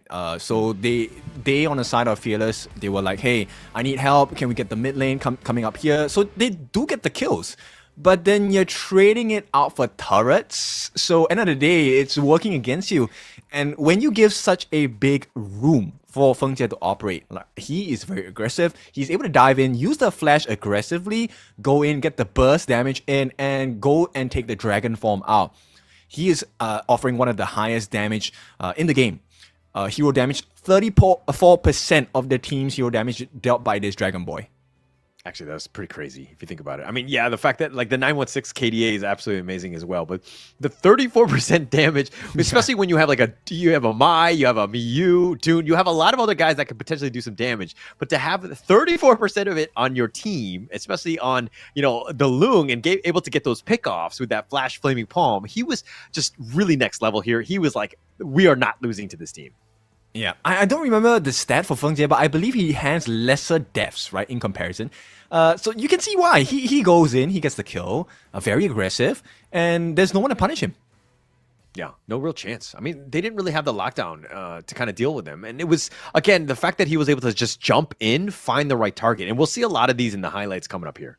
Yep, so small nuances like just pushing Sky out of the way. Right? Even if they didn't get the kill here, I'm pretty sure Maya Solis would have went in and go for the Azure buff. So take a look at what's happening here. This is the whole situation they're trying to create. So they get the 1v1 with Fable. Snow doesn't mind losing. And all of a sudden, you have lanes that are being pushed in because there's not enough manpower to deal with the waves. Yeah, no real chance. And this is how aggressive they were. Look at how Paws Gaming were like, okay, every single, Azure or Crimson Golem, they were constantly being harassed and harried. Snow sacrifices his life for Yin at this point, but look at how Miles Dose is just tanking all of this. He just walks in, and then finally they try to go, Xiao Yang goes for the hero play for the sacrificial lamb. But this is the part where I think that the game really changed on its head. When they find Sky, they get the pick off, and the target prioritization for them, Paws Gaming in general, was just really next level at that point because Sky really never got going. Yeah, because there was no options, right? Every single time, Maya Solis was like, okay, are you going to jump now?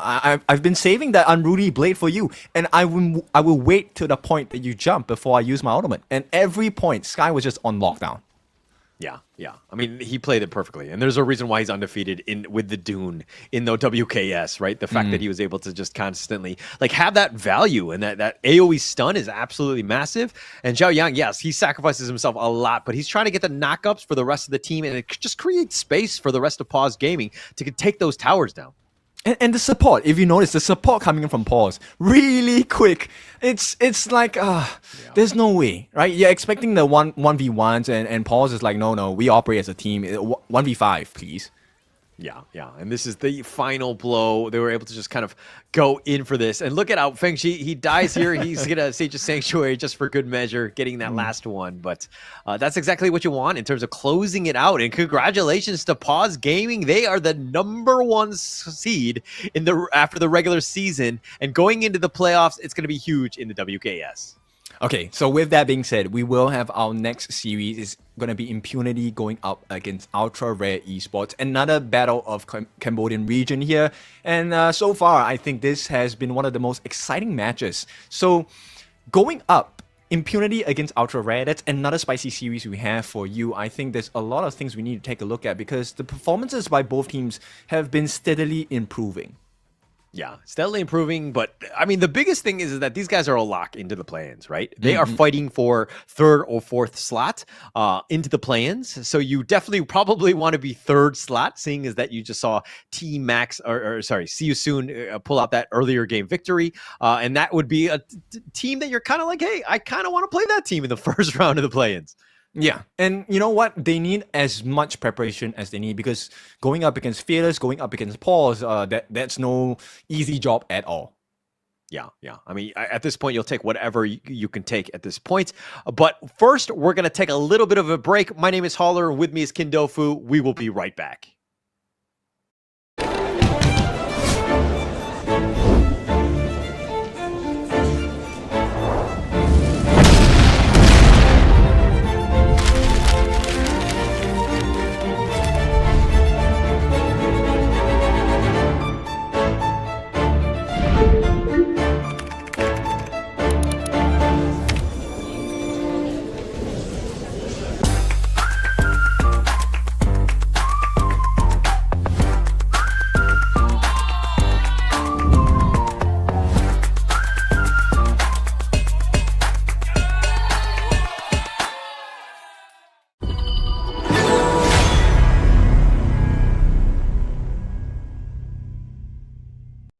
Excuse me.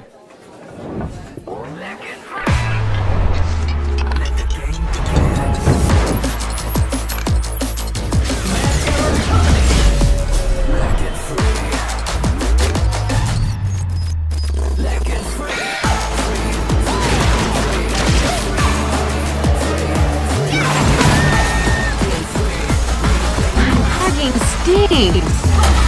Victory! Another round. Sure, but how about a smoother phone next time?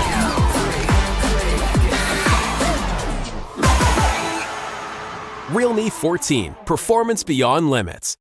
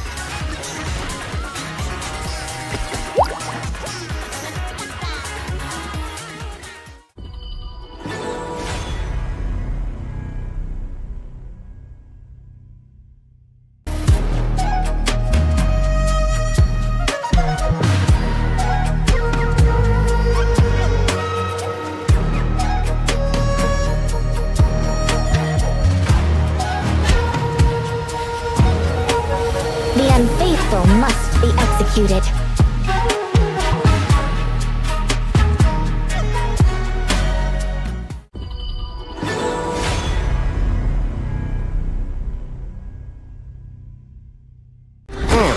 Sometimes working in a different way can be the best vacation. Seagull Circle, predicting victory.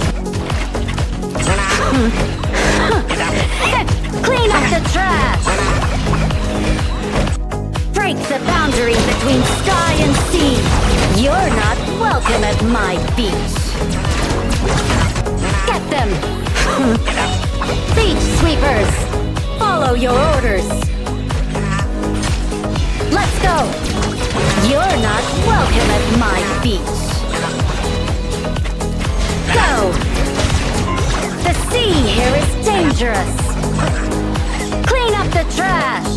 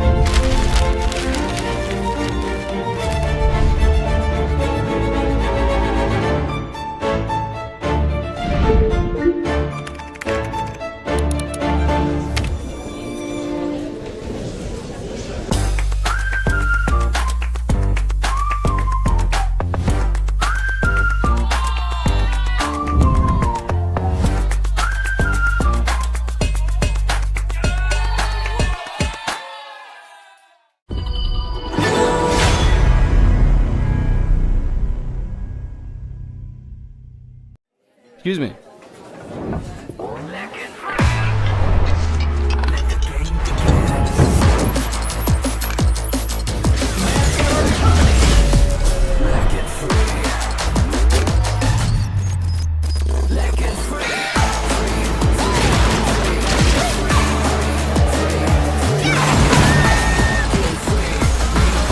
Hugging stings. Victory! Another round. Sure, but how about a smoother phone next time?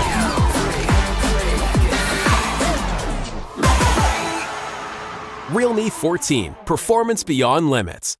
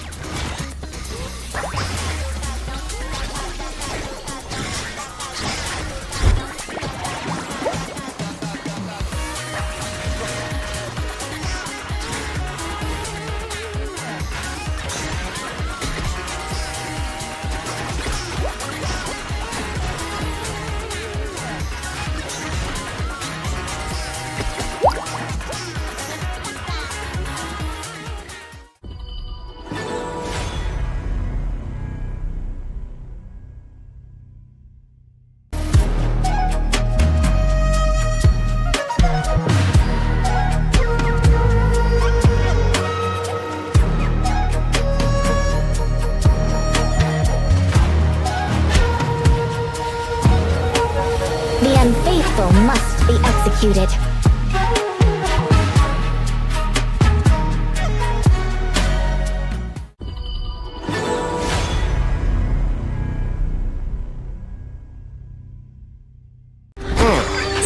Sometimes working in a different way can be the best vacation. Seagull circle, predicting victory. Clean up the trash. Break the boundary between sky and sea.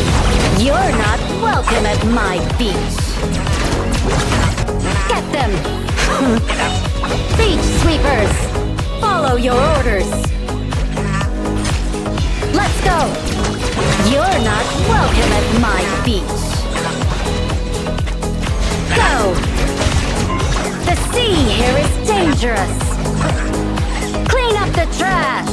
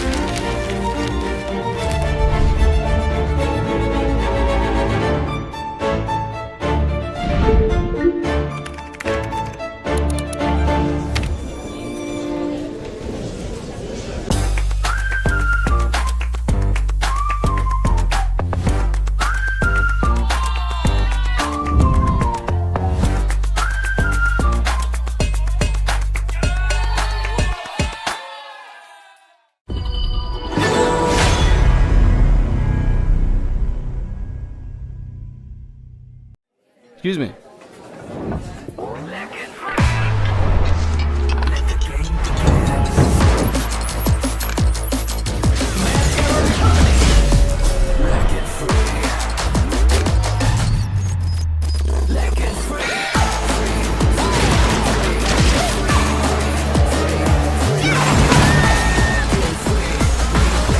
Hugging stings.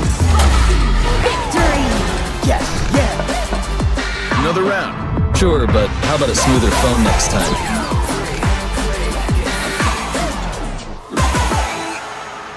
Realme 14, performance beyond limits.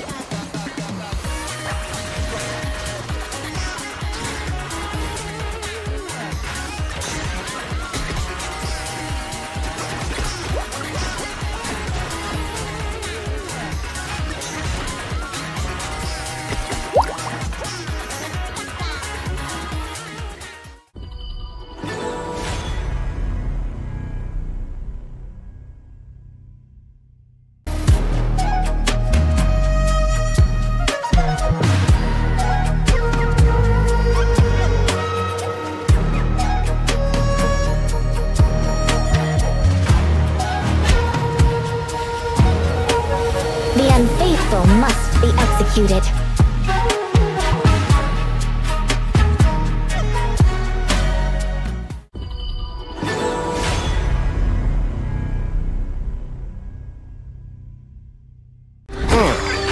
Sometimes working in a different way can be the best vacation. Seagull Circle. Welcome back. It is our third series of the day. It is your favorite kind of tofu, Kindofu, and with me once again, it is Holler. How do we think about game number 3? Oh, I'm actually expecting big things. I want to find out who the best team in Myanmar is going to be. It's, of course, going to be Impunity versus Ultra Rare Esports. Going into this series, it's a jockeying for third and fourth position, also very key in the play-ins. Getting that third slot means you potentially play See You Soon, which could be quite huge, especially for that first round. Okay, so I think we already know that Impunity is a team of consistent strength and power, but Ultra Rare Esports, they have really surprised me. Their growth has been really strong and really quick. Yeah, no, this is a team that I like to watch because, again, yeah, they took some licks in. They haven't had the greatest of time. But the fact that they're here up against Impunity, which we've seen, on the international stage, this is a team that's had gotten a lot of experience. And then going up in this, and the fact that your guys are very close and Ultra Rare Esports have an opportunity to even surpass them would be, huge for this Myanmar squad.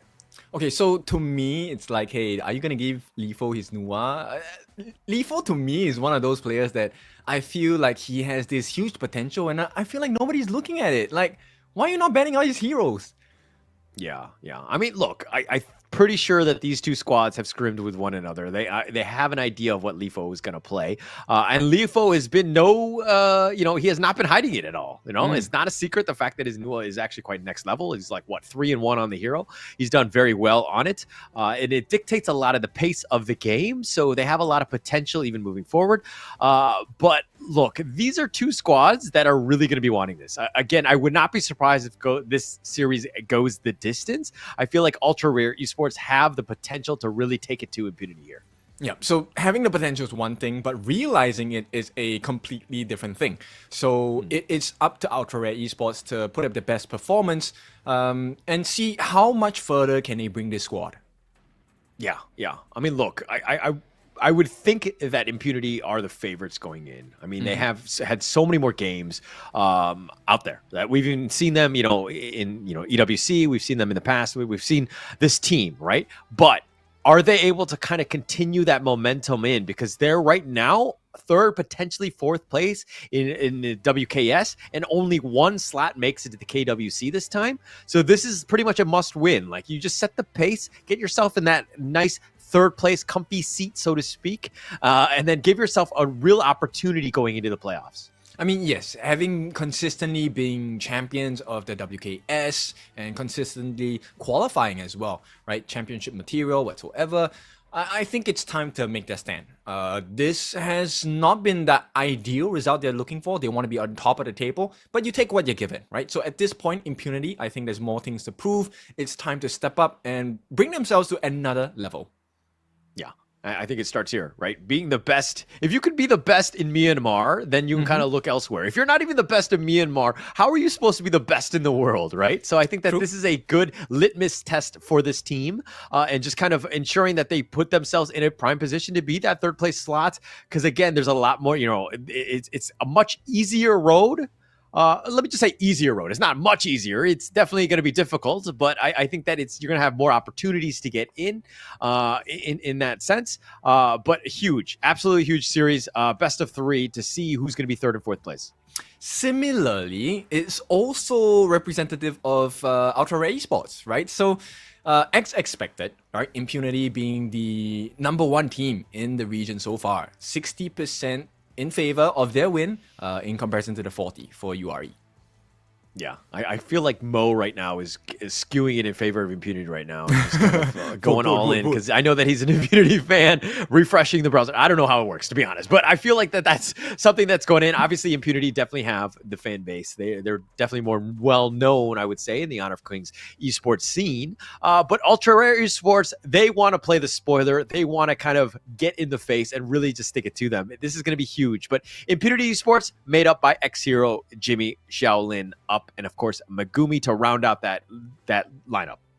All right, so Jimmy came all the way from the Malaysian region, right? Coming from BSE. Right now, his performance as a jungler has been pretty much fantastic, and we have seen a quite huge, deep pool of heroes coming out from Jimmy's repertoire, and it's working out so far.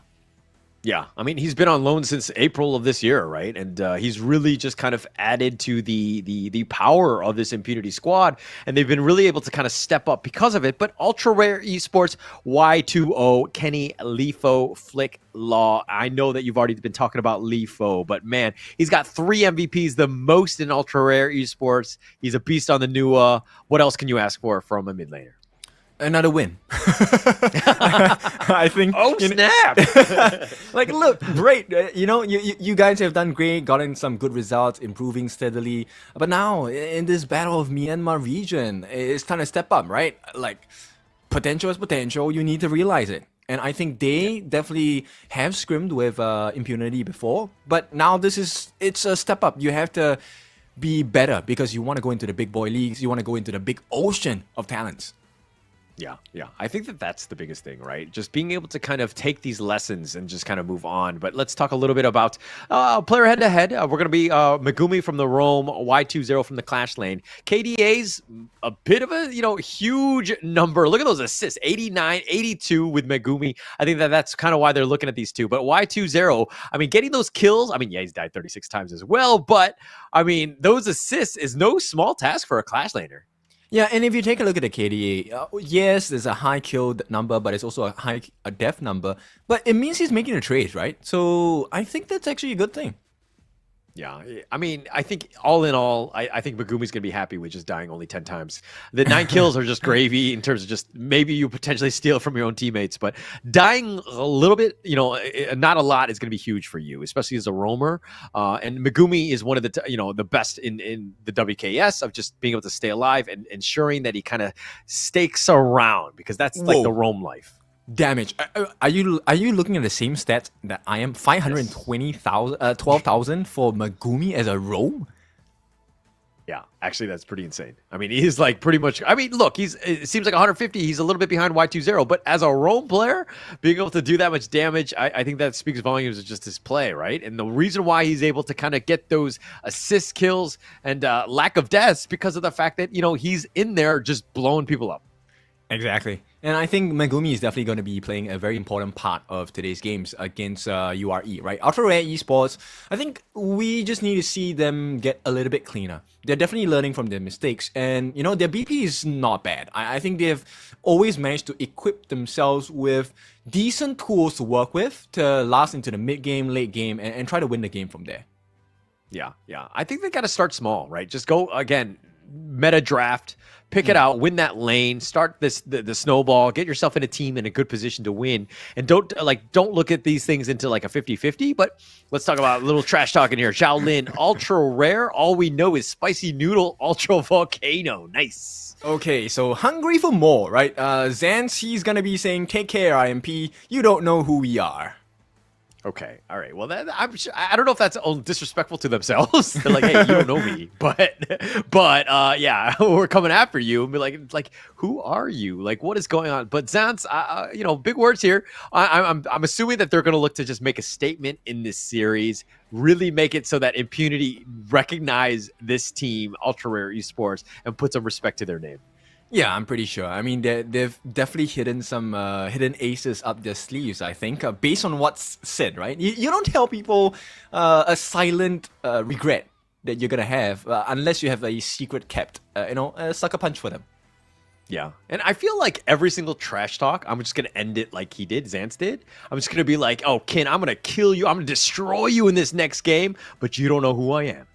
Okay. And then I'll be like, it doesn't matter. Who is that guy? What is he saying? Like, what's going on? But I think Zance, at the end of the day, he's just like kind of putting his name out there, right? Just being like aggressive. But it looks like the third match, the first game draft is just started here. Impunity will start on blue. Anything that do you even target ban like the Lifo Nua to begin with? No, right? No, I don't think so, right? I think at this point, most teams, their mindset going into drafts is, I'm going to have a set draft already. I'm just going to ban out things that are difficult to play against. Okay. I think that they're going to start things off. But look, Loong, excuse me, the Dharma from URE being banned out in return. Look, I think that there's definitely some targets. The Lady Jeanne is something that Impunity like to play. They can go in the later part of the first phase of the draft by Impunity. But the options definitely need to be there in terms of counter picks. Arlie, that's pretty much open on this side, and there's also the pay. But I think, okay, Arlie is a good start. Yeah, no, I think Arlie is like the go-to #1 pick, right? It's so good in every single draft. It doesn't show your hand, and it really kind of sets things up for just like ensuring that you have like the S tier of all farm laners. Okay, so I'm curious to see if Diadea is going to make it through. Okay, yeah. So Diadea Arlie combination, very clean. And of course, you have the stock standard Ogren. So front facing, he's going to keep diving into the back lines. URE, I like this. You have a winning class lane pick. So Byron is great. You have very tankiness, a lot of tankiness coming out from this Zhang Fei. Are they going to pick up the MM at this point? Yeah, but do you even go with potential pay here? I mean, this is something that they could potentially do. Okay, they're looking to take the Lady Jeanne themselves, take it away from Impunity, who have had quite a bit of success on that hero. It would have been banned, right? I think it's important they settle that middle lane first, because I think Lady Jeanne is definitely a great answer against Ogren, because he has to enter from a specific angle, and the Destructive Deluge is so damaging to that particular playstyle. Yeah. And I mean, it kind of sets them up. They have a lot of stuns galore, a decent amount of damage. URE, that is. I feel like they need the farm laner as well as a jungle here. But are you going to go for like an Agudo style Musashi? Like, how are you going to deal with this Ogren going into the second phase of the draft? I think a Musashi works out better because they have an Arlie, right? You have good chase down with the Musashi, duel to the death. It makes sense. But the fact that they picked up the Zhang Fei, I think it could be a saving grace. It could also be one of the reasons for the downfall, right? If your Unbridled Outburst is off of cooldown, there is no usage, or you use it at the wrong time, then yeah, Impunity are just going to run rampant.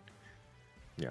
Okay. And actually, this is what I was kind of alluding to earlier with like the pay pick from URE instead of the Lady Jeanne, because it was open at that time, and you have a huge power spike, especially early with that Byron that just like dominates the enemy jungle. You could just really make life difficult for Jimmy on the Ogren, who wants to be like kind of left alone and farming, right? But it looks like Impunity are like, hey, we're not having that shenanigans.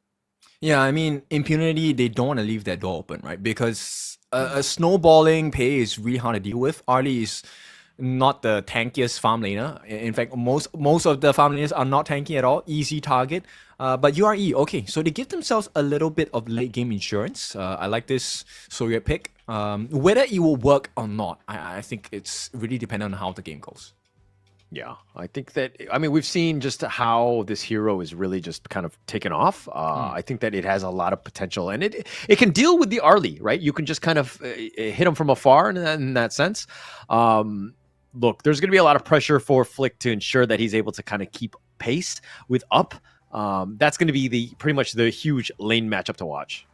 Yeah, I'm just curious about the mid laner for the side of Impunity, right? I think the URE lineup struggles with CC. Pretty much.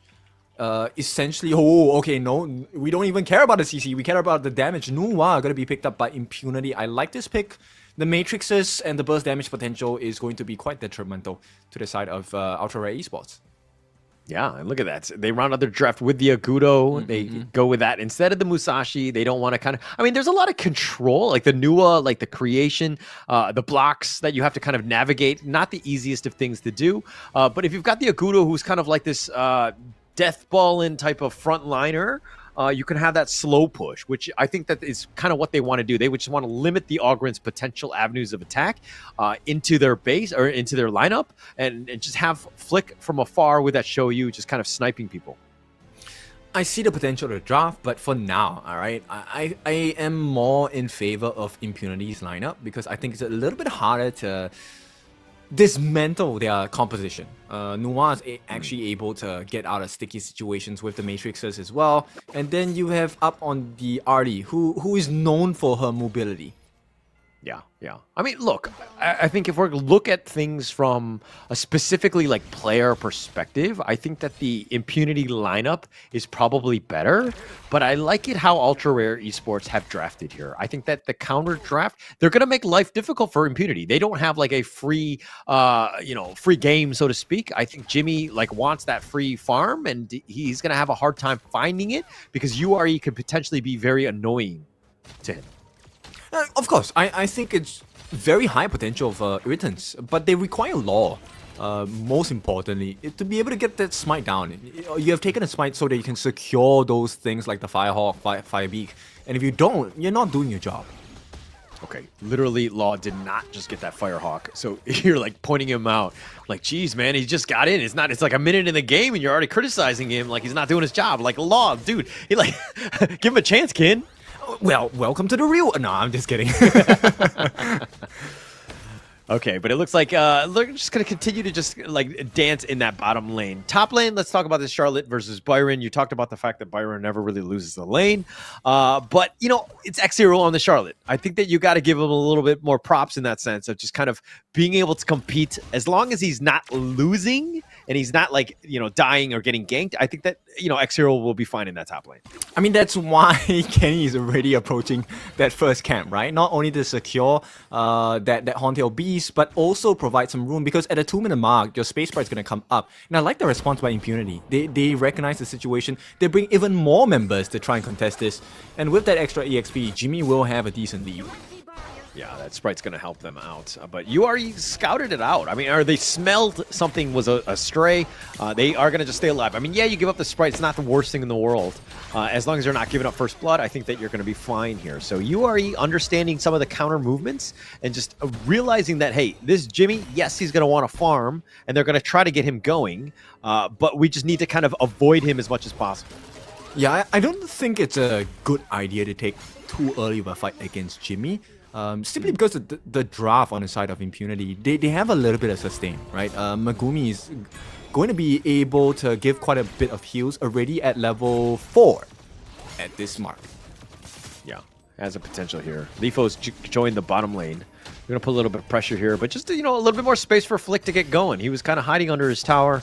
He should be fine here. And again, Kenny will get that farm, but he's got to contest with Jimmy. This is very uncomfortable. 2 Seer States, he takes both out the tusks, and now Jimmy looking to take this Crimson here. Kenny wants to push him over. He's going to throw out Furball, and Jimmy linking away. He's going to just run off, and he will be scurried away.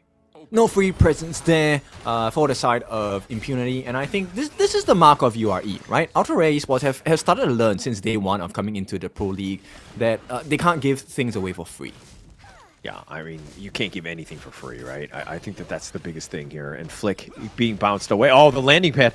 Oh, right on top of this. Megumi gets back with that heart link, but that could have been a bit of a stun right onto that tower, and that would have made things very uncomfortable. But URE not able to kind of capitalize on that. I'm just concerned about the initiation prowess on the side of Ultra Rare, right? We know how it's going to work out, right? Wild Growth or maybe even the Flowing Sigh, Ocean of Tears, maybe gets a knock-up, and then that's where URE jumps in. But these situations don't come that easily. Yeah, and look, speaking of things that don't come easy, the Umbrella Outburst is going to be on, and it has the Annihilation, but not a whole lot. Nobody really died. Y2O is limping in that top lane, though. Yeah, and to make matters worse, they expended so many big outs for nothing.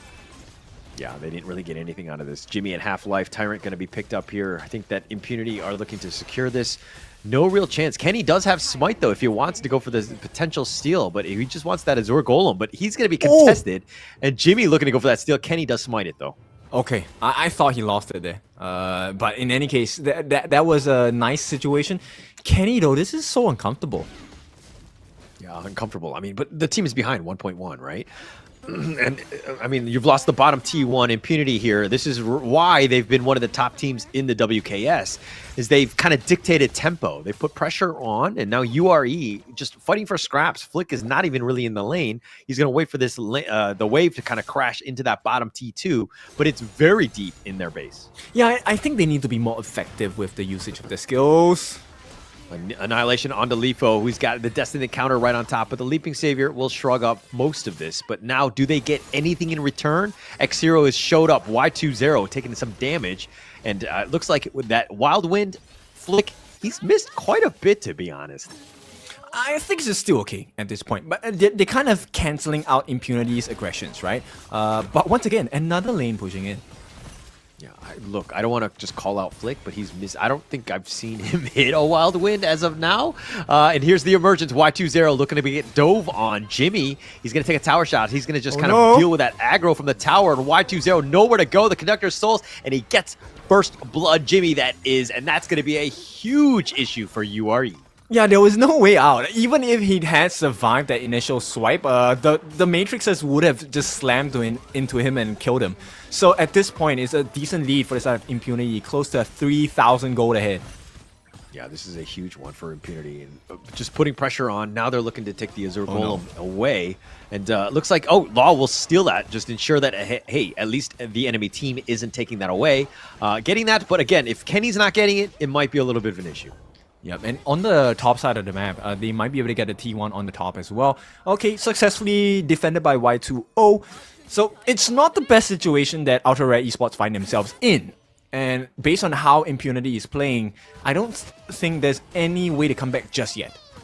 Yeah, no real way. I mean, look at how Impunity are just being very aggressive. They're in your face. They're pushing things, making it very uncomfortable for you even to leave any of these outer towers.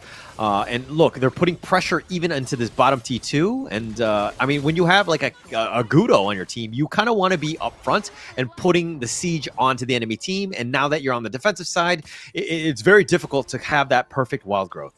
Yeah, essentially the pacing and the timing of rotations for jungle buffs completely annihilated, right? That is disrupted on the side of Ultra Rare Esports. Yeah, and it's all hands on deck. I mean, just trying to just protect their own jungle, but Jimmy is even stealing that away. And yeah, he hasn't really been kind of out farming, out leveling everyone. It just seems like, up X0, all level 10s, right? So like everybody's kind of being very balanced with this approach of this, not only net worth, but like where all the lanes are crashing, that kind of stuff. They've kind of been in a great spot of just ensuring that everybody's getting the farm to contribute to this next big team fight. Yeah, in fact, Flick is not farming. He's not in a position to farm at all. And in the meantime, yeah, looks like they're going to go with that furball. They actually find Megumi. Jimmy still up in front, just looking to take this Azure Golem yet again away from them. Jimmy smites it for good measure. The Stampede away, and Lifo, he's going to get picked off, gets killed. They find him out. Impunity here, putting the pressure on, looking to take that bottom T2 as well as the mid T1. yeah, and this is what Impunity does so successfully, right? They don't actually have to overcommit into the fights. They're just pushing them away. And once they're pushed back, then there's instant access into the tier 1s, tier 2s, and there's no punish to be had. Yeah, no chance. Y20 though, he's going to get gone on X0, putting a lot of pressure on. But they're Clash laners. They're very tanky. The mid T2 is the biggest one. This, the Conductor of Souls on, and it looks like URE are going to have to cower in their base. The mid T3 still standing, but man, this is going to be a tough one for URE to come back from. Extremely tough. Xiaolin already at level 10, not the biggest level lead, right? About one level ahead of Lifo. But the thing is, the map control, there's so much difficulty of access for the side of Ultra Rare Esports, right? You can't walk past the matrices, and then you have the constant poking coming out from up as well. And if you get out of position, you leave your farm lane alone, specifically Flick, or even maybe leave Lifo alone, then X0 is continually jumping onto your backlines. So there's no safety in any angle of the fights. Yeah, no real angle. But look, I mean, the level, look at how Up is farming. He's level 13. He's higher than Jimmy, right? The fact that he's actually outclassing the jungler who in a snowball-y game, like, speaks volumes about how Up is able to, his farming is so efficient that he's able to just, like, take everything. And now they've got the pushback, the Umbrella Uppers, the Stampede onto Jimmy, but he just tanks it through. The Conductor of Souls looking to turn this, but the light step back up in a crazy spot. He somehow survives. X0 with the save. Y20 down for the count. And now Impunity on the run. No actual damage taken by Impunity. Biggest outplay. That was clean calculations coming out from Up. They're pulling the side of Ultra Rare Esports closer towards situations that were very bad for them, right? The Matrix laid down. It makes it so difficult. And the constant ultimates by Megumi as an aggression, I think this is where his damage comes from.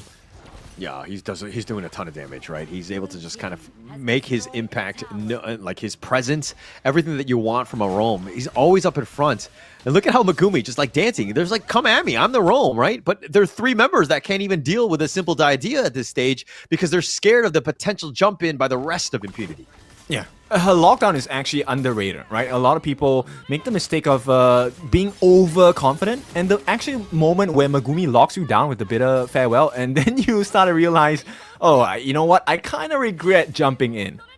Yeah, I mean, look at this net worth lead, right? I mean, the fact that they're up about almost 10K at this point, but every single lane, head-to-head, has been in favor of Impunity. They've been able to just take full control. They've won out not only the laning phase, but also the mid game as we transition into it. But they're in such a huge lead. The URE right now on the defensive really don't have any answers, and they're not giving any sort of angle of attack for a URE to jump in. Yeah, and they can continually poke. The range of the Nua Xiaolin, it's so extended, so far. Yeah, so far in front. Jimmy, look at that. It's all the way. And find Y20. Just a little overextension, just out of position. Gets caught out yet again. Top lane is looking to be the next big target for Impunity here. Yeah, it's just get out of the way, man. We want the turrets. And if you're not going to stand your ground, you're going to lose your life. Yeah, I mean, I don't think that thought he was going to get bursted down like that. The top T3 getting bursted down. Kenny at half-life under the tower, and Jimmy, yeah, he'll take some crystal shots, but he doesn't really care because he's just focusing on, he's doing some serious work onto Kenny, who has to go back to the fountain. The conductor stole, that's a complete airball, but as is the unbridled outburst, so an airball for airball. Oh no. Okay, airball for airball is still not a fair exchange because Impunity now, they have broken down the T3 on the top side of Ultra Rare Esports' base, and that's a big gash to have at this point of the game.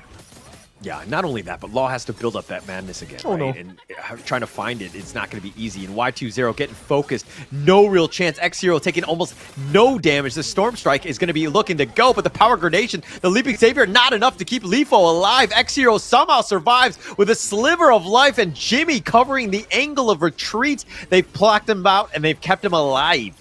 Yep, big teamwork there. Flick, he's level 14. There is a little bit of a comeback factor, but they need the setups, and it's not coming through.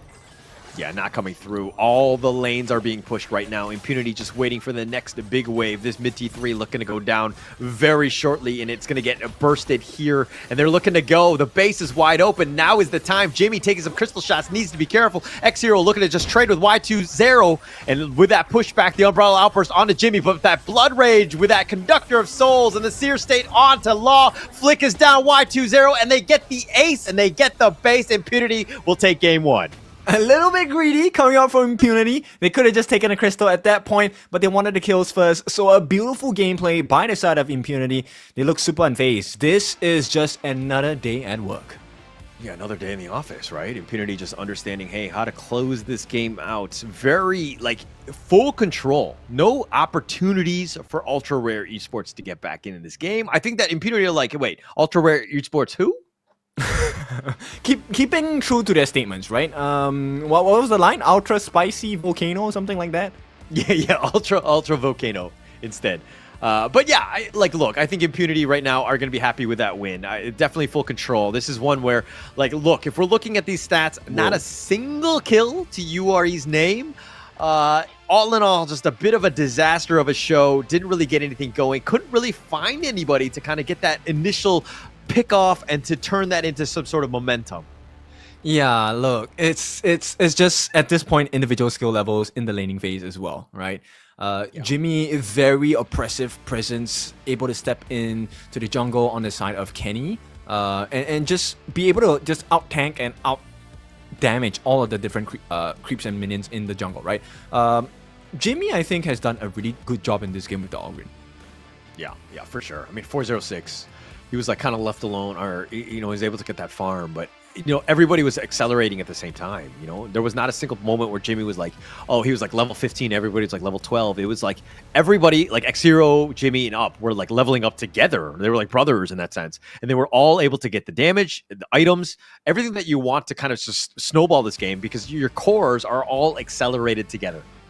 And which is so scary because when you give heroes like the Nua, the Arlie, Charlotte, the EXP and the goal lead, it's so oppressive. You can't fight against them, right? There was really no angle for which Ultra Rare Esports was going to be able to come back because their own heroes also are pretty late game as well, especially for Flick. And with Flick being under level, look, it was 1,000 gold advantage every minute. That's crazy, right? I mean, look at this like gold graph. It was like almost straight up linear, right? Every minute, 1,000 going up, and no real chance for URE to get back in this game. They were playing from behind from the beginning. Really a bit of a struggle, but again, like the perfect positioning by Impunity. The fact that they didn't die a single time, that is a flawless game. In a group project, everybody gets an A+ here. Yeah. Very well done. And I really love the Noir pick because you could see how detrimental it was to the lineup on the side of Ultra Rare Esports, right? Not just the damage. Okay, this is quite a bit of damage. 27% of the team's total hero damage dealt by Xiaolin in this mid with the Noir. But I think the real problem was the fact that the Matrixes were so hard to deal with. Yeah. I mean, it's hard to just like navigate through them and to kind of get. I mean, you kind of control where they go, right?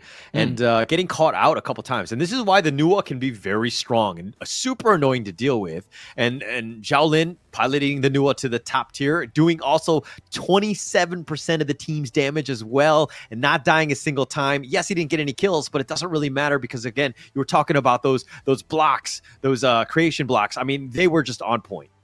Yeah, they were definitely on point. And the fact is that, look, it takes a little bit of time for Noah to come online. So the fact that they actually funneled quite a bit of gold into it, first blood coming through that matrix creation, right? Crazy.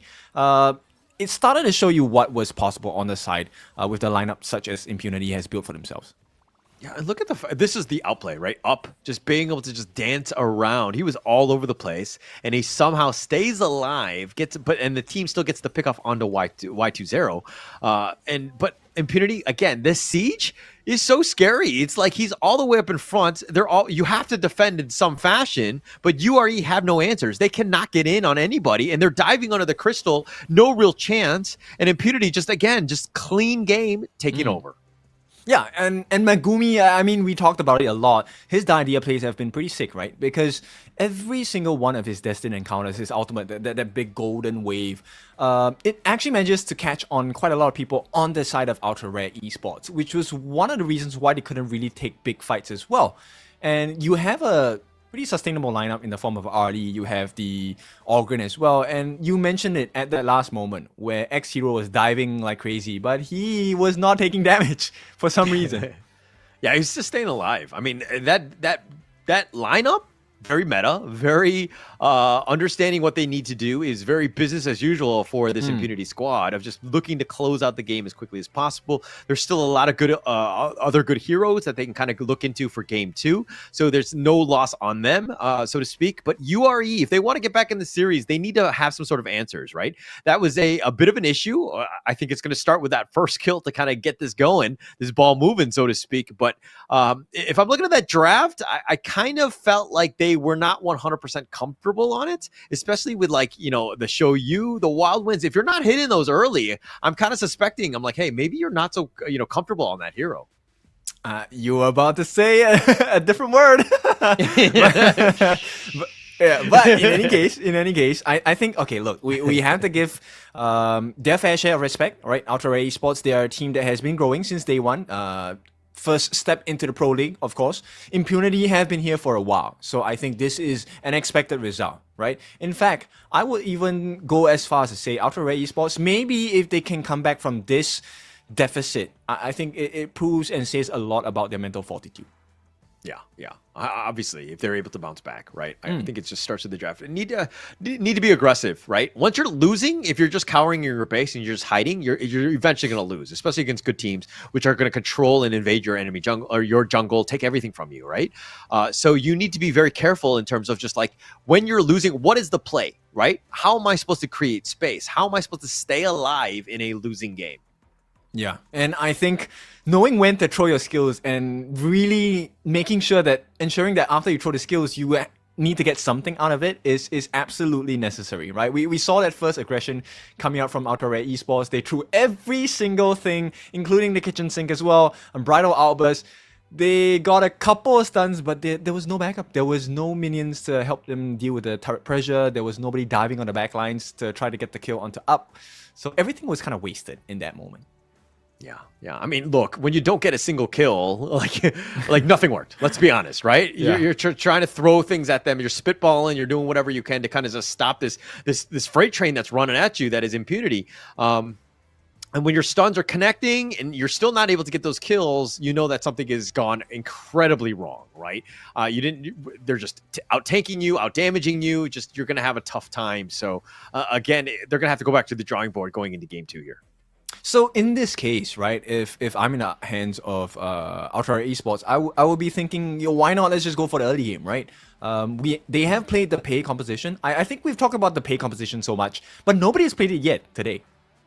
Yeah. I think that we've brought too much attention to it, where the teams are like, oh no, if I play them now, it's going to be counterpick because everybody knows it's coming.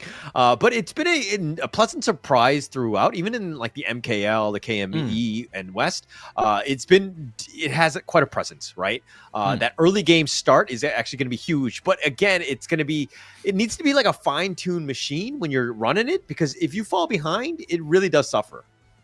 Yeah, it really does. I think it's important because a pay doesn't recover from being behind at all. True. All right, looks like we're going to go into the second game of the day. URE looking to go blue. How do they bounce back going up against Impunity after a game where you didn't get a single kill? What do you do, man? Go even more aggressive, right? Okay. So bring out the pay. Bring out the pay. I mean, potentially, right? I think that why not at this point? But look, I don't like a pay that's being picked out first phase, especially first pick. Definitely, I think teams can counter too much. You have too many hero options that are available to kind of defend, right? So if you're going to look to do it, fine, but probably second phase of the second part of the first phase, or of course the second phase. Yeah. Dharma, I think that's a good start, right? Pretty decent in terms of team fight. You're gonna be able to clear the waves a little fast, I guess. Formlessness is not bad. It gives you a little bit of HP regen. Able to hit multiple people at the same time. Yeah, I think that this is probably the way, right? Setting yourselves up, but okay, there's the pay. Okay. Impunity are like, okay, we'll do it. And the pay, Byron, this combination is miserable. It is so tough. Once they control your jungle, they invade, they do whatever they want, and you don't really have a choice. So this is going to be tough. URE really need to respond something in kind. I don't know if the Luna is good enough. Ooh, I don't know whether the Noir is good enough. I don't like this. Yeah, I mean, okay. In the battle against a pay pick, you're kind of expecting that you have to fight at level 1. Yeah. As a Noir, I think, yeah, sure, if you hit level 2, you go for a fight, you can create those boxes, that's fine. But what happens when you only have one level? You only have the creation. What good does that do you? Yeah, it doesn't do you much, right? And this is, look, I think URE are like, this is, I don't want to say inexperienced, but it's something that it's catching them off guard in the sense of the draft. I think that this is a lesson that they need to learn of being like, hey, yes, I understand that you've opened it up. You've got your Luna and your Nuo, which is going to be great for almost every other lineup, but you still need to kind of see what the enemy team is picking. And like right now, it does not look good for URE. No. It really does not, right? You have the potential of a Princess Frost and Liang combination coming out from Impunity, which is one of the reasons why they're taking out the Mo, they're taking out the Lianpo. People that have anti-CC properties, right? People that can jump in to disrupt you. And okay, that's a good ban. Ultra Rare Esports, they ban away the Gun and Mo, they ban away the Princess Frost as well. But you have that tank shredder in the form of Angela. Yeah. I mean, this is just more like... Look, Angela, definitely not as good as the Princess Frost, that combination, especially with the Liang.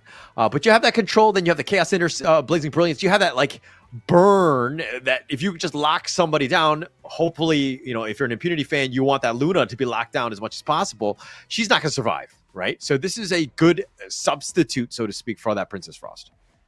I'm just curious how this is going to play into the hands of Y2O against X0, right? I think the class lane is actually going to be a big marker of difference in the fights because we know what's going to happen. The Liang is going to be waiting, right? Xiaolin is going to be waiting. No, not Xiaolin. Megumi is going to be waiting for Kenny to jump in, right? Or maybe Y2O. Okay. Yeah. I mean, okay, a little bit more control. You have that your farm laner in Chano here.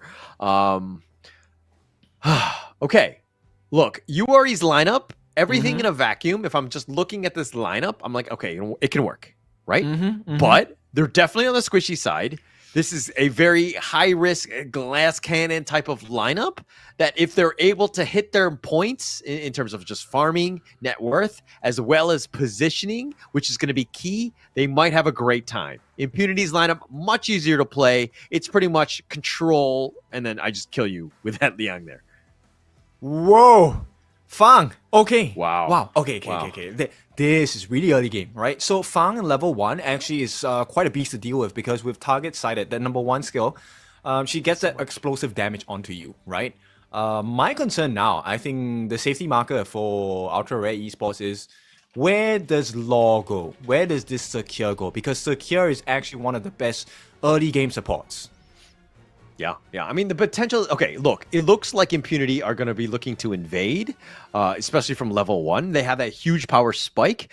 I think Law has to do a great job of ensuring that he protects it as well. But Kenny, again, it's going to come down to Kenny and Law and how do they kind of deal with some of the potential movements of Jimmy here. Yeah, I mean, okay, Impunity's first move here is going to put 3 people in the mid. For sure. It has to be 3, right? Oh no, the pay doesn't even join them. Yeah, it doesn't even join here, but it looks like they're going to kind of get logged potentially, in that mid lane to just deal with Megumi and Shaolin. But again, being aggressive. Like, how are you going to deal with this? No. Jimmy already looking to take this. He gets the smite already, and they're looking to just turn this, and they get out the Kenny. The Mulberry power is not going to be enough, and First Blood already given up, but Jimmy does fall, so it's a 1-for-1. But I think Impunity will be happy with that trade. Yeah, okay, they did give the Azure buff over to Law, so I think that's beneficial for now. He's able to land a little bit more heals for the team. Yeah, to be honest, I don't think it was on purpose. I think it was more of course not happenstance of just. But yeah, I think that having that buff is actually going to be good. But again, Kenny needs whatever buffs he can potentially have. We saw it even in the last series. How do you deal with this potential Luna? Is that you kind of ensure that you just contest all the buffs and make it very uncomfortable so that Kenny's not able to farm freely. Yeah, and every camp now on this side is going to be really important for the side of Impunity. If URE can actually steal away camps from Up or even Jimmy, I think that will help to kind of slow down that growth potential. But for now, it's not working. 1,000 gold ahead already in the first 2 minutes of the game. Yeah. I mean, but... Like, we knew that this combination was going to be tough, right? X0, Byron versus, and as well as the pay. But Jimmy's going to get going, right? He's not the type where you want to let him just constantly invade and make things uncomfortable, but it is what it is, right? This is the pay lineup. And is the URE lineup defensive enough where they're able to kind of protect what they have and protect their own jungle? And it doesn't really seem like, URE have that answer. Yeah, and they're going in again. Yeah, why not? All right, they've got the Mulberry power onto 2, though, and the Azure Golem, that's going to be enough. Kenny secures it, but it looks like Law, he's going to get killed for his troubles, but he sacrifices his life for the greater good. Yep, you do what you want. We will always get something out of you. And that's how aggressive they are, Y2O. Oh, the Storm Strike with that control instantly. Level 4, and they make an impact on it using that ult. Megumi, very smart rotation by Impunity. Oh, I feel the strain. It's so stressful. How do you deal with this, right? This is the exact snowball potential you're looking for. Great that you save your Azure buff for your jungler in the form of Kenny, but you trade away a big kill in the form of Law and Y2O. So now you have a losing lane on the Clash. You have a losing lane in your farm lane because the heals aren't coming out from Law. You don't have that level 4. Yeah, you don't have that as of now, but look, URE, they just need to hold the line, right? Yes, it looks like it's really bad. Yes, they're down about 1.7k. But if they're able to get to the late game or enough time for Kenny to get that critical mass where he can actually start doing some damage, and he can really change this game on its head. But again, you need to just like have that time so that you can breathe. I think teams need more of you than me because you are super positive, and I'm positive that Jimmy's gonna get another kill here. Yeah, well, I mean, he's going to invade for sure. Look, one of us has to be positive about this, right? Because this is looking to be an all-impunity game. I think that, again, the mid to late game is kind of where URE are looking to just get to, but they might not have that time. Impunity doing everything, even that Storm Strike onto Y20, but look at how the fact that they're looking to just take over your jungle, and it looks like the Azure Golem picked up by Kenny, he does walk away, but Megumi solo, and it looks like Y20 goes in, gets that pick off. So that's a huge win. They've already got 2 kills, which is better than what they had in game 1. Okay, that's great, but here's another thing. Up can just take the Tyrant by himself. If he manages to clear the lane a little bit earlier than Flick, he's going to be able to put a little bit more pressure onto the entirety of Ultra Rare Esports. As it stands now, Jimmy is just having the time of his life, man. Yeah, they have no answers, right? He is just like, you need to cage this lion. I mean, this tiger. Like, you have to figure out some ways to kind of just control him or to just limit stuff. But the way it looks like URE are looking to respond is just like securing their own jungle, funneling, making sure that Kenny is able to get that farm. And they're kind of sticking together to ensure that Kenny does get that. Yes, which means you're committing more members than you would like to in your jungle camp takes, right? Which means there is a high potential for high frequency ganks coming out from the side of Impunity, which is exactly what they're doing now. Yeah. I mean, it's tough life for Y20, right? He's pretty much by himself. He's been the #1 target. But again, even looking to give that farm, that wave to Kenny, who's trying to just keep this team alive and just to have that answer for Jimmy, who's been invading. Oh no. And every time the countdown timer for the side of Azure buff is coming up, you know URE are waiting in fear. Yeah, look at that. The top T1 already taken out, so it's going to be space provided and created for that. But URE, they're looking to take this Azure Golem. They get the knock-up, and it looks like Kenny smites it away, but Law dies yet again, one more time for the greater good. And now Y20 with that control, they've got him locked down. It doesn't matter about that tower. No real chance, and Impunity makes him pay. They've gotten it 2 for nothing. Yep, and Lifo, we know his nuance to be one of the best in this Myanmar region, but what can you do when you're up against 4 different members that have the level and gold advantage? Yeah, no real chance. I mean, look, Impunity have done such a great job of just kind of taking that lead and expanding on it. I mean, the fact that they're up about 4K at this point, but Jimmy's just constantly in your jungle. His jungle, your jungle is his, right? He's taking everything, even looking to take away these buffs. And now Kenny, fighting for his life, can't even take that one. They've lost the the Crimson Golem. Yeah, and I love this positioning because you're not even giving Ultra Rare Esports the chance to take a peek at your own Azure buff. So there's nothing. Kenny now is listless. There is nothing he can see. Yeah, nothing he can see, and he's starting to fall behind. Jimmy's got the level lead. Impunity making a rotation into the mid lane here. Mid T1 looking to go down. I mean, what can you do at this stage? Cannot defend. Okay, looks like they will let the mid T1 stand. You can only hold on. Yeah, I mean, hold on, do something, right? But you gotta look to be aggressive, go in as a guerrilla tactic, a guerrilla squad or something. Try to invade the enemy jungle, get yourself back in this game, look for this pickoff. But again, no real way to catch Jimmy here. Yeah, there isn't. And now, once again, the timer is ready. They're not taking it. They're waiting for someone to come in. Yeah, they got the control onto Lifo. That's going to be a huge one. The Coalescence just locking them in, slowing them down, if anything. But Impunity, they're like, okay, you're not going to contest the Azure Golem. We'll pick this one up and make our way into the mid T2 here. Yeah, and you know what is so difficult about this? Is that Ultra Rare, they know it's a bait, but they can't ignore it. They have to try.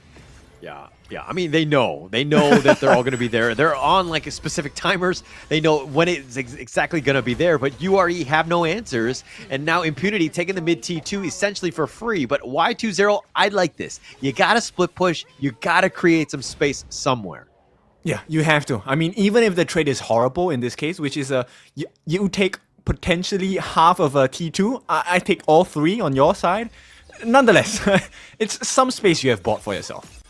Yeah. I mean, this is going to potentially open things up. Like, somebody's in the bottom lane. Now, look at this. Kenny trying to rush this down, but he's just kind of helped out Impunity right there as they pick up the Overlord. They get the pick off on Law yet again. Jimmy over the wall finds Kenny, throws out those fireballs. He's doing some serious work onto Kenny. He pounces forward. Kenny at half-life, continuing on. He gets the pick off, and a Rampage goes the way of Jimmy, and he survives. And 3 members down from URE. Can he now translate to can he? Because he cannot at this point. URE is struggling to keep up. 3 members down. So should he change his name next game? Cannot. No real chance. I mean, the Bladestorm just zoning. They're waiting for the next minion wave. And it looks like Impunity are going to take this top T3. It's just a matter of time. They do have the damage, and URE have no way to hold. Yep, now that's a big open wound on the top side of the base for the side of Ultra Rare Esports. The Crystal is exposed. Yeah, Crystal is exposed here, but Impunity just doing Impunity things, right? Jimmy just consistently farming, and this is why the power of an amazing jungler is so strong for your team, because look at how much impact he's had. He has a 3-level advantage over Kenny, and he's just been all over the map, farming everything, making life so difficult for URE even to step out of their base. Yeah, and to think that, you know, a couple months ago, we were all cringing at the sight of a Pei being picked, right? Now the teams have definitely learned how to put this tiger to good use. All right, I don't know what you're talking about. But no, wow, okay. That was in the past, man. We let it go after the championship. But, I mean, we've seen really the rise of it. I think that it's really played off. Because the way that the teams are playing it with their early game strat, I think that it's, you know, previously it was just like, oh, it's just like a jungler. They weren't really taking advantage of the early game spike. I think that teams have really honed in on what makes this hero so strong. Yeah, I mean, it's the law of the jungle, right? So right now, Tiger wins a wolf anytime. Yeah. I mean, he's having a great time at this point. Level 15, Kenny 3 levels still behind. Wow. Y20 just trying to just potentially push the top lane. But, I mean, at this point, he's just, like, protecting his KDA. Maybe he might... Okay, now he's going to recall back. Okay, play it safe, I feel. And look, there's very little that Y20 can do at this point. Impunity, what they're just trying to do is whittle them down. That's it. Yeah. No, I think it's smart that Y20 canceled his recall. He's going to look to continue to push the top lane. I think that they need to just... Like, there's no way to hold. There's no way to take a team fight under this tower. You might as well take advantage of this and put pressure in, pull somebody to you, and then you might have a numbers advantage somewhere. Yeah, like, give them a reason to go back, because there's no way they're backing off when they have such a commanding lead. Yeah, and X0, look at this. He's diving in, realizing that, hey, I've got the force field suppression. Come at me, bro. I'm super tanky. You can't deal with it. And Kenny's already down for the count. He was looking to split push, but just he got caught out. Impunity makes him pay. Yeah, once again, he cannot. And so, Impunity, they take this 4v5 opening up. Mid lane is wide open as well. Yeah, wide open. Minion wave are slowly crashing in at this point, and it's just going to be a matter of time with these elite minions. They're doing some damage onto it. They've got the nice little knockup. He bounces away. They've got Y20 already, and they have the damage onto Law as well. The Crystal's at half-life. The next minion wave slowly going to make its way there. Lifo and Flick somehow need to hold. They have the control. They have the lockdown, and it looks like Flick is down for the count, but more importantly, Impunity take game 2. Yeah, the Crystal falls, and this one was a lesson dealt in lashings, I feel.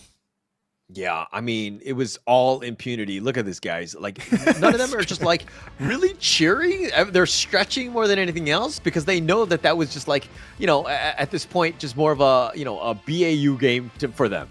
Yeah, business as usual. We'll come back to business in a couple of days. Yeah. I mean, like, unfortunate for Ultra Rare Esports. We wanted a showing on this one, but it looks like they really didn't have any answers. I mean, they had a total of 2 kills across 2 games against Impunity. Their positioning has been flawless. Jimmy, like, almost another amazing game by him, 4-1-6, just being able to constantly outfarm the entire lineup of URE. Okay, wait. There's some benefits to this. So they didn't manage to kill any of the members of IMP before. Now they have 2 kills. So that's a good start, right? Next step, win your lane. Yeah, but the series is over. I mean, you only have so many games, right? Like I get it. I mean, yes, it's better than game 1, but I mean, it's still not that much better because you ran out of time. True. I mean, we can purchase more tokens and put it into the machine. Try again. Right. I didn't know that's how it worked. But yes, I think that URE, this is the way, right? I think that they'll, look, this is just, they didn't gain a spot. They didn't lose a spot. They're still going to be the fourth place team. I think in the end, I think they'll be happy with that. They've taken their licks, so to speak. I think that, even moving forward, they've learned from what they could potentially do. And maybe the next time they play Impunity, they get 3 kills, huh? Yeah, maybe. Nah, I'm going to be a little bit more positive than that and go for 4 kills. Ooh, look at you. Look at you. Always one-upping me. But yeah, no, I think that URE, the way that they were trying to play, potentially there. But I think that it was more of when it comes to the draft, when you see that pay Byron first pick, you got to have your set lineup to deal with that combination. And it didn't really seem like they had an answer.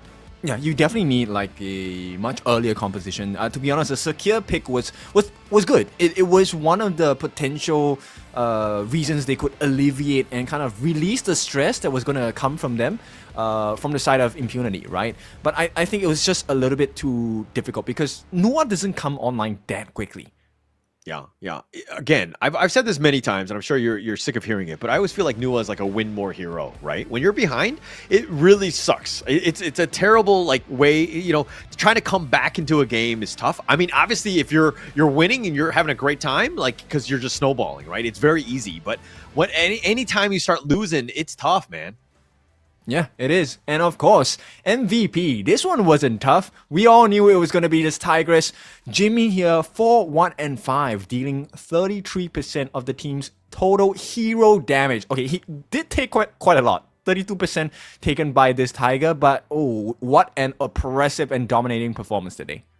Yeah, I mean, but look, if you've taken that much damage, but you've only died once, I mean, your positioning is just pretty superior, right? I think that you're going to be okay with that. That's kind of what you want, and surviving. That's the biggest thing. And, Jimmy on this pay was an absolute beast, no pun intended. He was just doing a great job, ensuring that he's always farming, taking everything away from Ultra Rare Esports. Nah, not good enough. Yeah, the meaning of impunity is to not get punished for doing what you do. He should not have died. Nah, I'm just kidding. Ooh. Look at you, Asian dad going on this. A little too harsh. I mean, they had a perfect game in game 1. They didn't die a single time, and they died twice, and now you're like, oh, Impunity, man, you guys are terrible.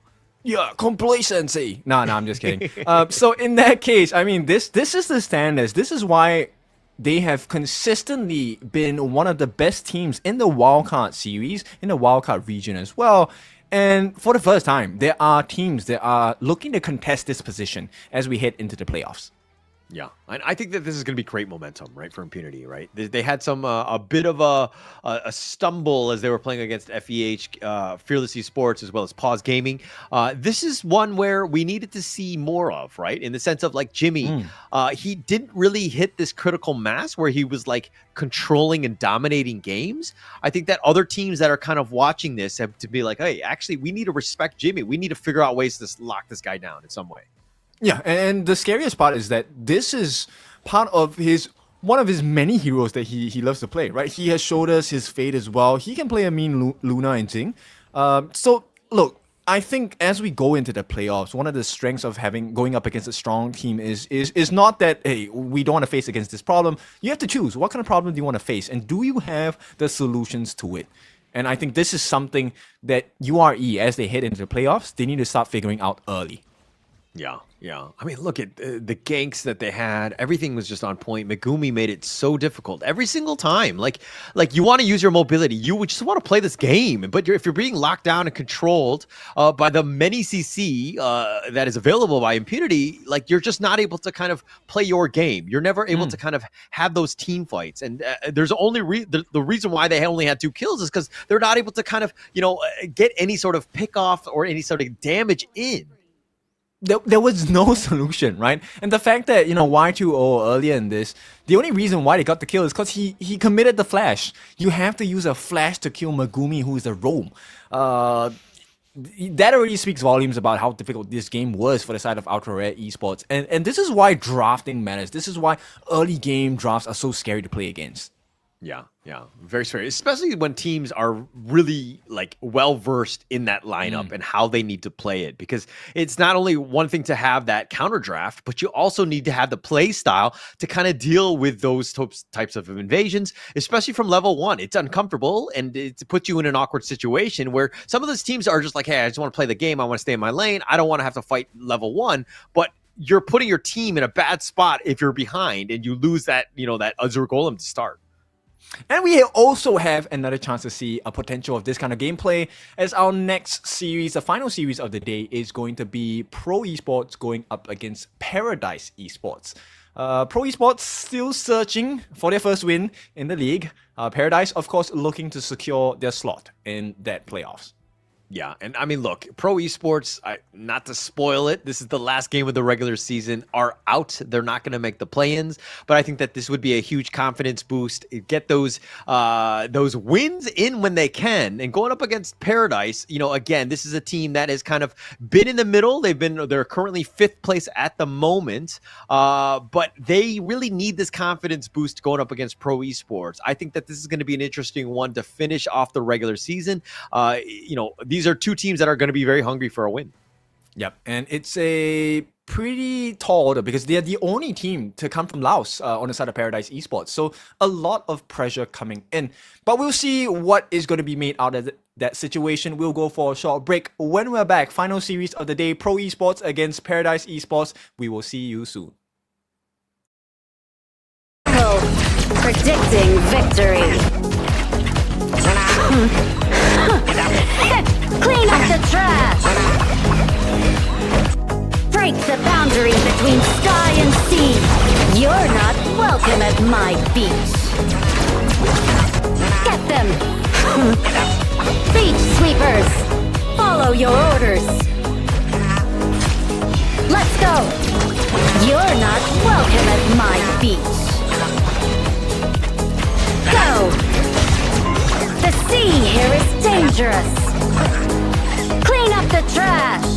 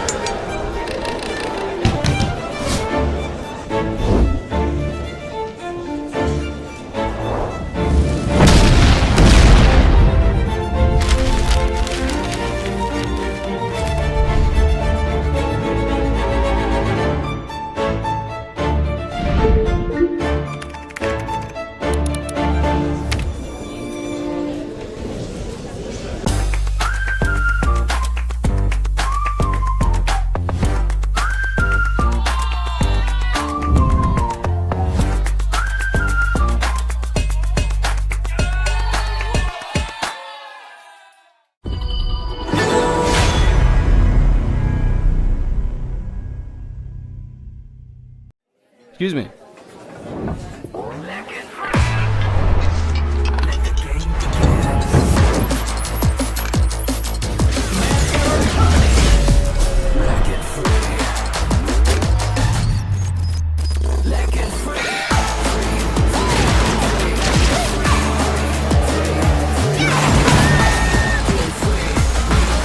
Hugging Steve!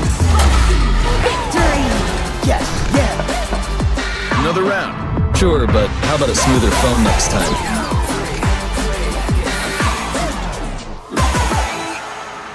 Realme 14, performance beyond limits.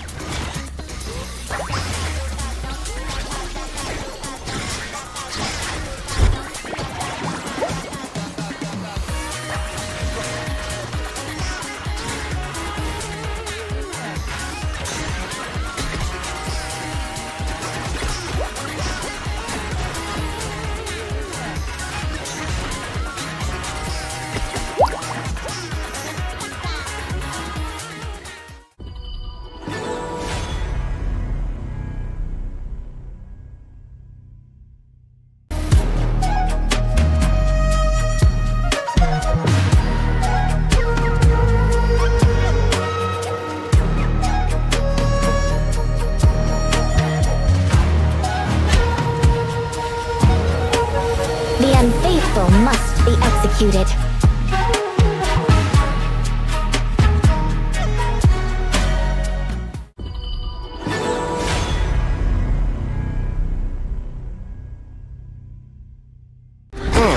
Sometimes working in a different way can be the best vacation. Seagull Circle, predicting victory. Clean up the trash! Break the boundary between sky and sea. You're not welcome at my beach. Get them! Beach sweepers! Follow your orders! Let's go! You're not welcome at my beach. Go! The sea here is dangerous! Clean up the trash!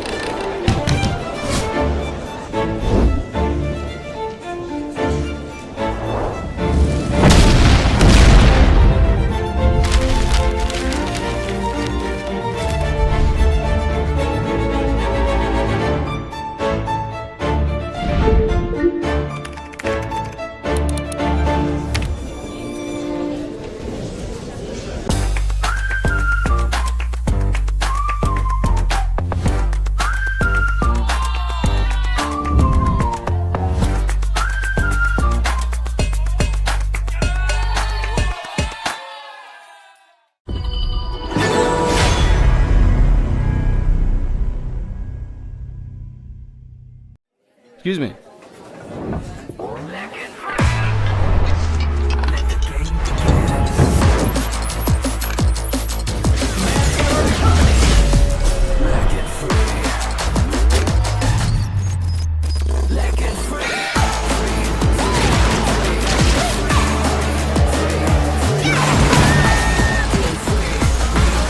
Hugging Steve. Another round. Sure, but how about a smoother phone next time?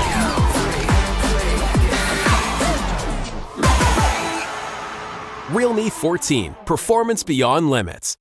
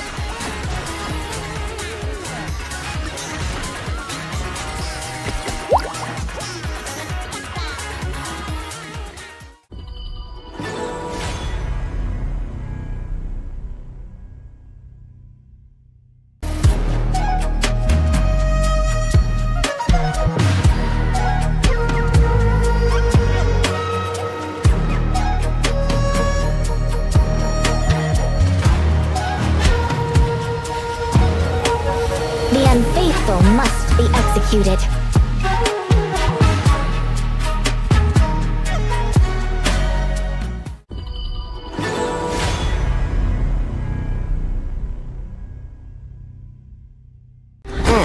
Sometimes working in a different way can be the best vacation. Seagull Circle, predicting victory. Clean up the trash! Break the boundary between sky and sea. You're not welcome at my beach. Get them! Beach sweepers! Follow your orders! Let's go! You're not welcome at my beach. Go! The sea here is dangerous! Clean up the trash!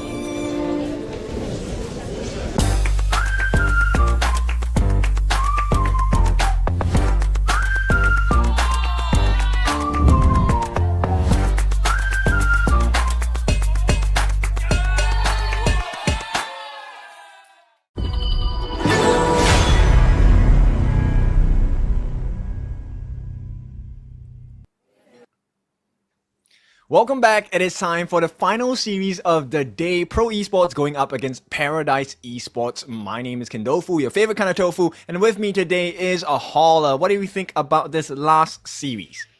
Look, this is do or die for Pro Esports. They have not won a single game in the entire WKS. Getting themselves here, yes, they've taken their lumps, they've learned their lessons, but to be able to bounce back and to kind of utilize that skill and knowledge into this game, into this series would be huge for them. But they're going up against Paradise Esports, who are already into the play-ins. They're looking to be locked in that 5th slot already. But this is I would say, a huge momentum boost for Paradise Esports as they're, going to be guaranteed in.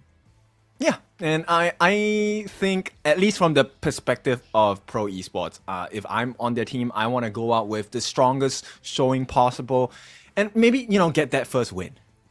Yeah, I mean, look, I would think that you would want more than one win. I think that if you win the series and you'll be like, hey, you really stuck it to Paradise Esports, I think that would be a huge win for your team as you move forward.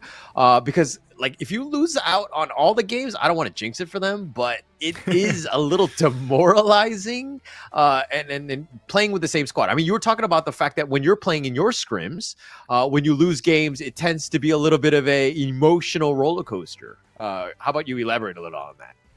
So I think it comes down to this point as a professional when you step into the pro scene, right? You have to deal with your self-confidence, your self-doubt.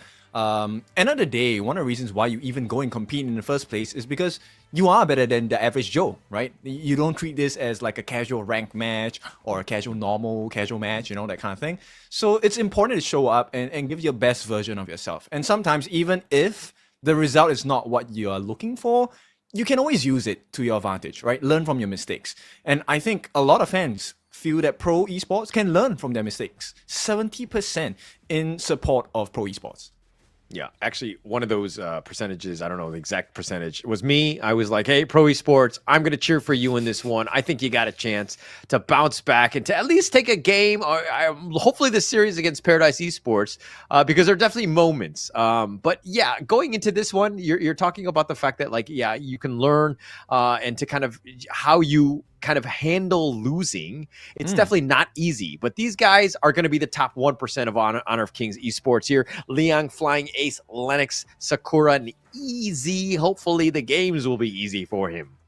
Yeah, they definitely need a lot of efforts put into this final series of the regular season, potentially, and I think this probably is their last series of the entire competition. So Pro Esports, best time, and there's no other time to put your best foot forward. Yeah. I mean, this is going to be the Cambodian squad. I mean, look, we're talking about the fact that, like, hey, are they, how good are they? What's going on? All this stuff. And, but look, they are one of the best teams in Cambodia. They made it here, right? So let's give props where props are due. Unfortunately, there's a lot of other big dogs that are out there, and it's made your life a little bit difficult. But the other one is going to be the other team, that is Paradise Esports, Yusong, 919, Belby, Tom, and MZK to round out this one. They're the 5th place squad thus far. They're going to be over See You Soon. And it looks like they're going to be playing Ultra Rare Esports regardless of match outcome here. Okay, so they are the sole team coming out from the Laos region. And I have one particular player that I always have my eyes on, which is 919. I think this guy is very impressive. And I would like to see him bring out an even more dominant display in the jungle today. Yeah. I think that he's had flashes of it, right? And he's had 2 MVPs. MZK has been the other guy with 2 MVPs as well. These are like probably the main 1-2 combination that they have from Paradise Esports. But the Laos squad, this is a squad that's ready to go. They're gearing to go, and they want to kind of finish the regular season off with a bang to build off that momentum going into those play-ins. But here's the player head-to-head. It's going to be in the mid lane, Lennox versus Belby here. The KDAs have actually been a little pretty close, I would say. I mean, the kills 15-17 versus 26-25 deaths. Obviously, the assist from Belby is quite high. He's been able to kind of help support the team in that regard, as well as the GPM. But when you're on a winning squad, it is definitely much easier to do. Yeah, I think maybe Belby is also one of the major reasons why Paradise Esports is doing well so far out of the 8 teams that are playing, right? The support that he's given, even as a mid lane, is so critical in winning team fights, right? You may not get the kills. 17 kills across the entire performance of the season. It's not like, whoa, it's a big amount, but it's a significant amount because you want to enable your team to be at their best level. Yeah. I mean, just setting it up. I mean, sometimes as the mid laner, you're kind of dare I say, second roamer. Obviously, you have more priority, and you're definitely going to be getting more farm than an actual roamer. But sometimes you're not really given that time to shine and to get those kills and to kind of get all that farm and just like take over games, right? It's a little bit different in that sense. And so he hasn't really been able to kind of shine in that regard, but he's always been there, right? Though those assists are no joke, especially from the mid lane. I think it also depends on what type of mid laner you're going with, right? So we have the farm heavy mid laners, which is your Gun and Mo, and then your Nuwa. These are the ones that are dealing damage, helping you set up different situations in the fights. And then you have the opposite end, a utility mage, right? Princess Frost, Lady Chen. They don't need as much gold. But let's talk about the trash talking first. Let's start with Liang. A setback isn't a defeat, it's a chance to learn and come back stronger. Oh, I love this one. Okay, well, I mean, they had a lot of defeats. But okay, Yusong, on the other hand, if I win, it was skill. If I lose, it was like, actually, that's my motto. Holy crap. Yusong like stole that from my playbook. That is exactly what I say every single game, right? I never come out with L's. It's all about lag. Okay, accountability 101. Come at me, bro. No, it was lag. It was the ping, bro. It was the ping. Yeah, but no, just a great quote. And to kind of just start off this match as a banger. Of course, this is the final match of the regular season. Both of these teams are going to be playing. And I like the fact that Pro Esports, at the end of the day, just be positive about it, right? Just moving on. Obviously, it's not the end of the world going into this one. You're still coming out with something in the end. And being able to just play at this level and against some of these teams are just going to make you stronger in the future. Oh, for sure. Every match is a lesson for you, right? Even if it's a win, even if it's a loss, there are many things to take away from that particular series. It could be the rotations, it could be just the itemizations, or simple things such as positioning in fights. Things like these do matter, and especially at the highest level when you're going up against the big boys. All these little things will turn into advantages that you can really squeeze out the game. Yeah. I mean, it's like all of these teams that are like coming out on top have been able to squeeze out those advantages, right? Been able to just play with the lead, understanding how you need to do that. The thing is that it's not the easiest thing to do. And it's like a step-by-step process of just kind of getting there. And I think that some of the teams that have not fared as well have kind of struggled with this recipe. Like, there's definitely checkpoints that you need to be looking into and just trying to figure out how to kind of overcome some of these teams. Obviously, it's not like a 1 through 10 list that I just do these 10 things and I win. It's more of like, but you got to be able to understand what are the milestones, what are the goals that we're looking to get into so that we ensure that we come out with a victory in this one. And that's what's so difficult, because not every situation is going to be the same in every game, every series. And then you kind of need to familiarize yourself. Like, okay, do I have the situational awareness for this? Does this mean that I get to use my skills now? Should I save it for later? And then you only know with the hindsight bias, like, oh, you know what? I should have done this earlier, or I should have done this later, that kind of thing. So it takes quite a bit of experience. And I think for teams that have just stepped into the wildcard region for Honor of Kings, it's a tough lesson, but a necessary one. Yeah, it's going to be important, right? I think going into this one, even playing against like Fearless, or Paws Gaming, like those are like great matchups because you learn what you're not so great at, right? Like, is it the laning matchup? Is it like, what do I need to shore up on, right? Like, how do I get better, right? So a lot of those things, even the regular season, look, as long as you made the play-ins, I think you're going to be fine because you continue on. You have that potential. Obviously for Pro Esports, not in the same in that boat, but they're going to come out much stronger, right? Especially hopefully in the next WKS. We see them again, and they take what they've learned and really kind of improved upon them, and also taken the break that they're going to have as they get into that. I mean, the WKS for the next season will probably be a ways away. So, getting those lessons and then really improving.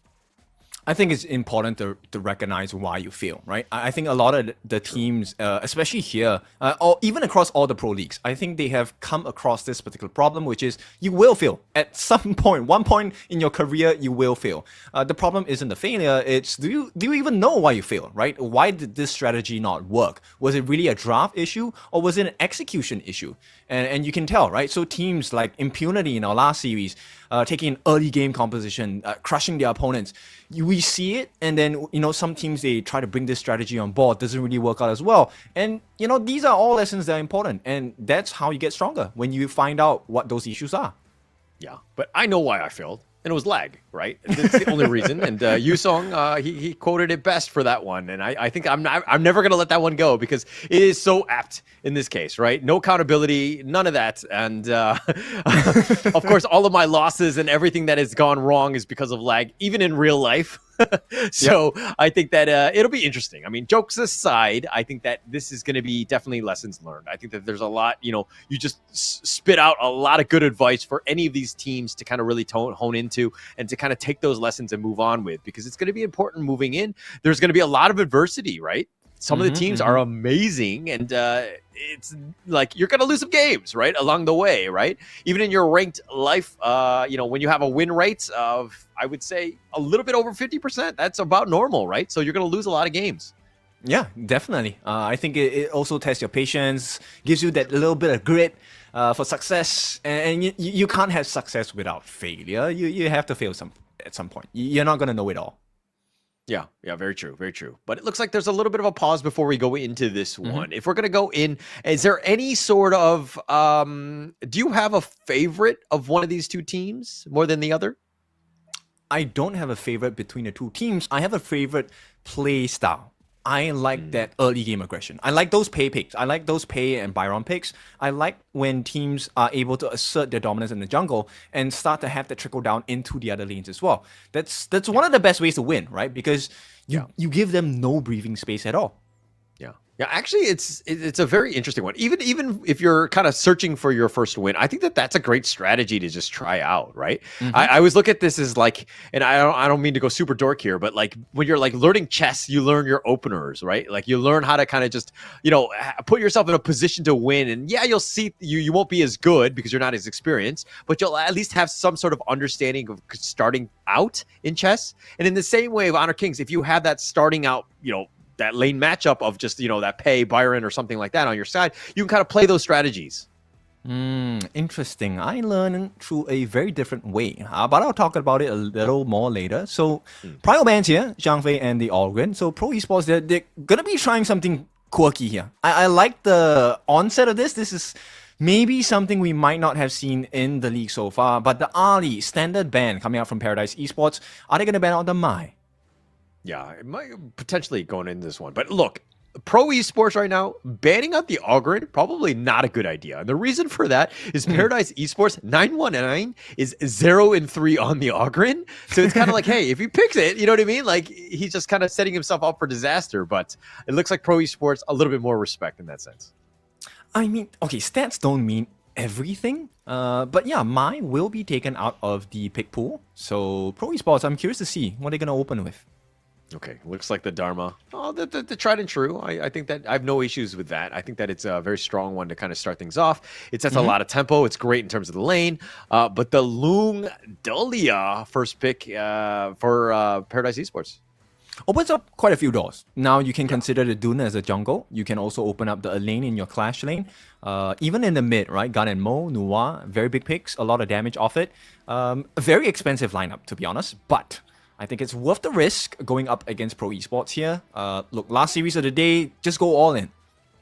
Yeah, go all in at this point. I mean, this is your last series Pro Esports at all at the WKS, right? So this is the time. So the idea, a little bit of control. Where do they want to go? The secondary one, they're going to take away the Dune here. And what's better than double Ds? I don't really know. Yeah, I mean, you double down, right? So you take the Dune away. This allow that combination of the Unruly Blade with the Dahlia refresh. So now, tank jungle. What's left? We have the Kaiser. Invincible Warrior is definitely going to be of value, but I like this. Nua being picked up in the mid. A lot of burst damage available. Yeah, a lot of potential at this point to kind of get them in. But the Nua, look at on the squishy side, which is a little bit of a worry for me from the Paradise Esports lineup.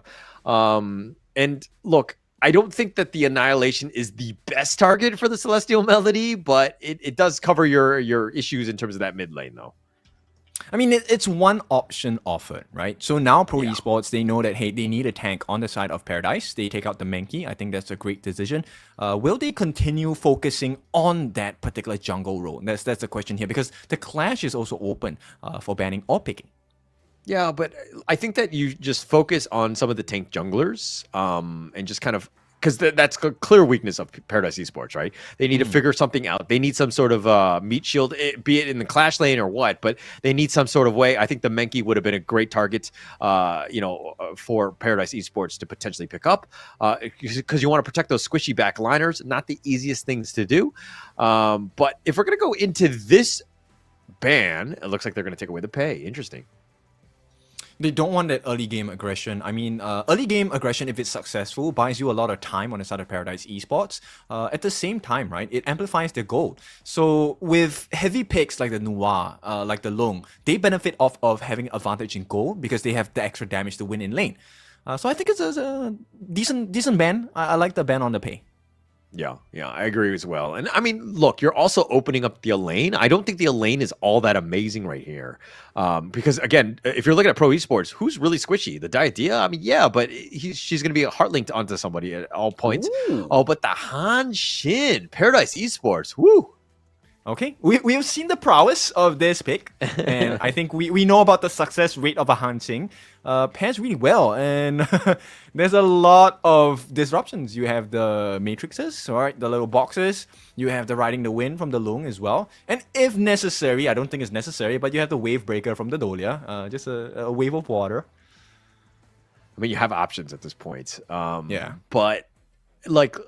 Now, if we're looking at this, I'm okay. Pro Esports right now, they have a decent amount of stuns, but just to kind of get that hard lockdown onto the Hanshin, of course, Easy needs to do a great job of ensuring that he gets that, that bitter farewell, a little bit of control, so that hopefully it turns into like a little bit more wombo combo in terms of, stuns.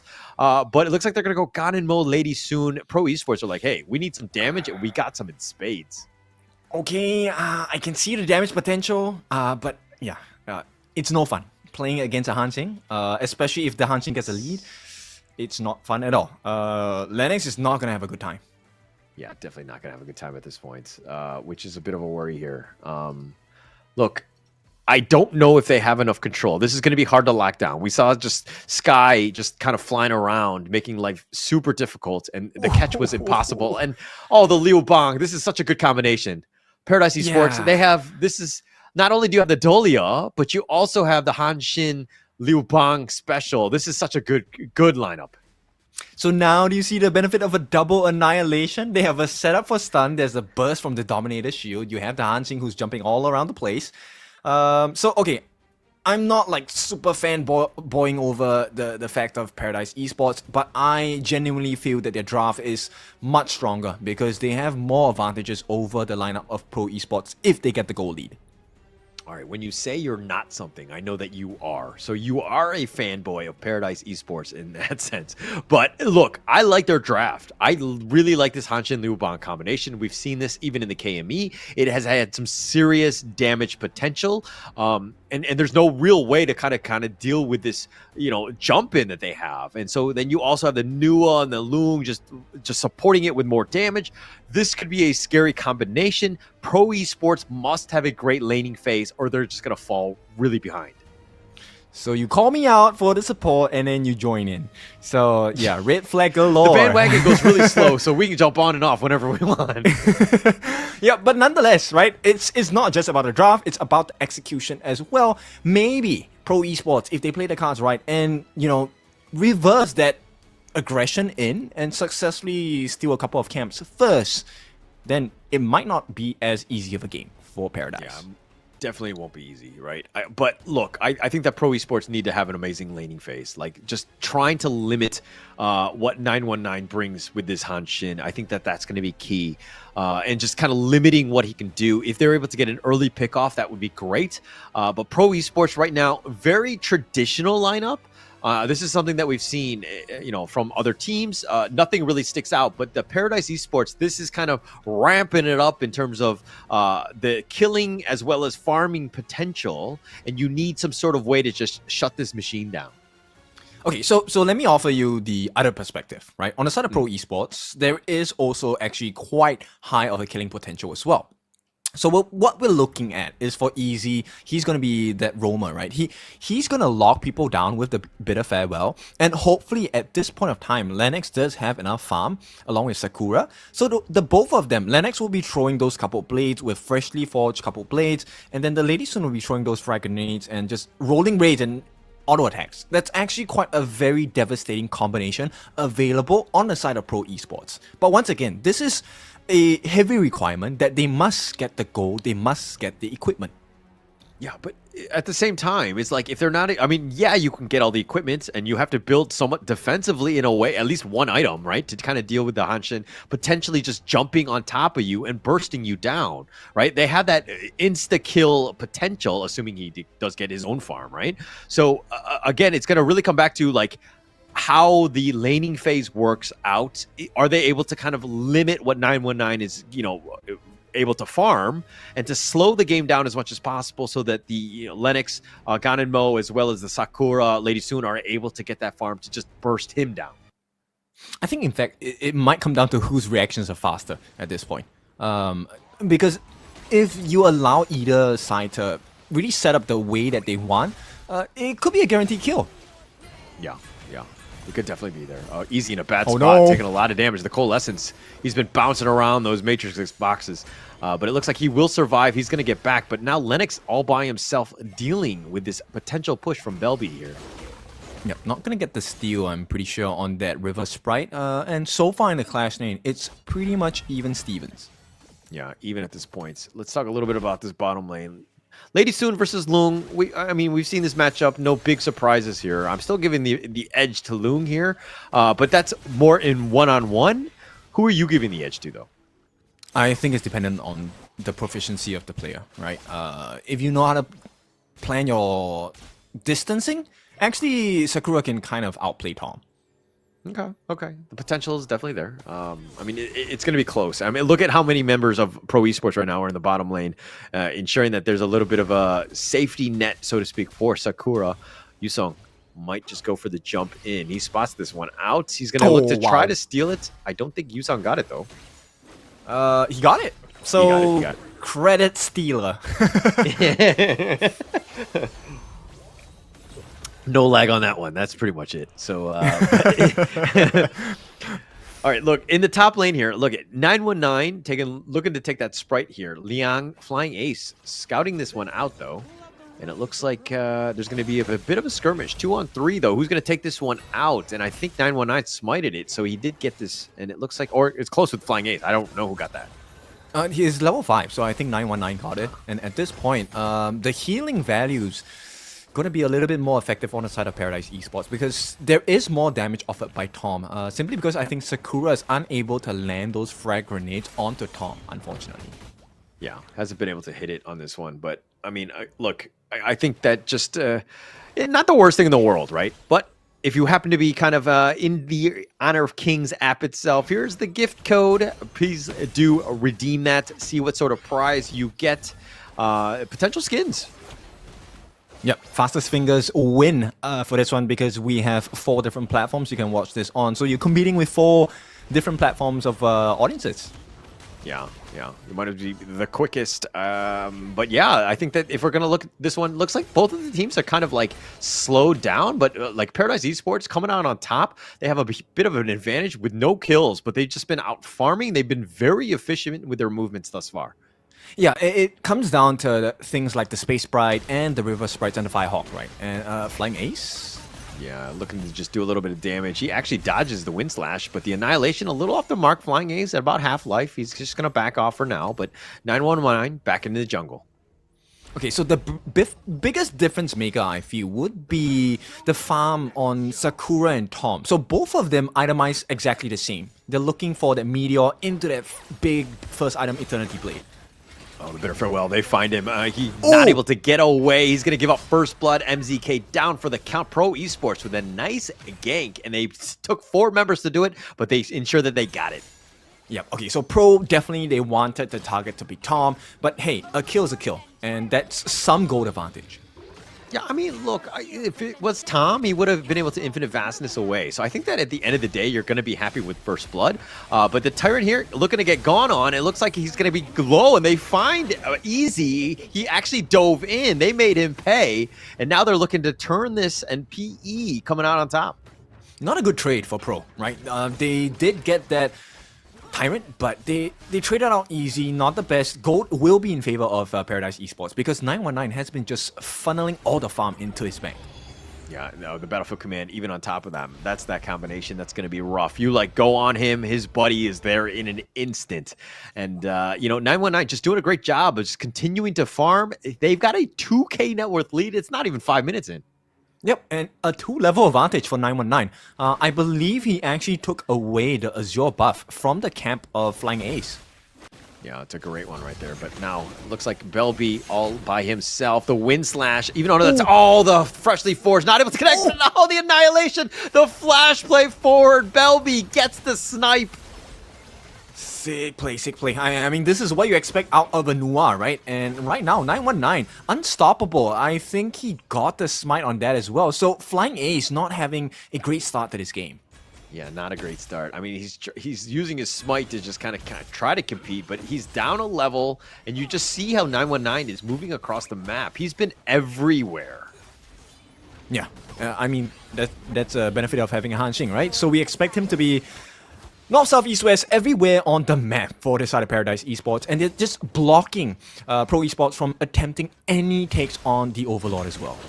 Yeah, he wants to get the Azure, and it looks like the emergence is coming in. 919, though, in a bad spot. Goes for the knockup. He gets the side. Flying Ace continuing to fight. They pushed him back. Do they have enough? The Battlefield Command shows up, and they turn it around, and Flying Ace is down for the count. Easy has to flash away. He's going to be chased. Yusong wants him and tries to get it, but he does. Gets a double Yusong. Yep, completely baited in. That Battlefield Command was clean. Oh, 919. Battlefield Command used yet again. Baited again. He gets the triple. Yusong is like, I will take that one to go. Thank you very much. Yep, and even with the emergence, Belby just having balls of steel there to really put the damage in, put a deterrence against the lineup of Pro Esports. Yeah, being very aggressive, understanding. And now Lennox, the Garter Grave, keeping Yusong at bay. But oh my gosh, the Truth doing some work, but not able to get the pick off. And now Liang is trying to run away. He gets picked off yet again. Yusong with all the kills. Apparently this guy is playing without any lag. Yeah, in this sequence, you would expect the shield to be saving people, but Yusong uses the Dominator shield to kill people. Yeah, no, he's been so good on this Leo Bog. The timing and the opportunity going in, 919 getting saved here, and Yusong on cleanup. Just the fact that they were able to get the Azure and as well, and turning this around, that Battlefield Command is so on point. And Flying Ace, once he's down, they've taken out the tank. Yeah, and they gave that Celestial Melody into the ultimate on the side of Yusong. I didn't notice this, and it was like, wait, hang on, didn't he just use his Battlefield Command and it's up again? Yeah, yep. I mean, they just timed it perfectly. The Celestial Melody of Battlefield Command has been on point. Oh, he gets the damage! And Tom, but he pays with his life. He's not able to get out of this one, so they get something for once. Yep. Is it the best trade? Not really. It's a consolation prize because it is Tom, but on the bottom side of the map, this is going to be a clean T2 take because Yusong is going to be accompanying the wave. Is going to be coming in their wave right there, but he's just constantly there. I mean, he's going to see when the Crimson Golem is up, so that's going to be another big win for potentially 919 to secure yet another big buff away. 919 has been farming very well. 6.8k, 1.6 over, or 1.8 now over Flying Ace. He's been kind of just dominating throughout. These Hanxins and the WKS have been just a nightmare for teams. Yes, a 2,000 goal lead on the side of 919 against his counterpart. The rest of them about 1,000 ahead in all respective roles, with the exception of maybe MZK and Easy, which is a roam, doesn't really matter. Oh, look at actually 2.3 from Yusong and Leon, like a huge advantage, right? But Flying Ace is trying to stay alive. Yusong finds Flying Ace in a bad spot, but he gets Wind Slash for his troubles. Needs to be careful. Here's the Battlefield Command. They want to go 919. Do they have enough? Easy gets picked off. The ultimate shell, and with that formlessness, they do some work on this, but it looks like MZK is the only one down. It's a 2-for-1 in favor of Paradise Esports. Yeah, and this is what we're talking about. The gold difference is such a huge marker. Liang, if he had the appropriate items, that would have been a guaranteed kill. Nice catches as well. But the fact that they're trailing in items means there's not enough damage. So Paradise Esports, they're able to play so much riskier and still not get punished. Yeah, and I mean, this is full-on aggression by what they have, right? They know that they have this lead. It's almost a 10K net worth lead. And here we go. The Unruly Blade forward finds Tom. He's been pushed away. Not going to commit the Infinite Vastness, so not even an ult used here. Yeah, exactly. So this is so difficult for Pro Esports. I mean, look, they can try to secure all these things, but end of the day, the map is just constantly being pressured because 919 is all over the place. Yeah, all the way in. Gets with the Battlefield Command. They find Easy. He's been picked off. They have the knock-up on the Flying Ace, but they want juicier targets. They get Lennox with the Annihilation. They get the pick off a triple with Belby turning it on. They've gotten it, and they've gotten Flying Ace as well. And you blink, Paradise Esports get the ace, and they're looking to just close out game one in a hurry. Yeah, this one was a literal flying ace. They were flying all over the place, and the crystal exposed. It is the end of game number one. Wow, really well played by Paradise Esports, understanding the limits and what they need to do in terms of just closing out a game. And again, 919, just like, this is just another day in the office, being able to just out-farm everybody, move around, and take the dub. Okay, it's a scary day because I am getting more and more confident about a Hanshin pick. Oh yeah, no, it's so good. It's so good with the Liu Bang. Like those, like, because Liu Bang, maybe you get the catch, right? And then you're able to kind of stun lock him. But when you have the Battlefield Command on top of them, another guy, and then everybody else just running in, plus Belby was hitting his annihilations like crazy, like the potential burst is just there, right? And Pro Esports, unfortunately, they were the ones just getting destroyed on these. Yeah, this one was a clear, like, double the financial advantage, right? 9,500 for the side of 919, close to 8,000 for more than 8,000 actually for Yusong as well. So this is a very dominant performance. Dominant, full control, no real chance. I mean, like it seemed like there was no real answers, right? They were trying to kind of limit 919, you know, tried to let out jungle him with Flying Ace, moving around as much as possible. But you could see that the mobility, this is how the meta has shifted, right? You're seeing these the high-flying mobile junglers, the assassin types that are just kind of taking over, right? And they've been able to just out-farm the enemy teams. And Pro Esports really had no answers. Yeah, which is why, right? I was talking about, hey, this is going to be a very tough game for Lennox. This is going to be a very tough game for Sakura as well. Simply because actually Nua kind of outranges the Gun and Mo for a little bit, and especially when you give a level and gold advantage to a Nua, she's able to deal so much damage even from a very far distance. Yeah. I mean, he was hitting him. He was like an absolute sniper, right? And he was just like 73,000 damage, 30% of the team's damage off the Nua was just speaking volumes about just how much impact you had in that game. Yeah. But you can't even focus on Belby because Belby wasn't even your consideration. You were caring about the fact that 919 was jumping on you all the time. He was falling low. You guys were like, okay, he's low. We're going to kill him. And then Yisong comes in, MVP performance, fight after fight.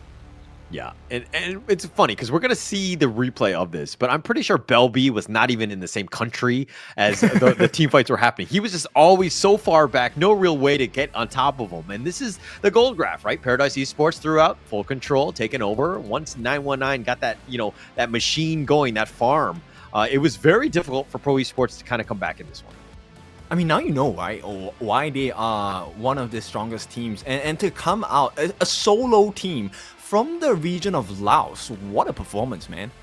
Yeah, great performance there, and just really stepping up when they need to. And this is going to be, again, look, unfortunately for Pro Esports, this is probably, it is their last series, but this is going to be a huge confidence boost for Paradise Esports as they look to move on. But Yusong making some serious plays, 6-0-7. His Battlefield commands were on point. Not only that, but he had 24% of the team's damage. That was a crazy game by Yusong. Unbelievable. The damage taken is what surprises me because he is constantly putting himself in situations where he is getting ganked 4-on-1s. When he arrives, it becomes a 4-on-2. But because of his arrival, he gets the damage in with the Dominator Shield, gets the dash, gets his passive off as well. That one final swipe, a lot of damage, 24%. Yeah, that's absolutely hard to deal against. Yeah, and it was like the saves more than anything else, like the timing and the fact that he was like he knew exactly when to go in. Like sometimes you might have kind of expended it a little early, and then they would have kind of backed out, but they were like baited perfectly. Like this fight here, this is one where 919 is going in. It looks like it's going to be really rough. He gets truth, he gets knocked back in a bad spot, and here comes the Battlefield Command, perfectly timed. Like that's like the superhero coming in to just save his life. Yeah, and can you blame Pro Esports for wanting to go in? You can't, because he was low. You were thinking that he was killable. Yeah, I mean, there were so many opportunities, but also MZK, the Dolia Celestial Melody, we don't see it too often on the Liu Bang, but it just had tremendous value. He was everywhere because, again, having that secondary Battlefield Command, just being able to reposition at a moment's notice, plus you had the emergence from Belby, who's just like sniping everyone from afar. This is Paradise Esports at their best. Yeah, and this is unbelievable. What a performance by Paradise Esports. And this is just game number 1. So as we go into the second and what may be the potential final game of the series, I think Pro Esports, maybe they need to kind of change up the style of drafting. I mean, it's tough because it's like, if I go standard, you go standard, and then we're going to be okay. But I went standard, and then you went kind of Hanshin crazy style, and I don't have answers for that because I've gone more of a standard lineup, right? It put us in a tough spot, and there's a reason why Pro Esports really didn't have any answers because, dare I say, they were outdrafted. Yes, they were. They were completely outdrafted, and the execution was just so much cleaner on the side of Paradise Esports as well. But that does not mean there is no chance for Pro Esports to come back into the series. We could still potentially see a 1-1 scoreline, but everything needs to be done to perfection. Yeah, and here's the draft of the first game. This is what they've kind of picked out. Look, Pro Esports in a vacuum, that's a good lineup, right? I wouldn't mind it going in. I think it's pretty stock standard. But if you're going up against Paradise Esports, where they had like these little combinations, the Dolia Lung, plus the fact that now you've had all of these other, like the Liu Bang Han Xin, which have also great ultimates that you can kind of get tremendous value out of that Celestial Melody. This is just a well-oiled machine that was just really well thought through. And the very scary thing about this composition is you can kind of swap out the Hansing for so many other junglers as well. You can take the Lam instead. You can take the Luna instead. Anyone that's able to dive and really just be mobile in the backlines, yeah, that's your win con. And, you know, it really is some sort of a horror story at this point. Yeah, a lot of options and different avenues. You know, I think the approach is going to be there. I think that it's an interesting draft to kind of see this going in. I know that the other teams that are tuning in are kind of like, okay, we kind of understand how this lineup is going to work, what they're looking to go for. So you've kind of shown your cards. It was an impressive win. And I know that Paradise Esports in the future now have to deal with having some of these strats that have been kind of shown, and they might be banned moving forward. Okay, but it does. You can't ban everything, right? If you take out a Hansing, there's openings like the Jing, there's openings like the Luna, there's Pei, so many options. So it really is pick your problem. Yeah, pick your problem for sure. And look, there's a lot of options, and there's a lot of good heroes. Some definitely with some overlap in terms of like roles and what they're trying to do. So you definitely have options. But look, there are some heroes that, like the Dolia, you have one Celestial Melody, you have one Lung in that sense with that infinite vastness. So it could change things up. It will be interesting to see how they sub it out. It might not have the same sort of prowess, maybe, but it has that still. It could be, you could find another substitute, I would say. Yeah, and look, okay, Pro Esports, they may have faced problems down here, but Paradise Esports, they were facing problems of their own as well. I mean, they had too much money to spend. They didn't know where to spend that money on. Yeah, you can spend it on me, maybe. But that's one way of dealing with your money problems. If you have that kind of money, yeah, make it rain on me. I'll take it. But I think going into this one, it's going to be key, right? Match for the final match, final regular season day for your Pro Esports. Figure out a way to bounce back. I think that they had opportunities, but again, it's just more of like this draft. You need some sort of answers to the potential problems that they throw at you. Okay, so We know about the theory of it. Let's go into the practical applications. So Paradise Esports this time, I think, yeah, they're on the blue side this time. So prio pick for them. Yeah, prio pick. They're going to look to start this one. But bans to kind of start things off. Like, again, the Loong, interesting. Okay, they're just going to ban out some of their own heroes that they played last one. Loong, very strong, of course. Arlie as well. Pro Esports and want none of that. Luna, maybe? I mean, not ban the Luna, but like they might pick up the Luna. You never know. Yeah. But look, I'm not a huge fan of like a Luna first pick on blue. I just feel like there's so many like I always like the jungler like second part of the first phase, if anything, right? I don't like it first pick ever. I'm okay. Look, I pick up the Luna, you're gonna pick up the Liang, I'm gonna come with a Zhang Fei pick, and then we will go from there. Look, I think that it's more than just that. At the end of the day, I think that with some of these teams, like you kind of need to keep yourself flexible and to kind of hide some of your picks. I think that showing your jungler first, in my opinion, is not great. I know that there's definitely some teams that have been able to pull it off, especially with like the pay first pick or whatever. But I'm just not a huge fan of it, especially early. I think that you're showing too much. Oh, sometimes we want to show too much. I mean, in that case, Dharma as the first pick, gonna be taken by Paradise Esports. It's a bait, right? So Pro Esports are gonna come in with the Zhang Fei and the Direnjie. Yeah. I think that this is a solid farm lane, like nice little combination here. Paradise Esports will probably respond in kind. Do you go with like the Lian Po, maybe Ladies Soon here for Paradise? No, like what are you looking to go?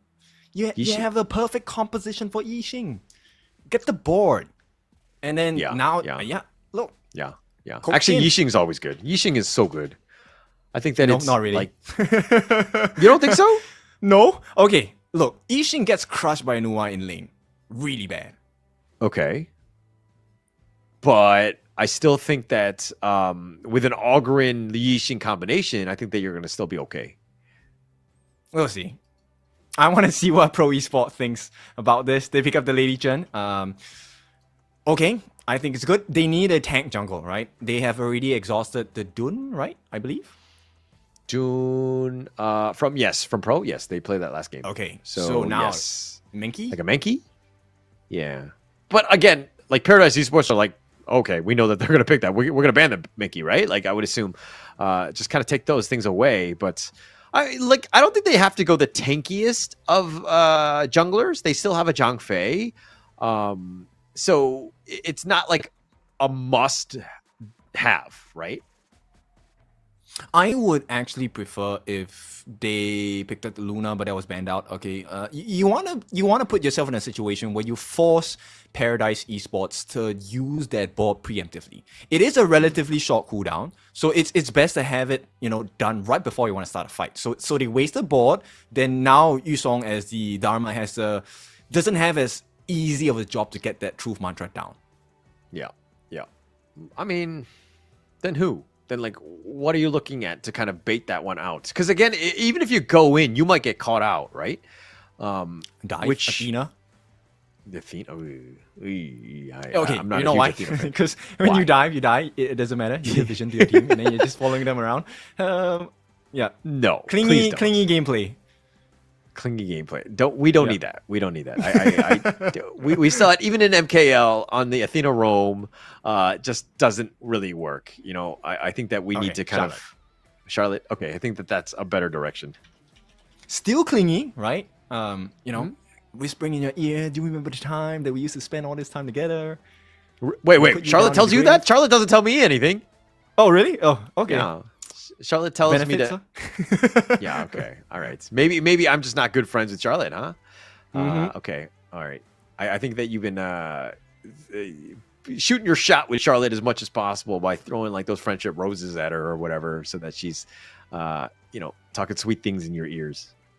Yeah. I mean, she's gonna work you down, right? Power gradation. She's gonna knock you up. A lot of dangerous maneuvers available for this Charlotte, and that's exactly what they'll be looking to do on the side of Pro Esports, right? You want to dive the backline, you want to force out big ultimates like the World is my board. You want to force out the unending sorrow from this Rome Yuan as well.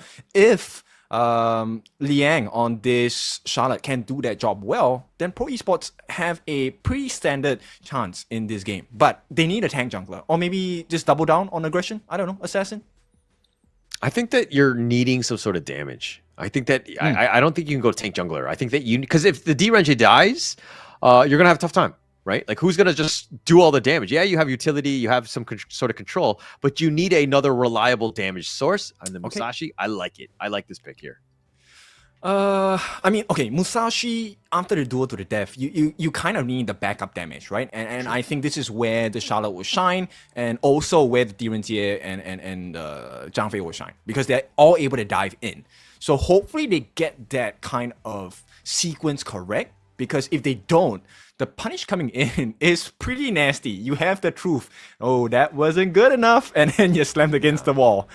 Yeah. I mean, not only that, but then you have like the board and you might get locked in. You have, and then dealing with the truth. Like, look, Paradise Esports have options and ways to deal with the Musashi potentially jumping in.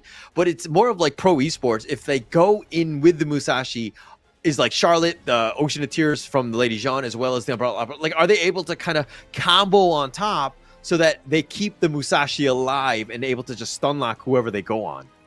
And they have to be very careful on the side of Pro Esports that there might be situations where 919 is going to bait Flying Ace in. He's going to be a very delicious target. And the moment that duel to the death is set down, then, Belby's going to come out MCK is going to come out with the stuns, and suddenly Yusong's on your backlines. And it's a very dangerous situation.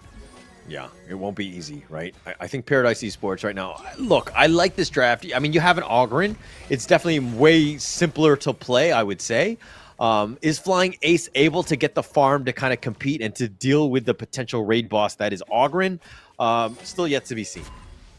Not off to a great start, right? MZK actually secured that River Sprite for himself, so he's now going to be reaching level 2 before Easy, even though Easy has that Smite as a role. So you're meant to get the advantage with a Smite roam, and it's not happening just yet.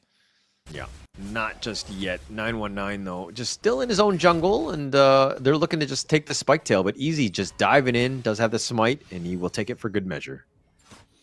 Yeah, and right now, slight leads going into the start of Paradise Esports, but this first rotation, if Pro Esports can actually get a kill onto Belby, maybe that'll be great. MZK. Yeah, that'd be huge. But I mean, they've been spotted out. They find him and they're gonna take MZK. He was just, he was just kind of running through the river more than anything else, just to kind of help support Belby. But he gets caught out there. Not even level 4 at this stage. Yep. So you count your blessings if you're on the side of Pro Esports. That's a nice freebie to have. But 919 doesn't let up the pressure. Should be able to get this for himself. No, it's very smart, right? 919, you need to be aggressive. You need to be just looking to take whatever you can get. And you can be aggressive, right? I think that Flying Ace is kind of responding in kind, just mirroring the movements, just keeping him away from his own jungle, as well as just trying to take whatever scraps that he can find in his own. I'm just curious if they will commit for that Crimson Golem that's spawning right about now on the side of Pro Esports' jungle. Yeah, it looks like I think Flying Ace will just back off. He'll take this. The teleport from 919 into that mid lane, dealing with the mid with his own Crimson Golem. That's going to be started. Imperial Order onto Tom. But here come the reinforcements. They find Sakura. He's locked in the box. Oh, the Leaping Saber. Oh, but not enough. MZK gets that return kill. And looks like he's turned this around, and Pro Esports are down a member. Okay, but I like the restraint from Lennox. He actually didn't just drop the Destructive Deluge, and I think that little restraint might be a game changer if they take a engage in the mid lane. Yeah, I mean 919 right now, just like looking to just take this mid lane. I don't know if this is an opportunity where, if you're Pro Esports, if you want to be taking the fight to 919. And trying to go for some sort of engagement, I think it's still a little too risky. You still need a little bit more time for Flying Ace. Yeah, they need more damage. They need someone to follow up on that catch. Because, yes, that catch is available, but I think your worry is legit. Like, who else is going to follow up? Who's going to help deal the damage against 919? Yeah, they need somebody else, obviously, right? He can't be doing it himself. Flying Ace, I mean, it's more pressure on Sakura to really just have that damage, right? They needed that. And going into this draft, this is why that Musashi pick is kind of like definitely warranted, right? Like having that secondary damage dealer is going to be key for any sort of team fight that they take on. Yeah, and the level advantage that 919 has gotten for himself is kind of scary against the remainder of the people on the side of Pro Esports. Not against Flying Ace, but like Pro Sakura, he is 2 levels behind. That's not a fun situation to be in. Yeah, not going to have a good time here. But look, 4 minutes in, looks like the turn's already been started. It's about half-life. They're going to be zoned away. Easy looking for the potential steal. The Umbrella Outburst is going to be committed. He wants to go in. He gets the steal, and Easy gets knocked away. What a steal by Easy, but he might pay with his life. He does walk away, and it looks like they're turning the Unending Sorrow. They get the Seer State onto Lennox. He's going to be killed. They go back, and they get MZK, but he trades his life away. Not the greatest trade, especially since Liang, a Clash laner for that roam. Yeah, in fact, it's a bad trade because even though they got that Tyrant with the steal coming out from Easy, that was a great play, but they gave up 2 members, Lennox and Liang. Lennox, not that big of a loss because he is a utility mage, but Liang, he's going to lose lane priority. Yeah, that's actually pretty huge. I think that going in, it was so greedy. Why go for MZK? Yes, it's low, but it's like, it's a roamer, right? Like, this is not a time to be trying to take any sort of risk, and that's an all-in suicide mission. Nice. And the rewards for that, not great, but 919 going down, that was pretty huge. Okay, so they're definitely listening in, tries to go for a good trade, actually gets it done because it's 919 taken down by Flying Ace. Oh, MZK goes Unending Sorrow, provides the vision for Tom to get that wild win, and snipes out Sakura. What a great team play. Crazy, but another movement by Flying Ace to try and recover some farm here, taking away the Azure buff. Oh, here we go. The truth. He finds him in a bad spot. Here's the board set up easy. No ult, no chance to survive. And now Lennox stuck in the board. He gets killed. Yusong with a double. It's a tit for tat. Both teams are just not willing to give up any else at this point. This was that beautiful snipe here, getting the stun in. Even if he had missed the stun, along with the Tragic Beauty, the first kill would have been perfect. And this board, along with the Truth Mantra, this is why the lineup is so scary on the side of Paradise Esports. They have lockdown, they have damage, they have control. Yeah, if they get able to just lock you down. Flying Ace, though, is a little bit low. He's behind enemy lines, and he gets shut down right there. What are you doing, my friend? Yep, aggressive positioning. You understand why he wants to go in, but then here's the bang of the thing. Easy actually used the Unbridled Outburst early to no effect, and the next fight is going to be very horrible for Pro Esports. Yeah, I mean, he needs to build up the madness. He also needs to kind of just take that time. And plus, he's down, Flying Ace that is, and he's looking to lose his Azure Golem here, being picked up by 919, who smites it away. And now Paradise Esports right now in the driver's seat at the 6-minute mark. Now they're looking to siege this mid T1. Yeah, nothing much to be done here. This T1 will be a guarantee for the side of Paradise Esports. Look, Flying Ace, he has to lick his wounds, try and secure that Crimson buff for himself. Yeah, he needs I mean, the board is perfect, but it's under the tower, so that's a small reprieve right there. The Wild Wind just going to be a little off the mark at this point. Belby very low, needs to be careful. And now Yusong backing off. Leong might actually look to dive in. No, they're going to hide under this mid T1 here. I mean, what can he do, right? Liang, that's a nice positioning. Okay, Pro Esports, I think that's a great decision. They go for the Overlord. Nothing too special yet because it's not the Shadow variants just yet. But they're trying to keep pace. 2,000 gold, not the biggest of differences. So Pro Esports still able to come back into this game, but they need to do much better. Yeah, need to do much better. And I think Flying Ace is probably the guy that needs to do better in that sense. He needs to kind of not worry so much about the team fights and just continue to farm. Just try to get themselves back in this game. If 919 is looking to be aggressive as he is here, and he's looking to chase kills, he's not farming. He's going to be backing off. This is an opportunity for you to get make use of that time to get some of that farm to catch back up. No, but the problem here I see for the side of Pro Esports is the fact that they don't have as long of a reaching arm as Paradise Esports, right? Belby, his board it's super huge. It's a huge range. The coverage is insane. And with that, he buys time for the rest of the team to come into position to catch out the members of Pro Esports. Yeah, I mean, if he's able to do it. Like, look, 919, or Belby, excuse me, he's kind of holding onto that board, looking for that perfect opportunity. It looks like now is the moment. The Unbridled Outburst, they've got 3 members locked into that board, but they don't have the minions. They need to be careful. The Wild Wind does connect. They end up getting the snipe onto Sakura. Easy, he's looking to go back in, but he's going to go down. All because Flying Ace was looking to go, but a triple kill going the way of Belby. He laughs at you and says, I'm the utility mage. No, I'm the actual mage, and gets that triple. Yep, super clean gameplay, sliding stones. I mean, we don't think that pebbles hurt, but when thrown at a considerable force, it does kill you. So at that point, I mean, the positioning down here, very smart by Tom as well.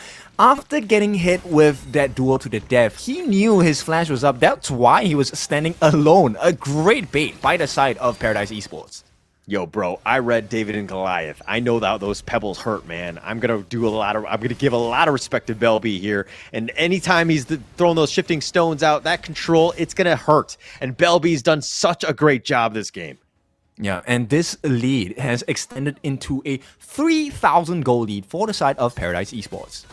Yeah, and now look, Pro Esports, to be honest, I wouldn't have minded if they started that Tyrant, right? I think that you need to be a little bit aggressive, a little uncharacteristic, and just kind of putting the initiative down a little bit, especially since 919 is now looking to kind of rush in at you. Pro Esports on the retreat.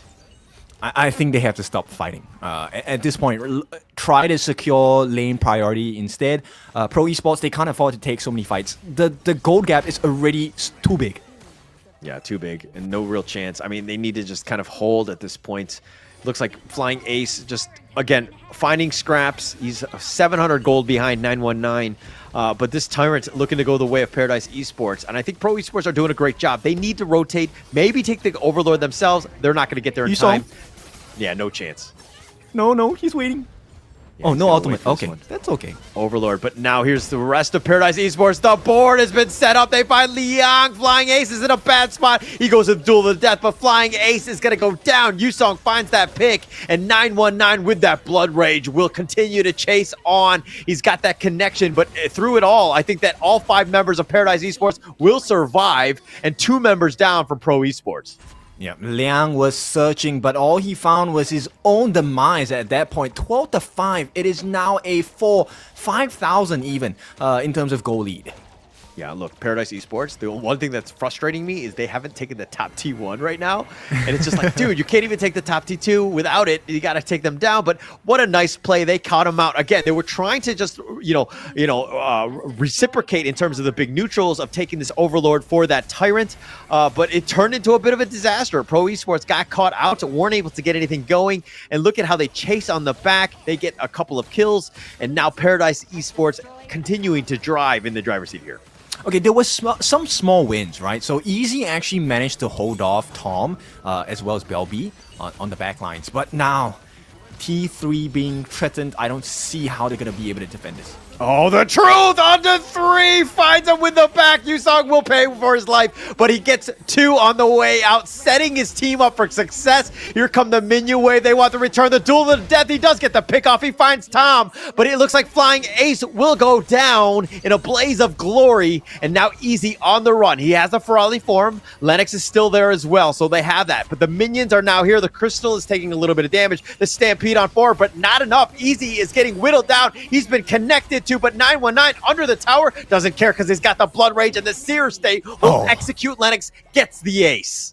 Oh, there is definitely more to be had on the side of Paradise Esports, playing their cards so well, really pushing it to the absolute limits. And at this point, Jungle for the taking, 919 going to lifesteal his way back into success. Yeah, this got to be frustrating, right? If you're Pro Esports, you're thinking, oh, 919, he's a little bit low. I have that potential for killing. But then the Blood Rage, he turns it around. MZK has to flash away. He's going to be chased to the duel of death, but the 4 locking him in. They're stuck in a prison. The Conductor of Souls, they turn this around, and Flying Ace and Liang all down for the count. Make it another rampage going the way of Belby. And just like that, Paradise Esports continuing to go on. They're looking to end this game. Easy is the last man. Lennox is now going to be back up, but with this Crystal wide open, do they have enough? They have the truth. They send him out. They take the game. Paradise Esports will close this out 2-0. Oh my goodness, that was a masterclass for the side of Paradise Esports here, just giving us golden standards in this last game of the series. Yeah, what a great way to just finish that one out. Paradise Esports understanding just the limits, right? And they were kind of, it was like a fake back almost where they got jumped in. And, Flying Ace thought he had the advantage. He goes in with that duel to death. But then it was like a suicide mission. It was a one-way ticket to hell, so to speak. And Paradise Esports made him pay. Yeah. Oh, you know what? I'm injured. I'm unable to move. No, gotcha. Oh my God, Belby, 4-0 and 17. Oh my God, look at those assists. That's insane.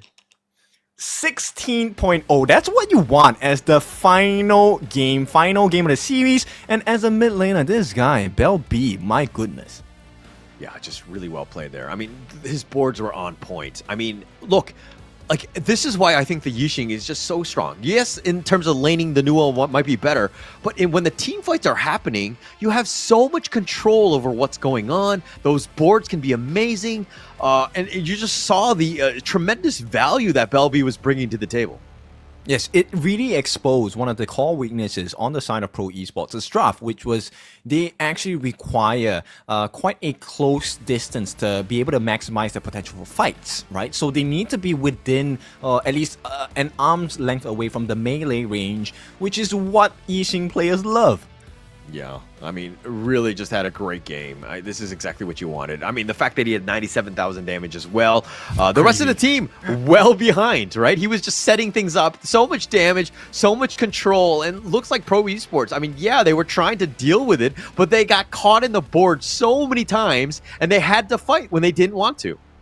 Yeah, you don't get to choose your fights for this one. This one was just Paradise Esports in control from the start of the game. There were moments of shakiness for sure, right? Flying Ace did manage to get a couple of nice duel to the devs. They did manage to find some openings that were given by Sakura with the golden token as well. But then the gap in the gold and EXP started to be a tad bit too much to handle. Yeah, no chance at that point, right? I mean, Paradise Esports, like with their map control, the way that they were controlling, like how the team Pro Esports were even just funneling out of their own base, like they had really no chances because again, just the amount of control. And this gold graph, yeah, it took a little bit longer for them to really get going on this one, but once they did, they hit that late game moment. It was just like pretty much their game to just close out. So Pro Esports, they're going to end the series with this league with no wins for now, but plenty of lessons. So the next time we see Pro Esports, I believe we're going to see a completely different team. Yeah, and I'll speak on behalf of Pro Esports. I'm going to say that the reason why we lost was because of the lag, right? Oh yeah, for sure. Yeah, but also I can't take these experiences and like cash it in a bank at any moment. But I think that this is a team that, again, yeah, they took their licks. They learned a lot. And I hope to see them bounce back even stronger in the future renditions of the WKS. I think that this is a team that has that potential. This is like they were taking it to Paradise Esports. Like, look at this gold graph. They had a chance. It's just that it's like those minor mid-game decisions where, you know, this is kind of where Paradise Esports were able to just take over. Yeah, you definitely need to be in a position where you make good decisions and understand what the reasoning of those decisions were, right? And you can't really blame Pro Esports for a couple of the fights that it took because, look, even in game number 1, how do you deal with a juicy target like that? And talking about targets, Bell B was the man on point. 4-0 and 17. This is looking so good. 31% of the total team's hero damage dealt by this singular guy playing Wei Qi board. Yeah, I don't think I've seen too many mid laners get that many sort of like assists like in a game that short, right? Like the fact that he was always there, always had that impact. Like his team fight participation was very high, always there. Like every single fight was based on his boards, just completely setting it up for the rest of the team to kind of come and clean house. But 31% of the damage of the team, this guy was just really well-deserved MVP. I mean, the bells were ringing, and when the bells ring from the Bell B, you could be sure, and you know for a fact that this team was in paradise. Ooh, I see what you did there. Boom, boom. All right. I feel like fireworks. They should be paying you more. Yeah. Yeah, that's definitely the way. But again, Belby, just a really great game. That's like a perfect one, right? You didn't die a single time. His positioning, and we were just calling his name throughout the entire game because the impact that he had on the Yixing was just really next level. Very impressive win. Yeah, and it's so scary, right? Because either one of these words, when you see a B, you need to be a little bit more aware of your surroundings in case you get stung. And then the bell is an announcement for you that this guy is coming. Okay. All right. I think that it's getting late for both of us. No, I'm kidding. No. Makes sense. I get it. I mean, look, at this, he's got a great name, Belby. Very unique in that regard. And again, we were just calling it throughout. The guy was very next level. Very impressive win. I'm happy to see Paradise Esports coming out with that 2-0 victory. Obviously, I'm very heartbroken for Pro Esports in that somewhat of a bit of a rough game, but they had their moments. Like, this is a time where they're able to kind of go in. 919 gets picked, continuing to fight on this one. He just gets that double, and then like the Paradise Esports lineup just kind of gets a little bit too strong in the end. Yeah, I mean, you can't deal with this. Look at the amount of accuracy coming out from players like Tom. That was a pretty sick snipe. Yes, he had the help of MZK, but that is still a difficult situation to get a shot off of.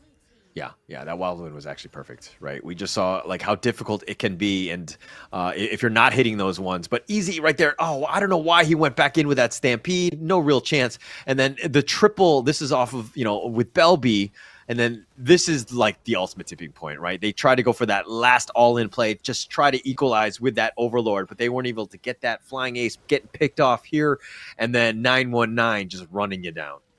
Yeah, just running out of steam, right? And it's so difficult because at this point, if you take a look at the goal lead, it was already 4,000 at the 10-minute mark. And there was no defenses. And they kept baiting them in. This was what is so impressive about this lineup on the side of Paradise Esports. Because, look, you feel like you could get the kill. Yeah, but they're so tanky and they have blood rage. It's just all a bait, and they, you know what I mean? And they were just like, even on this part where they're just like potentially running out, and then you're thinking, Flying Ace is here. He's the superhero. He can find it. MZK flashes. No real way. Duel of Death gets him out. The board set up. Now they're locked in. Conductor Souls turned everything around, and 919 again just runs them down. Yeah, and you know what? Sakura actually had damage. He was melting him down. But 1v3, it's so hard to get it done. And down here, this absolute truth and monster of a damage for the side. Nobody died on the side of Paradise Esports. So super impressive last series coming in. A learning lesson for Pro Esports. But what a day, man. Yeah, what a day. We had 4 best of 3s. We just saw who was going to be first place, who was going to make the play-ins. I think the standings right now will get a bigger picture and to kind of a clear one as of where people stand right now. I think the play-ins are going to be crazy. That's going to be starting on Friday. I believe you're going to be there with Mo on Friday. That's going to be an epic day to see exactly where these teams are going to kind of, move into from not only the play-ins, but of course the playoffs. Yeah, because from day one, right, we were talking about putting your best foot forward. But now as we reach the play-ins, it is of utmost importance that you must have a good day. You must have a good start. It's not going to be any other way. Yeah, I mean, play-ins, you lose, you're out, right? So it's must win. I believe that it's a best of 5 on that first. The play-ins are best of 3. And then the first round of the playoffs from then on are going to be best of 5s, correct. And the grand finals is best of 7. So you do get that final length stretch. Now, you've seen all the teams playing in a very blitz style, right? So we want the clean 2-0s, and then we will start to win from there. But the moment it goes into a best of 5s, having that extra third game as a necessary winning point, you then start to have a little bit of fatigue. And let's not go into the best of 7s just yet. We'll save that for the grand finals. Ultimate battle incoming, maybe. Yeah, potentially going in. I mean, look, that's going to be an epic one no matter what. The grand finals, the winner gets a chance at KWC, loser goes home, and there's so much at stake, right? When there's a 3 million USD prize pool at the KWC, the potential of just getting there would be absolutely amazing for any of these squads, and the prestige, all of that, the prize pool, everything that you would want is there. You got to get first place in the WKS. Yeah, so I mean, all of that struggle is going to be worth it. But of course, step by step, you have to win WKS first. And this grand finals is going to be your important marker to achieve. Yeah. I mean, look, I don't want to get the cart ahead of the horse in that sense, but obviously one step at a time. You got to think of play-ins, you got to think playoffs, you got to just kind of work your way on, but it's going to be well-deserved. And I mean, look, it's the final day of the regular season, right? We've kind of come this far and seen exactly just really top-tier play in the WKS. And to see what's going on, I'm super excited about the playoffs next week. Yeah, I'm just super curious about the final standings of the day. Paws having taken a win off of Fearless earlier today means, if I'm not wrong, Paws would then be the top of the table. So let's take a look at what is happening. Paws, 13 points, top of the table in the league. Second is going to be Fearless Esports, along with Impunity and Ultra Rare, based on the results of just now. And with that last series of the day, you have seen Paradise take a step up into the board. Now, see you soon. Going to be the final and sixth place team to make it into the play-ins. Yeah, and looking at the plans right now, it's going to be Impunity Esports going up against See You Soon, Ultra Rare Esports going up against Paradise Esports. In the plans, these are going to be best of threes as they get in. Paws Gaming and Fearless Esports will be waiting in the wings to see exactly which of the teams kind of come out. It will be bracketed in that sense, so you have an opportunity. Fearless Esports could be playing the third or the sixth place team, depending on how the results go. So they might be Fearless Esports versus Impunity in the first round of the upper bracket semifinals. Wow, okay. Interesting. I'm excited for that because, once again, they have all played each other, and regardless of who faces who, it's going to be a rematch. Yeah, it's going to be a rematch, and it's going to be an exciting one, right? Everything is kind of built up for this moment, this opportunity of going in. And again, like the play-ins, super scary, right? The fact that it's a single BO3, you lose that one, you go home, right? You don't have that chance. So it's like you're not out of the fire. You're not out of, you know what I mean? You still have definitely an uphill battle ahead of you just to get yourself into the playoffs, where again, it's double elimination at that point. Yeah, and you know what? The points don't really matter already at this point. Positions are set. Now you forget all about the points you've gathered or lost. Now it's just about winning your series. Yeah, it's going to be all about the series right now. I think that it's going to be very important going into this. But hey, I think that's going to be it for us. My name is Holler, and with me is Kindo Fu. Any final words? Get ready. It's going to be a very exciting 3 days of play-ins, and we want to crown that final champion for WKS, and we will then see you, hopefully in person at Riyadh for the Kings World Cup. That is all for today. We'll see you on the 6th. See you soon.